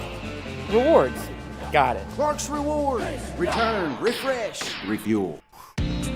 Since 1985, CW Services has been a leader in offering electrical, engineering, construction, automation, project management, and fiber optic services. CW Services have prided themselves in being that one-stop shop, being able to help a customer from design to go live. They have worked from coast to coast, from small project to extremely large project. They're happy to talk to you about performing these services for you. For more information or to begin the bid process, visit them at cw.services. Bellefonte Country Club is recognized as one of the premier country clubs in eastern Kentucky. Founded in 1921, the club prides itself in providing best-in-pride amenities and services. The club features a restaurant, pool, and a challenging and beautifully maintained 18-hole golf course with zoysia fairways and bent grass greens. The practice facilities feature a driving range as well as putting and chipping greens. The club also offers several pickleball courts for the pickleball enthusiasts. For more information, go to bellefontecc.com. The Bellefonte Country Club, proud host of the Natural Resource Partners Bluegrass Jr., presented by Encova Insurance. Trust is something earned, not given. For over 90 years, KFB has built trust in your community. We believe our neighborhood is our responsibility. Through our quality service, innovative products, and local decision-making, we are committed to your financial success. Better financials lead to a better life, all with the Better Bank headquartered in Boyd County and serving the tri-state. KFB, the bank you trust and the community you love.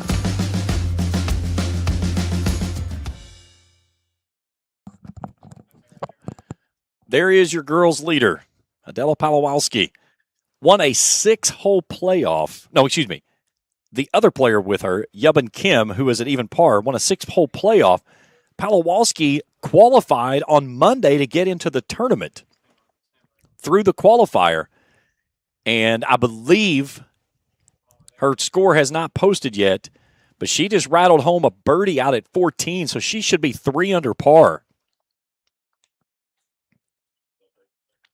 And that's, again, they grabbing the scores and getting them into the... We are going to follow her in the rest of the way, so we'll have a camera with our leader on day one. Let's take a look at the girls' leaderboard while we're waiting for the girls to get rolling again.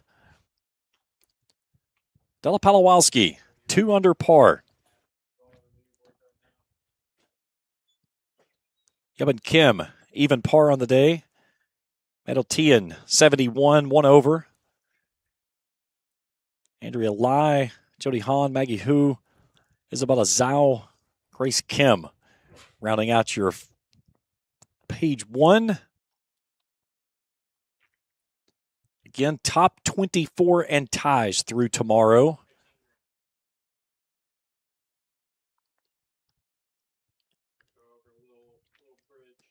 So looking right now, your cut line would be sitting at 6 over. Ellie Hartung and that group of 6 over. And again, Cynthiana Liu was disqualified today. All right, out to 15. This is Maggie Hu. 2 over par through 13.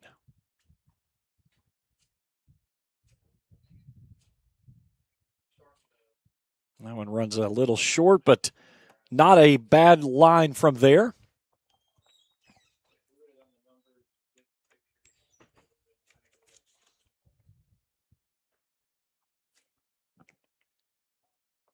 And thanks to our great sponsors throughout the event, Natural Resource Partners, Encova Insurance, Ramaco, CW Services, Clark's Pump and Shops, Bellefonte Country Club, and Kentucky Farmers Bank. Adeline Bailey. It's a tough putt from this side. Runs it into the cup, and a nice job there on a long putt on 15.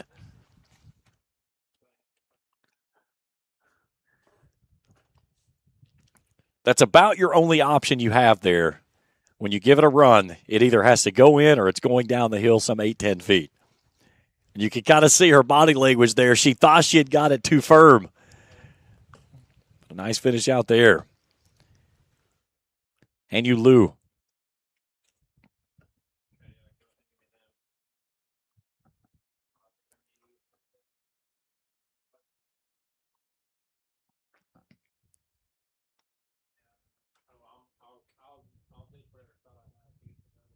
And a nice putt there. That's a very difficult putt from that spot as well. Over to 18.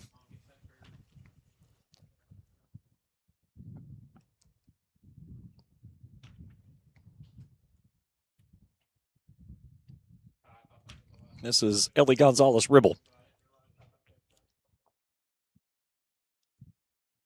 This was our 220 grouping today. Throws that one up and it runs through. That is the difference between this morning and this afternoon into the evening.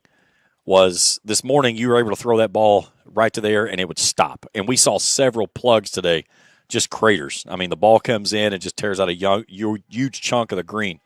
And now they're barely making a mark. Wind, sun, heat has really helped dry these greens out and gotten them into a position to where finding a low score is very difficult. But Adela Palawalski is proving otherwise. She is 3 under after the birdie putt back at 14. And this is our leader, Adela Palawalski, at the 15th hole. Again, we'll follow her in. Coverage begins tomorrow morning at 11 a.m., pending that we don't have any weather delays. I'm concerned about fog tomorrow because of the temperatures tonight that we'll see. We're not going to drop down into the mid-70s overnight as our low. Looks like we'll get to about 71 at 6 o'clock in the morning. And then the sun's going to pop and we're going to feel like we're close to 100 by noon. A scorcher of a day tomorrow for moving day. Here's our leader, Palawalski, and she throws one right at the pin and gives herself a chance at a birdie putt at 15.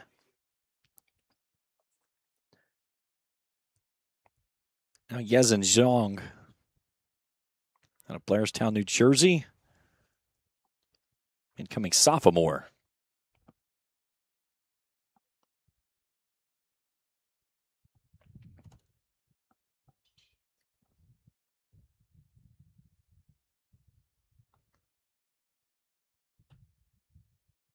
(15) playing 150 yards for the ladies today, 156 for the boys.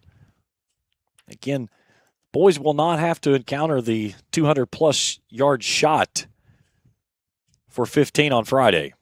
The tee box is not available.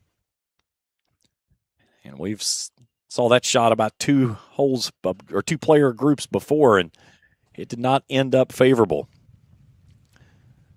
Now Ellie Hartang out of Cincinnati, Ohio, incoming junior.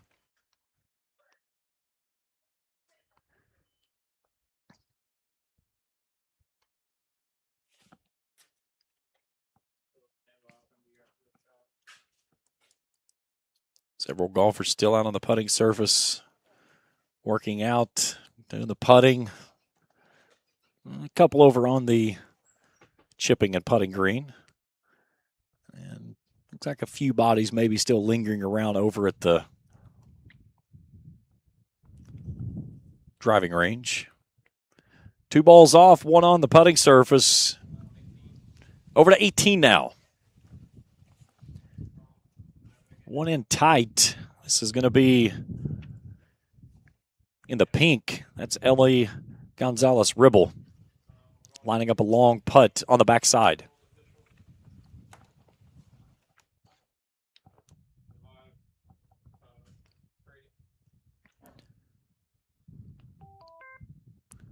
All right, we're out at hole 17 with a rules official.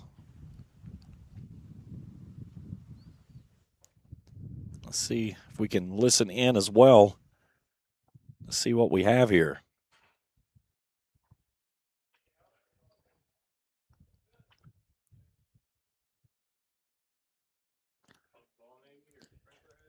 Well, the thing that you've got is that we may have a ball that has rolled into a divot.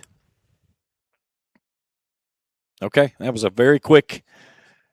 Okay, somebody stepped on the ball. Okay, so inadvertently what happens is if a ball has been stepped on in that situation, then the group basically gets together and you say, okay, where was the ball supposed to be? And you can see obviously this one had been pushed down in the ground. So then they allow them to just move the ball up and put the ball into where it needs to go. Good job. You know, the rules of golf, a lot of time you police yourself. And it's, you know, you see golfers at the highest level that they will assess a penalty stroke on themselves for maybe something that hadn't even been caught by the naked eye. But it is a gentleman and a lady's game if it's played the correct way. And, you know, right there, they knew that there had been an issue, asked for the correct ruling, made certain everything's good to go when you play forward. So this will be the third shot from that location, just shy of the green.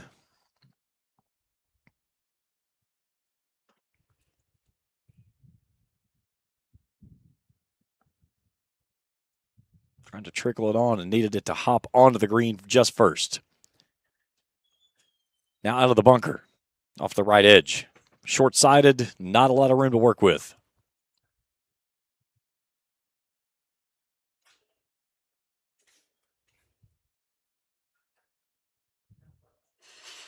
That's a really nice shot. Looked like it may have been just out of the bunker because I didn't see any sand.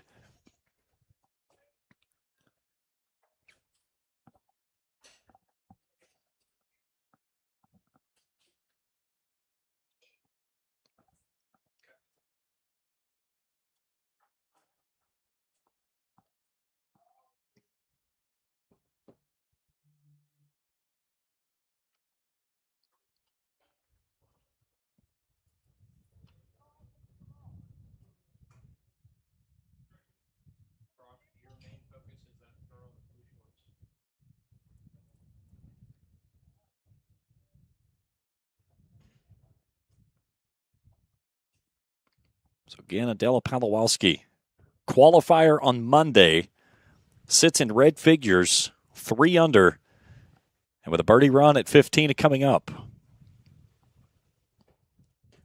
And we will go to 15 as soon as they arrive to the green. Late night coverage for us this evening. All right, 15 first off. This is Zwang. And this is a ball that you're going to have to get very soft with the hands. If you don't, it will release and roll all the way through the green. We saw a golfer about 2 groups before this hit this same exact shot, and it went all the way through. And that was going to do the same thing.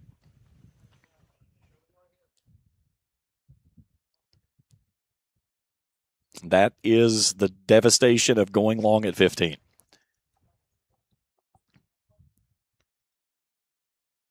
So now Ellie Hartung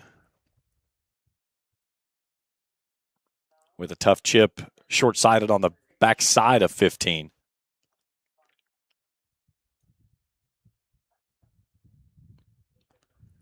Needed one more hop.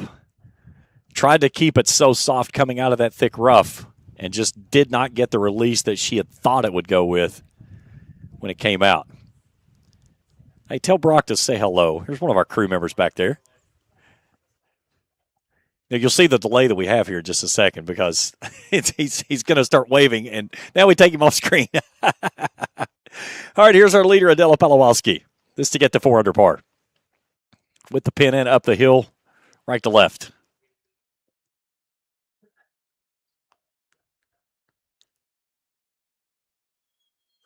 That's a really good putt, though. That is a leader knowing where she is and how to protect her score. All right, Palawowski to tap in for the par at 15. She'll stay at 3 under.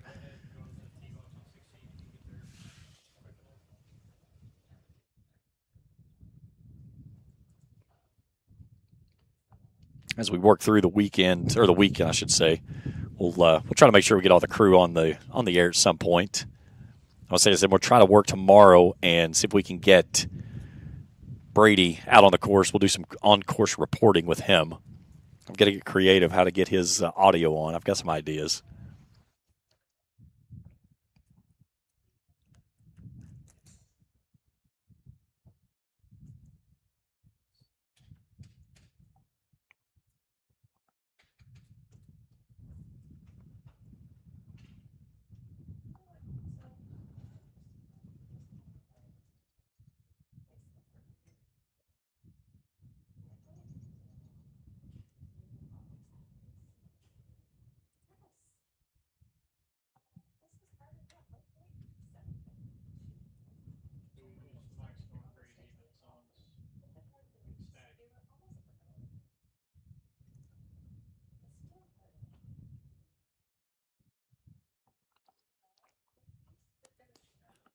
So the leave now for bogey.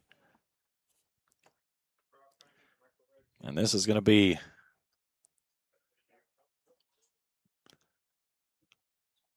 for Zwang, trying to keep away from a 5 at the 15th.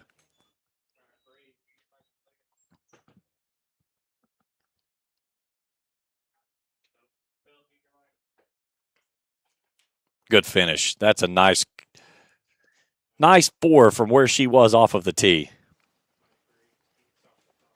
So now Hartung.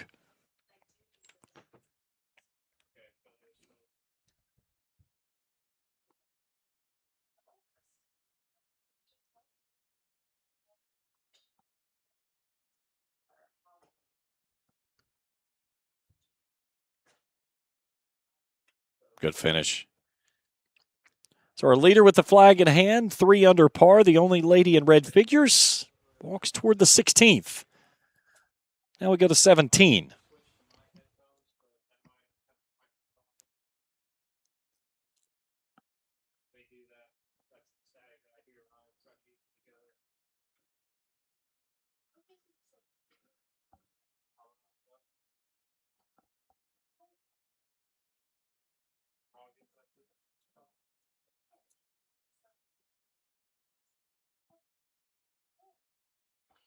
Good finish there on the tap in. That group away at 17.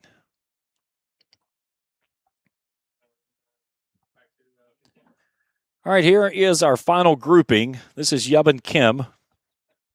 Kim at even par. She hasn't posted those since the 12th, so a couple of holes behind her that she needs to get updated. Again, top 24 in ties for the ladies. So as of right now, +6. Ellie Hartung will be in at +6. Casey Gion at +7. And Catherine Shy. Sarah Voitko, Emerson Bowling, they're at +7. And will be the first group out.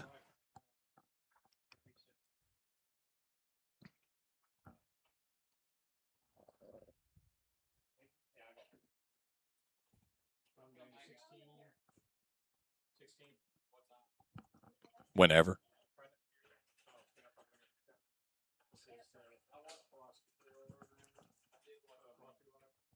You did good. You did good. I'll see you in the morning. Mark Harper coming through. He's gonna join us tomorrow. He's had a long day. And they've still got a lot of work to do tonight. All right, here is our leader, Adela Pawlowski.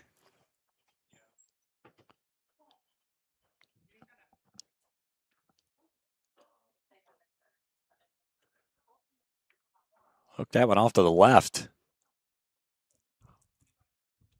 Depending on where she landed, we'll put her in a difficult position. We'll do a flyover of 16 here in a moment. Now, again, you can get away with more things on the left side than you can the right. Right, if you go right, you've got a hard slope, and you bring the trees into play that doesn't allow you a shot at the green. Left, you will have some options to try to keep one, depending on where you are. She may have an opening to be able to go to the green, depending on how far she stayed over in the left side.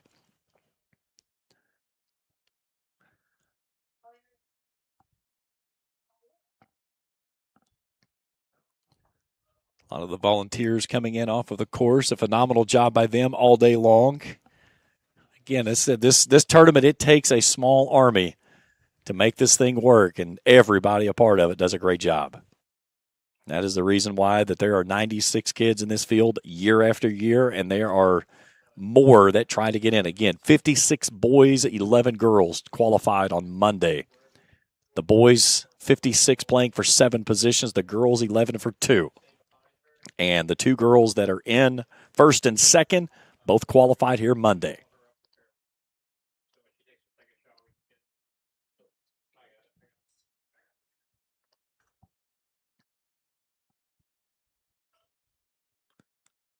So Ellie Hartung, she is on the bubble for where the cut line would be at the moment.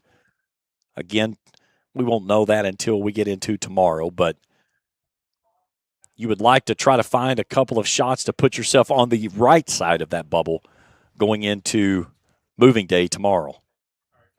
Here's your flyover of 16. Again, it bends back to the right. But the problem is, over on the right, as you'll see coming up on your screen here, it slopes downward. So it slopes away from that left edge. I'm guessing this 3 clusters of trees is coming up on your screen right there. That is about where Pawlowski's going to be, back behind it. And it's going to depend on what she has. But she's got a lot of room to work with on that right side, so she can probably hit a low runner punch out of there, then leave yourself an up and down to try to save your par, just depending on where that ball come to rest. 3 balls on the putting surface at 15. I believe this is our final grouping, making their way to the putting green. Again, I can't say enough about our phenomenal crew today. Trey Collier and Jeff Irwin behind me, our executive producers and director. Felicia Collier, one of the producers out on the course. She's been working with Sarah Irvin today, and Rachel Irvin, excuse me. I'm getting tired. Can you tell? Sarah Irvin has been over on the Irwin has been over on holes 6 and 7. Then she finished up at 9 today. She's been a big help for us today. We've got Brock Stewart following our leader now, and we've got Philip Roark at 16 and 17, and then Brady Mason has been out on the course moving around all day today. Again, he's played this golf course many times. He's played in this event. He knows the golf course, and we're going to use him as some on-course reporting tomorrow. That is going to be a tough shot. It would be nice to see if our cameraman would slow down a little bit. The problem with that one is where that ball lies. It's on the flat side. And if it had been on the upslope, you could have probably tried to flop that one up in the air and get a soft landing. It's going to be hard to get that ball skyward and be able to keep it on the green.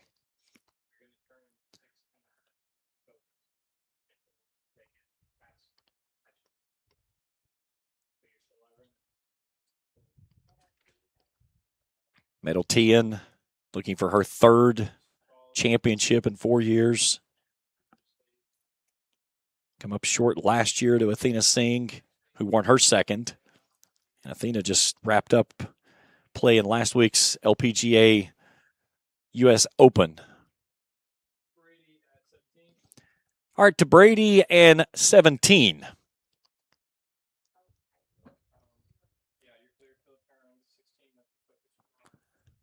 Let's see what we've got here.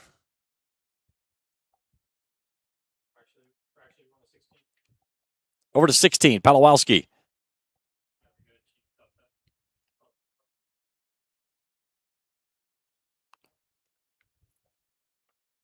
Trying to line up what looks like as a low runner.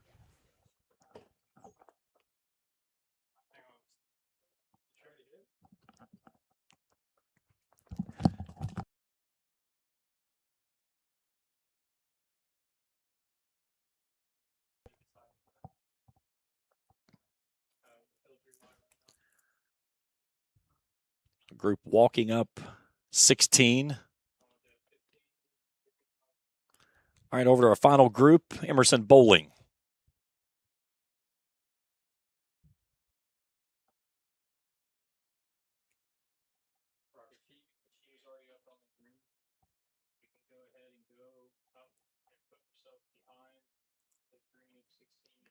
Nice run just under the hole and did get it to stop, but it'll have a very tricky putt. We've seen this putt so many times over the years that we've been doing this tournament. It's just the pin location is on Friday. It looks like the most favorable, but the people that play this golf course and understand the way that it lines up, that pin, if you go anything short and spin it, you'll spin it off the front of the green. And if you go long, you've got a very tough putt coming down the hill that makes it very difficult to stop. You have to stay below the hole, but you can't put a lot of spin on the ball. You'll just draw it off the green every single time, especially if these greens heat up like what we've seen this afternoon. Here's Yubin Kim, tied for second with Meadow Tian, who is in the clubhouse at 71.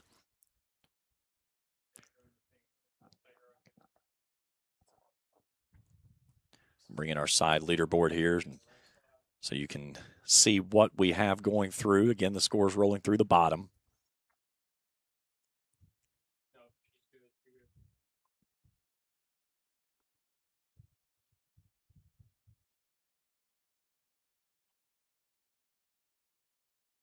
What a story Palawoski has going.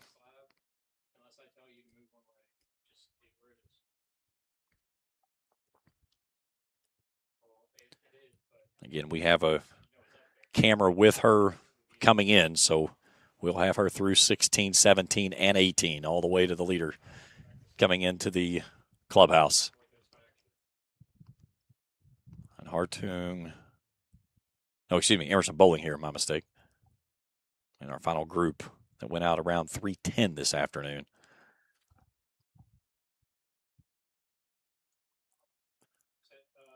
You can get it. Just get in between 16 green and 17 tee bars. Nice putt. All right, over to 16 now.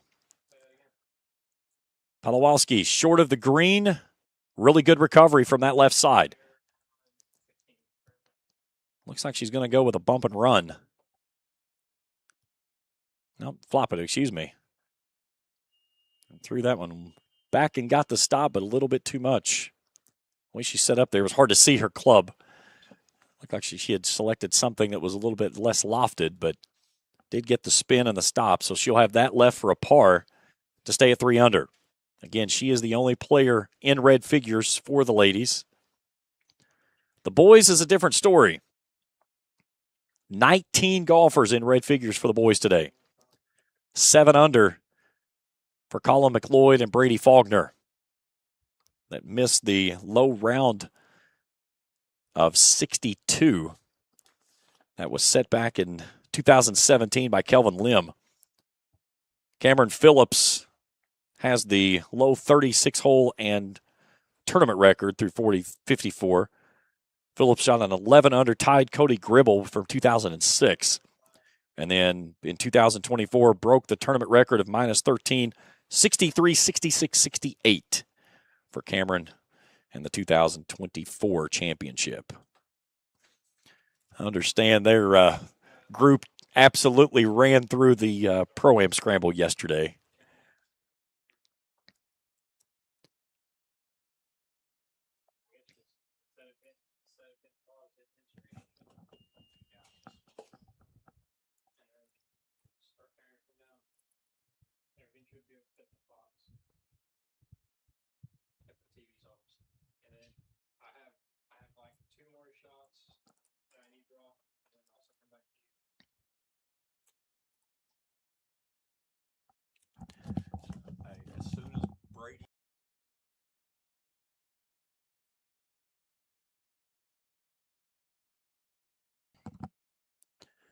So a big putt coming up for our leader, Adela Palawoski.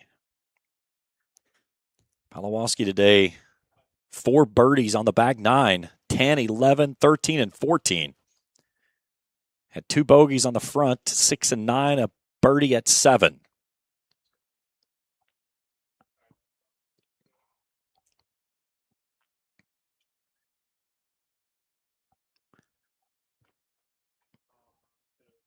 So this Yezin Zwang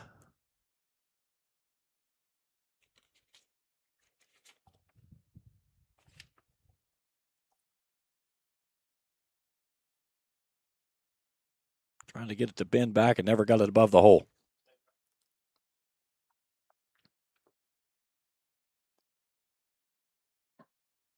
So Palawalski now a big-time par putt coming up, trying to save what would be a bogey-free back 9 and would keep her at 3 under. Again, you don't want to be too firm with this and put yourself in a chance of a 6 for par. It scorches it past some 4 or 5 feet. You could see the quick knee bend.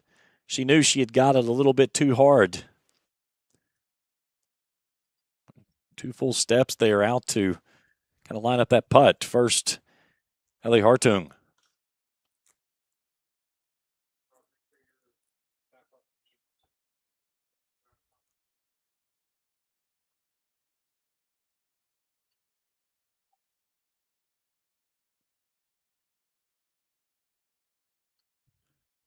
A tap in for her. And she'll give one back at the 16th. So now Palawalski trying to save a bogey. It will be her first bogey of the back 9, her 3rd of the day, but would still keep her in red figures at -2 in a 3-shot lead over second place of Meadow Tien, who is in the clubhouse at 71, and Yubin Kim, who is coming behind her in our final group that sits at +1 as well. And a nice putt there by Palawalski for a bogey after an errant tee shot at 16. So she'll give one back. She'll go back to 2 under. Let's head out to 17. Maggie Hu, that's Adeline Bailey and Hanyu Liu. Bailey there in the pink.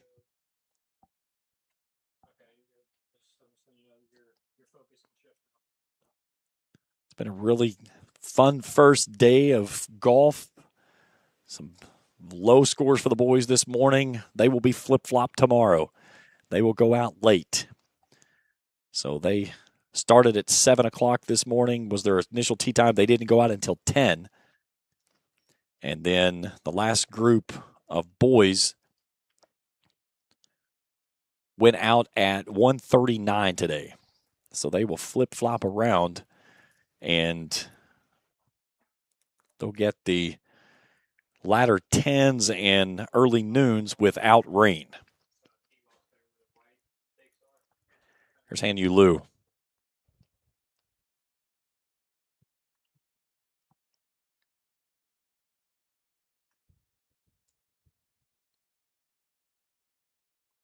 Got to settle. That's a nice chip from the edge of the green there at 17.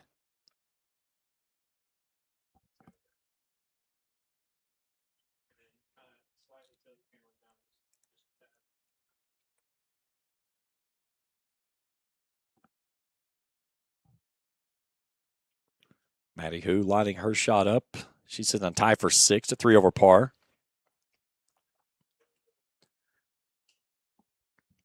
Hu today had a good front 9 going. 2 birdies, 2 bogeys, and then a double bogey at 9. 2 bogeys on the back 9 at 12 and 14.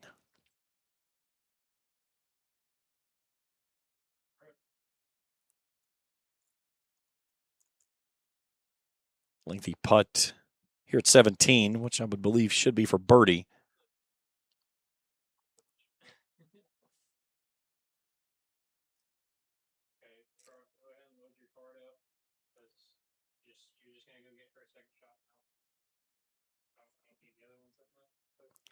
Such a great judge of speed on that one. Beautiful shot there, too, Brady Mason. Really nice putt.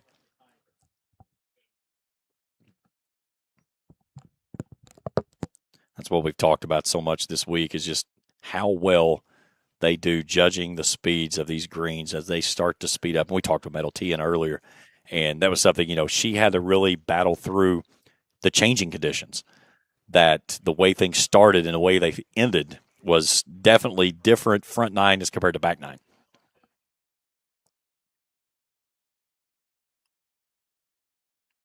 Kid address said, "Do you feel like you left a few shots out there?" She said, "Absolutely," and said that she feels like that there are some opportunities early tomorrow to grab some birdies. She'll be one of the early groups. She'll be actually the second group to go out tomorrow, so she'll be out at 7:10 in the morning if we get started on time. Again, fingers crossed that the fog stays away. We ran into that last year. Had about a 2-hour fog delay on day 2. It started to burn off, and then right as we thought we were in a window, it really just sat down and it got thick. And there was nothing absolutely you could do. You couldn't even see up the first fairway. And once the sun finally popped, it burned it off fairly quickly, but we were delayed for a while. Good finish there by Lou. Now Bailey to finish out her putt.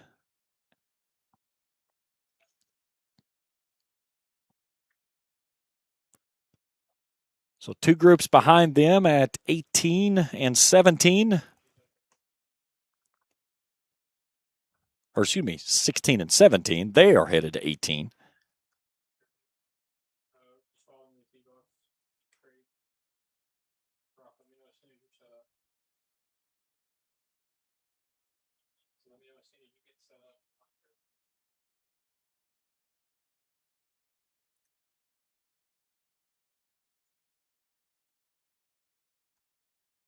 One of our volunteers coming out to look at the timesheets.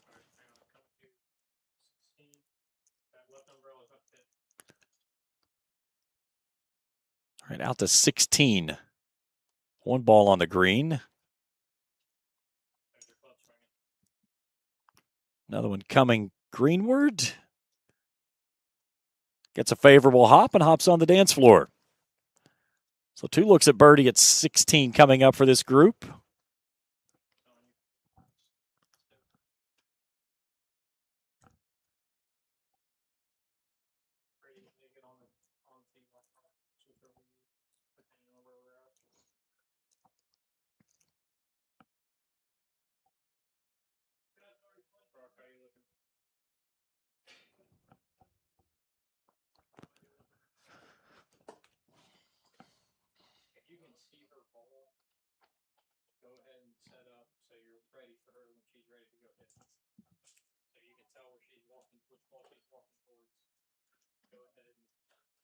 Looking for the 3rd ball at 16 and not certain where it is. They're going ahead and pushing their carts over to the 17th tee box.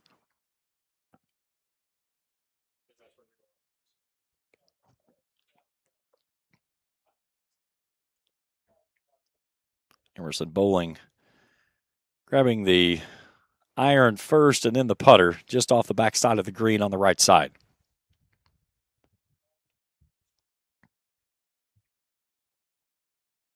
She's got a decision to do here because she is very short-sighted. Can you get enough on it? Does she have it on the upslope to be able to get this ball skyward and get it to stop? Again, 16 today. Pin located 8 paces on 5 from the right. And she has very little room to work with when she drops this one on. It almost has to land in the fringe.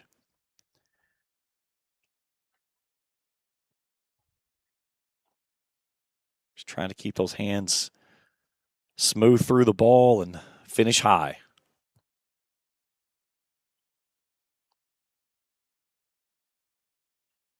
Just like that.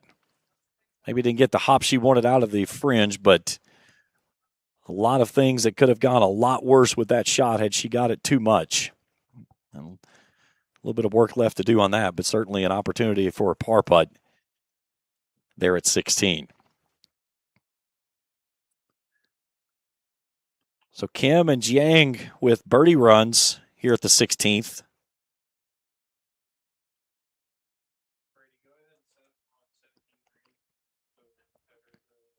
Kim could get to even par, which would move her into sole possession of second, and would put her 2 strokes behind our current leader of Adela Palowalski, who gave one back at this hole.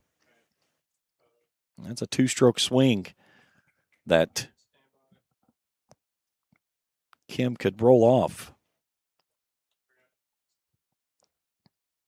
First, Jiang for birdie. So close. A really great run. I just needed it to hold a little bit longer to fall in.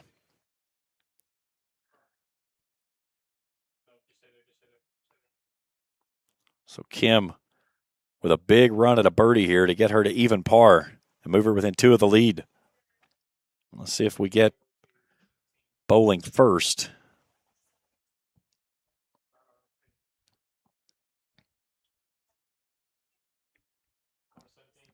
Over to 17 first. Second shot up the hill from under the backside of the tree.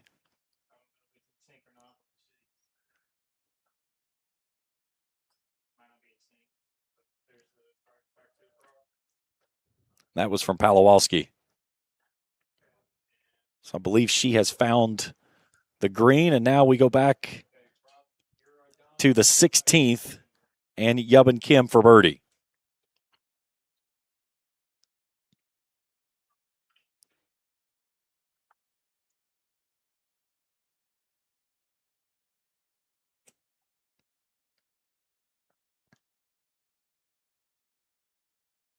This would be a huge putt if Kim could drop this one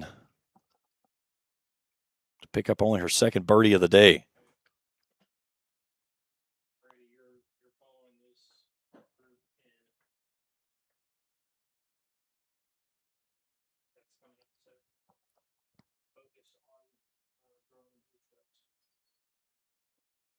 Nice putt. Yubin Kim with a birdie at 16 to get to even par and move into sole possession of second.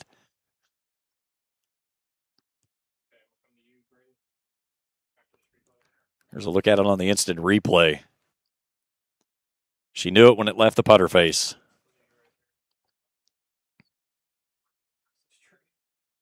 Walked it in.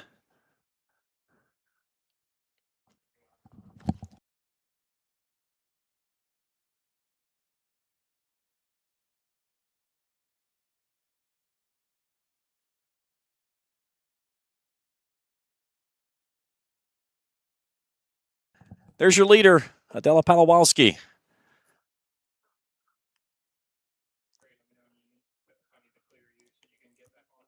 Incoming junior out of Plain City, Ohio. Qualified here Monday.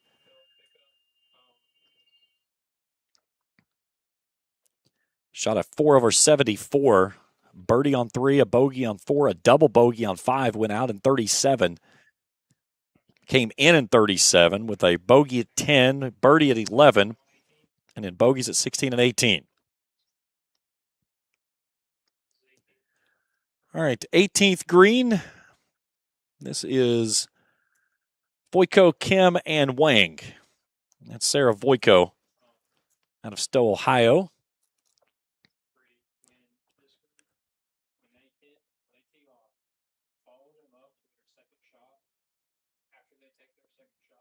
Voiko currently would be in the cut line. She's in a tie for 24th at 7 over par. And just burns that one past the edge there.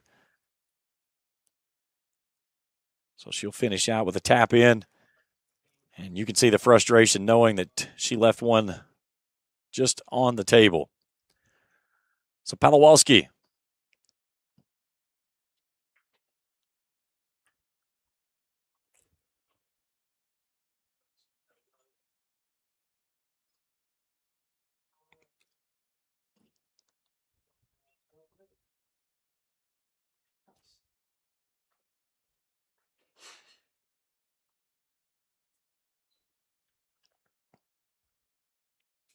Still waiting for her score to update. We do know her that she is at 2 under.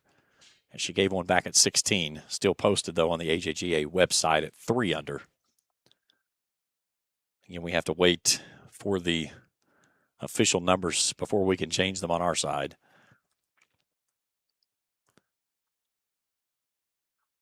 Tomorrow, she will be in one of the later groups in the morning.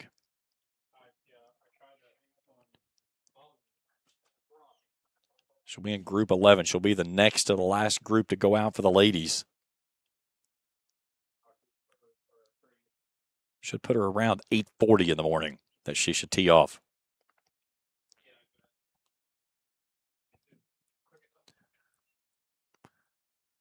Her and Ellie Hartung talking it up there, waiting on their playing partner to join them. It was just off the left side of the green with a tough shot coming up at 17.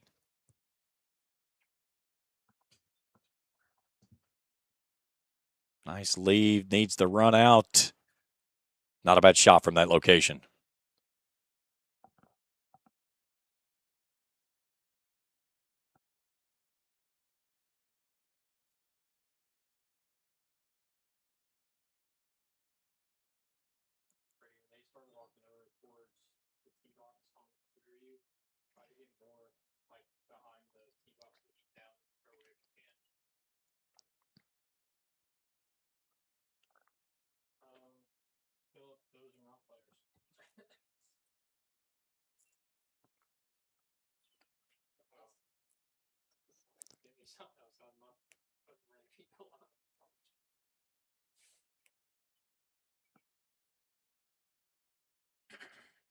Pawlowski for birdie at 17 to get one back from dropping the shot at the 16th hole.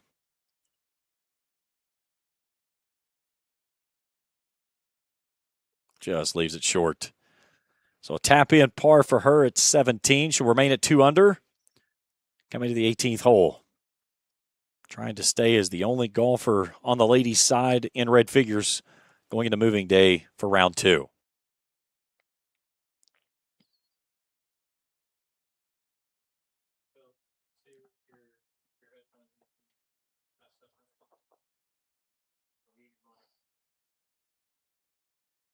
Hartung trying to get that one to fall and just does not.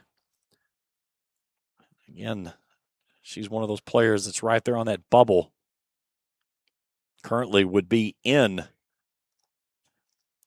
She gave one back there. That would take her out of that bubble.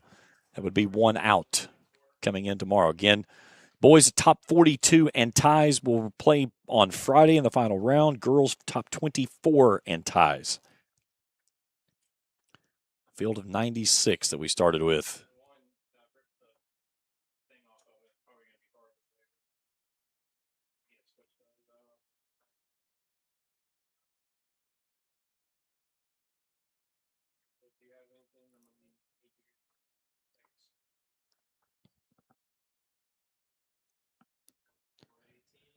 All right, our leaders headed to 18. Let's go to 18. Out of the bunker, Hanyu Liu.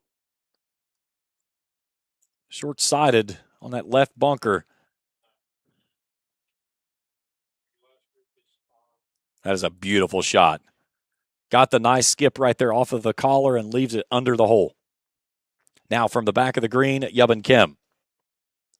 Coming off the big birdie at 17 to get to even par. To move her in sole possession of second place. Still waiting for that to post. This is a tough little runner here. Just basically want to get this ball rolling just about the collar and let it run out to the hole.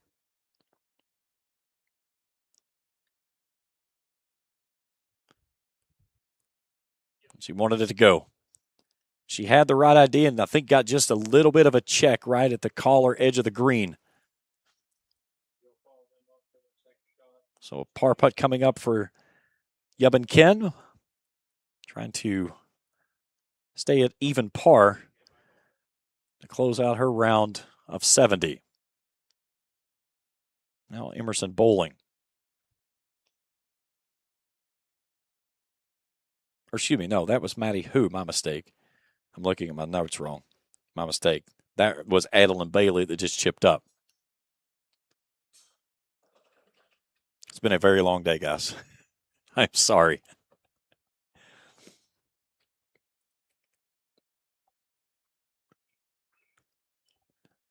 As I said, if I could show my note pages on the air, you would see why that I am trying to scramble to identify people. I held it up to my producer and director, and they looked at my notes, and they go, it looks like Christmas. It's just red and green all over the page. The funny thing is that the first side doesn't have a whole lot of stuff on it. The second side has a ton of notes on it.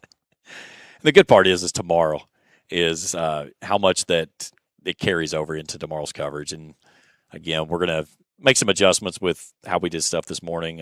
We tried the bag tags, and they just simply didn't work.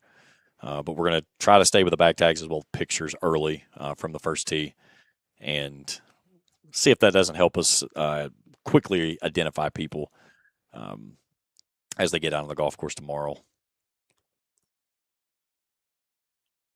Again, that's what I said. Is usually by the end of day one, you've got a pretty good idea who's who with on the golf course. So, all right, your leader from the 18th tee.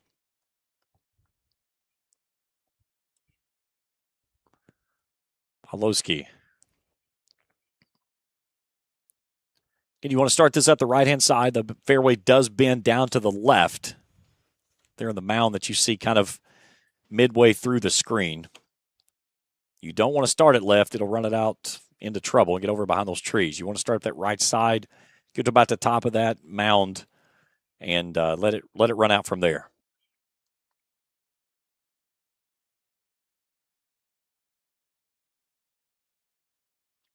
Trying to bend it back. Picks up the tee, gives it back into the fairway, and a nice tee shot there by our leader at 18. Now Han-Yu Liu.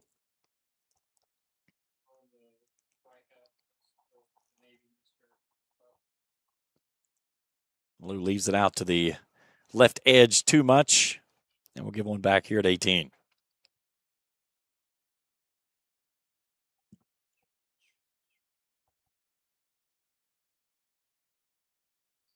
And now Adeline Bailey.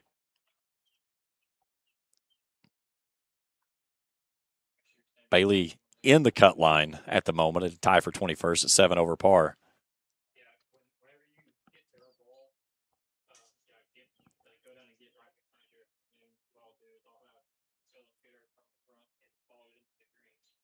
Nice putt by her to finish out her round. Now Matty Who.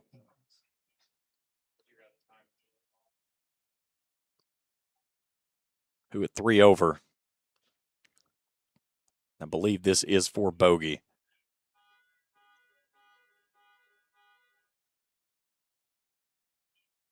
Again, coverage tomorrow morning around 11 a.m. If we get on a little earlier, we will. And then 10 o'clock on Friday for the final round. All right, 2 groups still to go. Our lead group away on 18, and then our final group coming to the tee box shortly.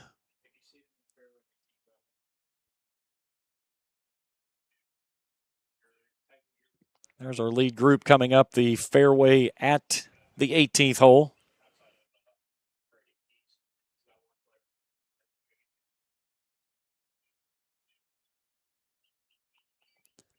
Pawlowski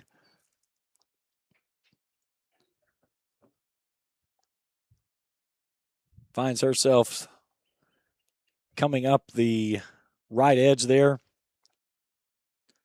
Looks like all 3 have found the fairway from the group here at 18.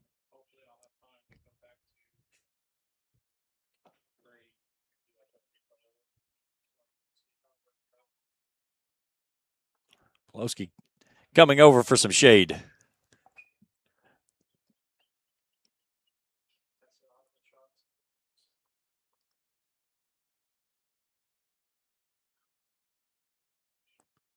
So Zwang in here. Middle of the fairway.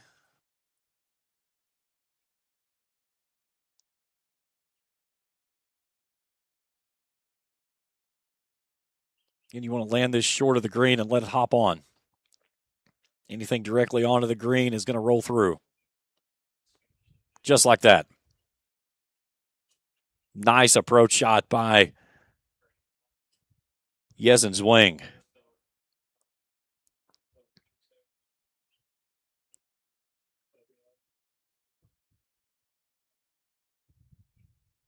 See Brady Mason back there hovering around. He's done a phenomenal job for us today.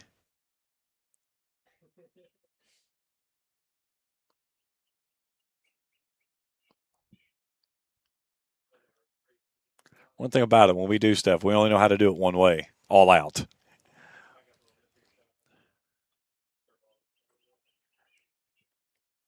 Looking over the shoulder there of Ellie Hartung.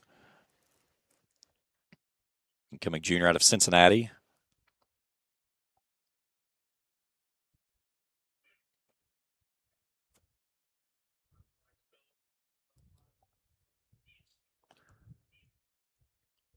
All right, Hartung lining up her second shot from the fairway. Again, she wants to do exactly the same thing. Would really like to get off of 18 with a birdie. Nothing less than a par, though. Keep yourself in that bubble line going into tomorrow's moving day with a cut line.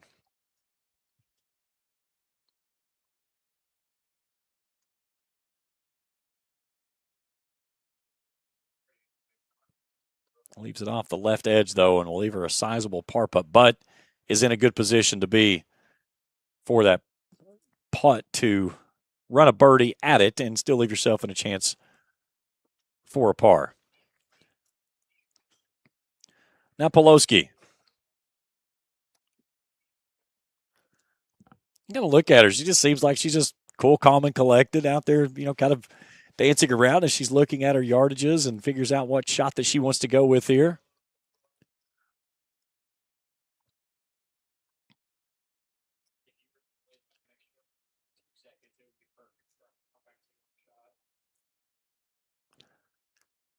Again, land it front of the green and let it run up to the hole.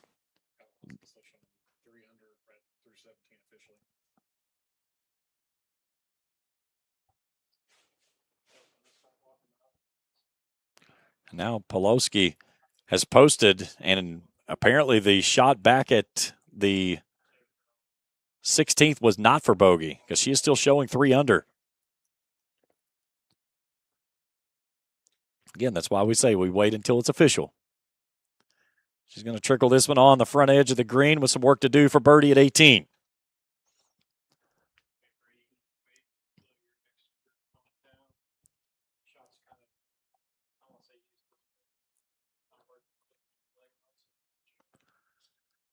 So Adela Pelosi. I'm pretty sure that I butchered her name for about the first half of today. And I realized I was putting an extra syllable in there that wasn't supposed to be there. I feel more confident now that I've taken a longer look at her name and realized that I was doing such. But we will try to see if it's possible if we can get her for a quick interview before we get out of here this evening. She'll have to go to the scorer's tent.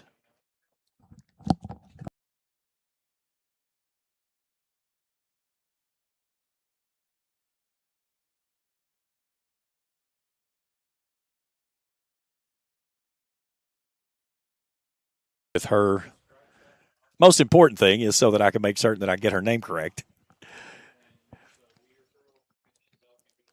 That's one thing I don't like to do is get names incorrect. And you try so much and you try to be prepared, and you sometimes you have to make your own phonetic guides. And I've got notes upon notes upon notes, and just honestly did not, on the sheet that I had, just honestly totally overlooked that name. Looked at it and said, okay, no problem. And then pretty certain I was, like I said, I was putting an extra syllable in there. It wasn't there. So that's the good part about day one. You find your mistakes and you fix them.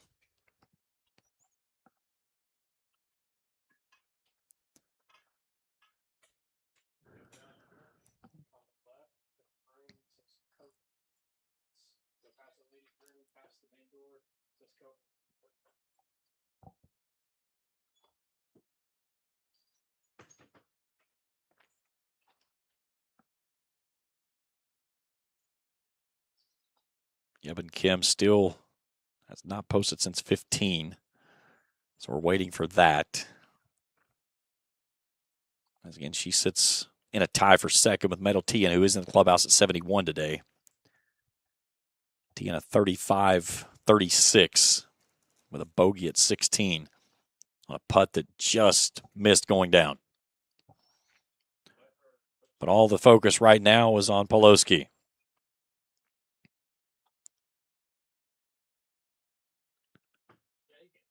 For birdie to go to 4 under and take a 5-stroke lead into day number 2.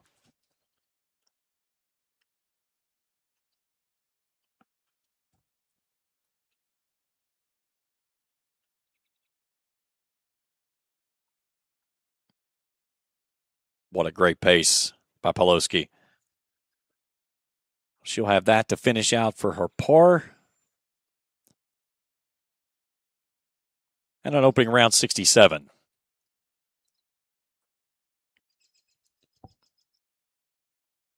Now, Swang and Hartung trying to figure out who's going to go.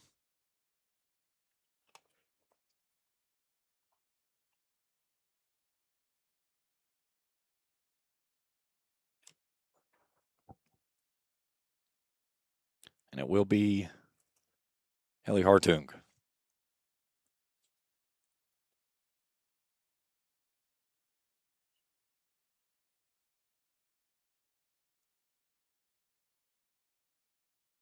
See how much she got off the read from Poloski. Gives that one a little bit too much mustard. She blows it through.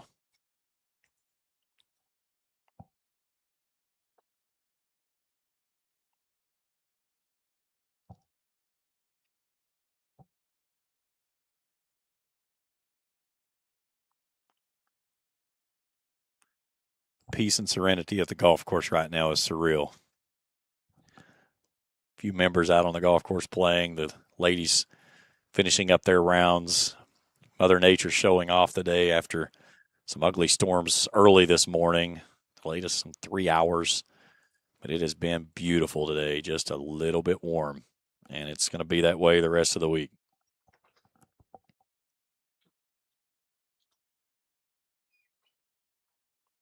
Good run up the hill at birdie. So Zwang will tap in. Poloski will finish off hers for a final round 67. And will be the lone lady in the clubhouse in red figures with a 4-stroke lead over Metal Tian with Yevon Kim still to go, coming up 18.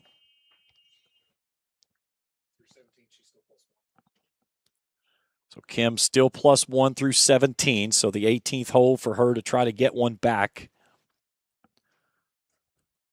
And Poloski still with a little bit of work to do for a par putt here at the 18th. So the incoming junior in the class of 2028 for a putt at 18 and a final round 67 after shooting 4 over par here on Monday to qualify for the tournament and get herself into the field.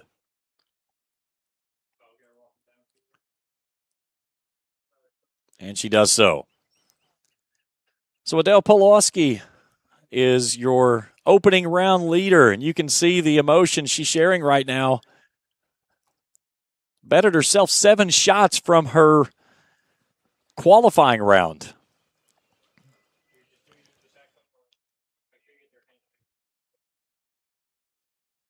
Now Zwang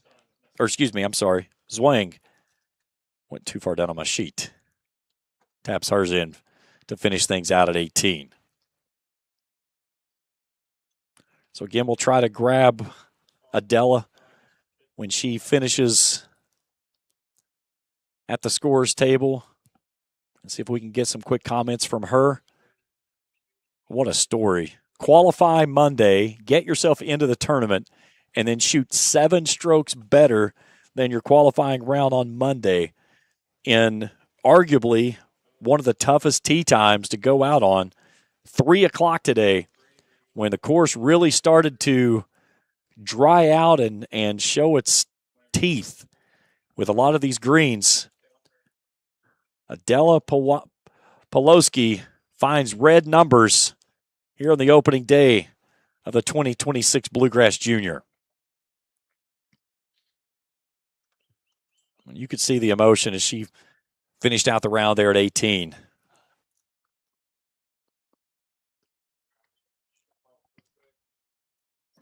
All right, a final group of 8 out of 18, Emerson Bowling, Jian Jiang, and Yubin Kim. Kim, a birdie here would get her in a sole possession of second. She's currently tied there with Metal Tian, who is in the clubhouse at 71.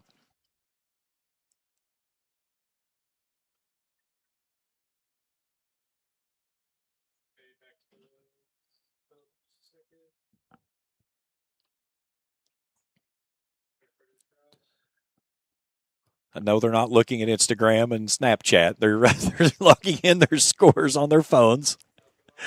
They'll do that after they get out of the scores to check up on the stuff they've missed.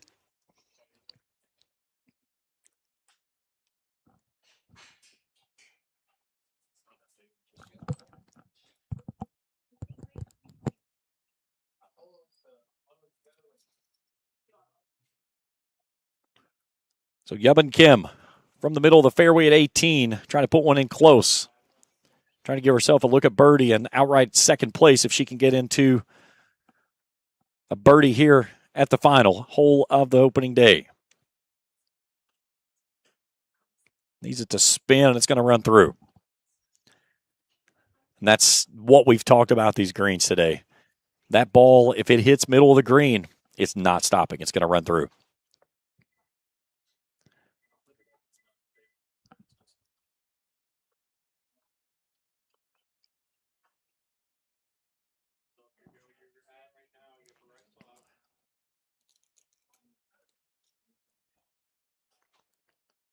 So Jiang takes aim at the pin at 18 and comes up short.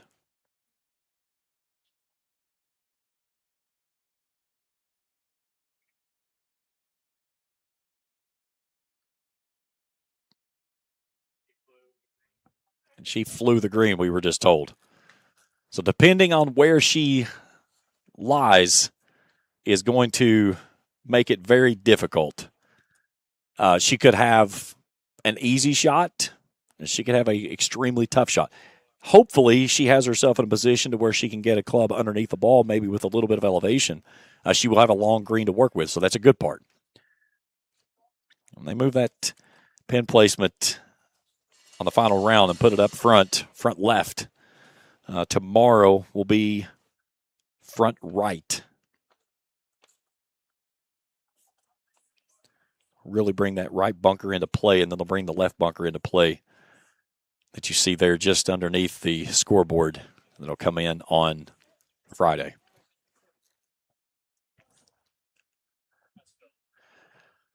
Never mind. We were told she flew the green. She didn't fly the green. My cameraman needs to fly the coop. She now she comes past the green. Yeah, she came up well short. I think he's still trying to learn the terms of golf too. So, yeah, flying over the green means you went about 20 yards past the green, not come up 30 yards short.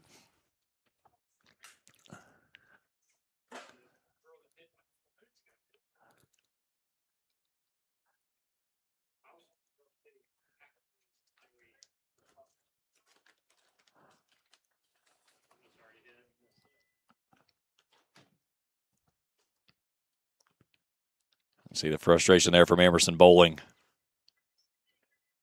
Not certain where she ended up. We did not get to her in time. Again, Emerson at that critical bubble line.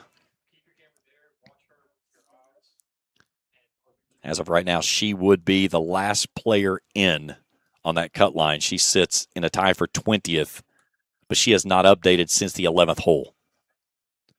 So Again, we still have some scores that we have to get updated to get everything in. Again, we're going to try to get our leader, Adela Poloski.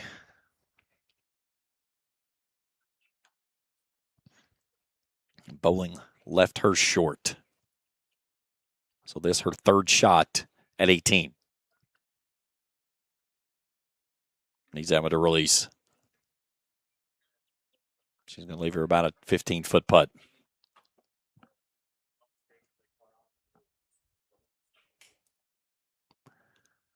Again, live action for us begins at 11 in the morning. We may go a little bit early, depending on if we can get things rolling and everything is cooperating the way we need it to in the morning. Final day coverage will begin at 10 a.m. right here on the Ram Sports Network.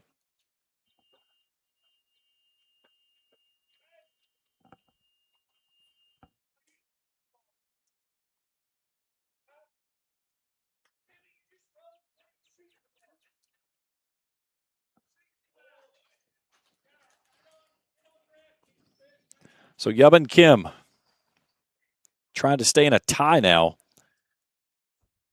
with Meadow Tien, who's in the clubhouse at 71.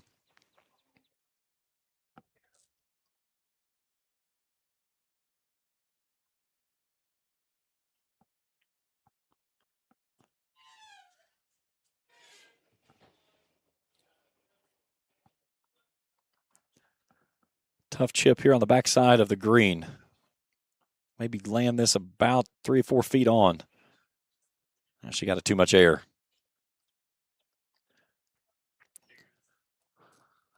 So Kim with a lengthy par putt coming up. I'll see what Jiang to do from almost that same spot. She is actually on the collar, though, and she's electing to go with the flat blade.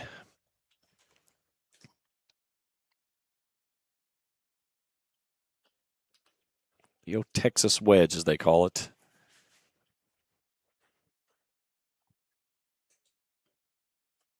The most important thing you want here is that you want this ball to not hop when it goes through that collar. The hop is what will mess up your break or your timing of it going down this hill. You want it to go through it as soft as possible. She got a good release.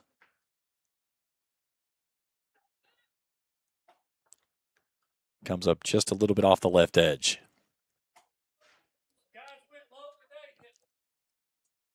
Seven under.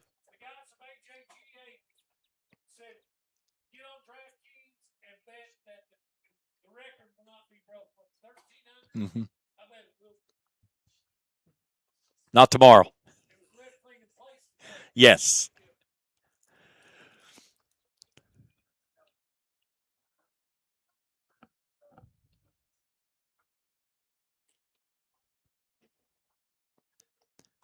Our leader still over at the scores tent is coming out. Is she coming this way? Okay. Got it. Just got out too. Okay. We greatly appreciate everyone staying with us today. And again, had a few technical issues throughout the first day, which is normal. But all in all, a successful first day of the event. And excited for day number 2. I think the golf that we saw today, there's some birdies out there, and I think tomorrow there's also going to be some big numbers. This golf course is going to stand up tomorrow, especially if we stay away from rain overnight. You know, there's some possibilities, some pop-up showers, nothing that's going to be anything like what we got this morning. Just over 1/10 of an inch of rain that dropped overnight into the early morning hours.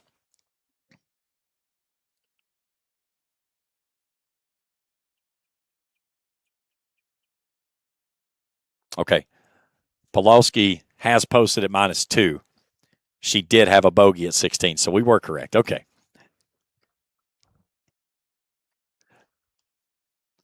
So she currently with a 3-stroke lead over Meadow Tien and Yubin Kim, who has this putt for par to stay in a tie for second. And again, Kim will be the first group out tomorrow, and Pawlowski will be right behind her. This for par and an opening round 70. just off the edge of the cup. And Yubin Kim will give one back. And excuse me, that will actually be an opening round of 72 as she goes 2 over for the round. So Medal Tien, an opening round 71. Kim will fall back into third at an opening round 72. And Adela Poloski sits at 68, 2 under par of our opening day of the 2026 AJGA Natural Resource Partners Bluegrass Junior, presented by Encova Insurance. It's all like I've said that a few times. It's like I think I can say it in my sleep.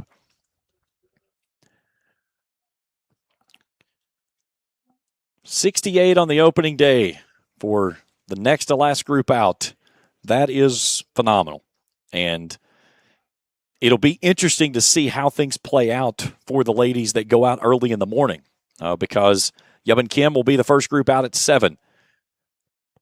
Poloski will go out at 7:10. Again, as long as we stay on time for our rounds tomorrow. And then from there, we'll get into the boys around, I think it was close to 9. Yeah, about 8:50 the boys will start up.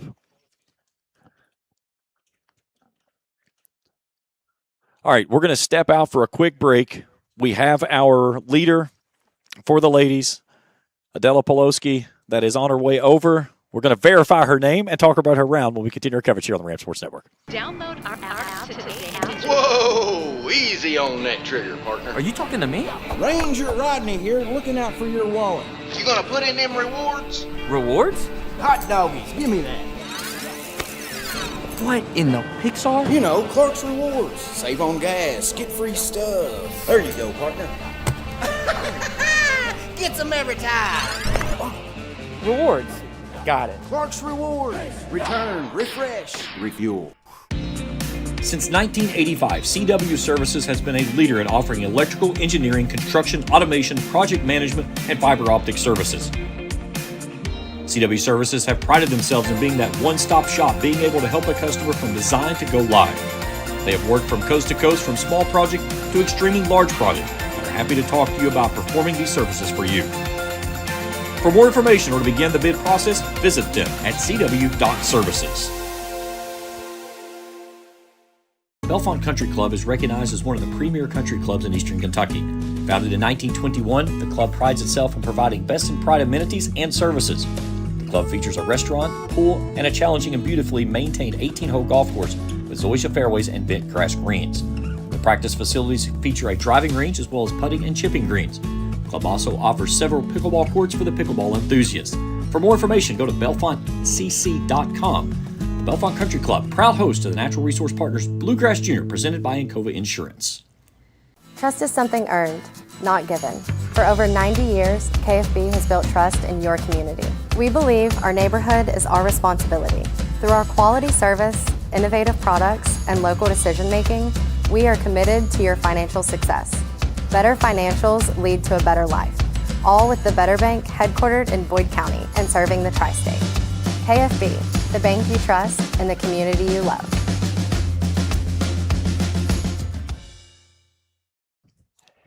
Beautiful lead is in the books. And joining me now is the leader for the ladies, Adela Poloski. I told you, I said I butchered the name at first. I said, but when you go into the lead, that name gets fixed real quick. What a round you've shot today, young lady. Nice job. Thank you. What a special way for you, too, to qualify for this event on Monday and then better yourself some 6 shots from that first day. Take me back through Monday, just getting into the event. Well, Monday, it was definitely a stressful day because my driver was not working well at all, and I was snap hooking it really bad. But I went home yesterday, and I had an emergency lesson, and I fixed my driver all up today, so much better today. It's always good when the driver and you are on the same page. Yeah. Now, you got one of those hooks out on 16, Yeah. but you scrambled to save a bogey, which is good for that position there. But then you came back and you hit a really good drive at 17. How big was that? It was pretty big for me. Definitely because it still was a little hooky, but I'm definitely still working on that. Fairway at 18. I mean, that has to calm the nerves, again, coming in with the lead like you have and allowing you to go out and play the way you did to get into red numbers and the only lady in the clubhouse in red numbers. How big is that for you? Pretty big. I mean, I was definitely a little nervous. I don't check the scorecard at all, but I saw you guys following me, and that definitely... That usually means something's happening, right? You start Yeah. seeing cameras pop around. That means something big is happening. For you today, obviously one of the last groups out, and the golf course changed as the day went along, but it had done a lot of those changes before you got on the course. Did you notice the course changing as you played your round? Did it seem that the greens have certainly started to speed up, or did it pretty much stay constant throughout the day? I mean, they definitely sped up towards the end because I was hitting my balls a little farther past, but I adjusted and I fixed it all up, and I did much better as the day went on. Yeah. No rest for the weary. Now you turn around. You're the second group out in the morning. How much do you have to put that into perspective of playing on fast greens? Now you're going to play on slower greens in the morning until they heat back up. I actually really like slow greens. It's kind of weird, I know, but I'm kind of excited to play on slower greens in the morning. Do you feel like that you left any shots out on the course today, or do you feel like that you were pretty much within yourself and you're happy with the course that or the round that you put out? I definitely could have done a little better. I had my driver scattered a few times, like on 9. I put myself out of position, but I was able to get right back into it.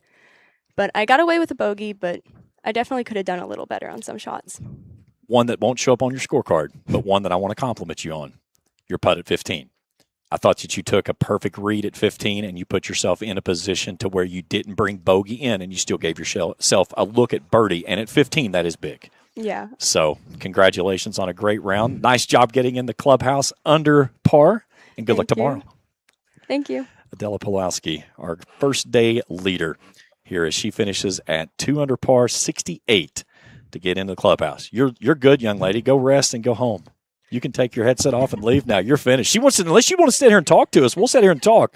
I've been talking for about 6.5 hours now. Thank you. I'm ready to go home as well. Thank you, guys. A big hat tip to our entire crew today. Our executive producer was Trey Collier. Executive director was Jeff Irwin.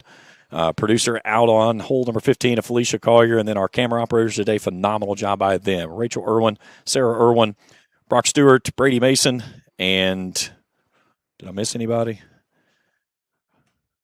Sarah Irwin. I think I got everybody. But good first day of action. And, man, what a leaderboard we have for the ladies as Adela Pulowski gets in the clubhouse in red figures, 68, 2 under par after qualifying here on Monday. She was 4 over. She was the first. There was only 2 girls that was able to get into the round and was able to do so. So congratulations to her. And it was funny. She said, I knew something was up when the camera started showing up. I said, that's always a good sign whenever you see that on a golf course. Cameras are usually following you for a reason. But the boys went really low today. 2 guys at 7 under par, 19 golfers under par for the boys. Now, again, they played under lift, clean, and replace this morning. It'll be different tomorrow as they will go out. Their first grouping will go out at 8:50, and then the last group out at 12:10. And then we'll play tomorrow into a cut. Top 42 in ties for the boys, top 24 in ties for the ladies. And then that will wrap us up for moving day and then final day coverage here on Friday. That's it for us. We'll talk to you again tomorrow when we return for moving day here in the 2026 AJGA Natural Resource Partners Bluegrass Junior presented by Encova Insurance.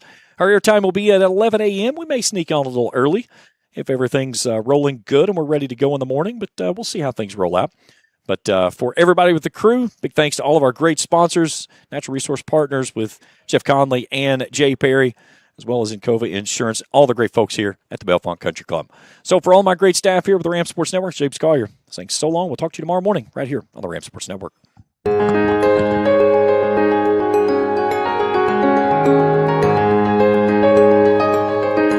Thank you for watching live coverage of the AJGA Natural Resource Partners Bluegrass Junior presented by Encova Insurance at the Bellefonte Country Club in Ashland, Kentucky.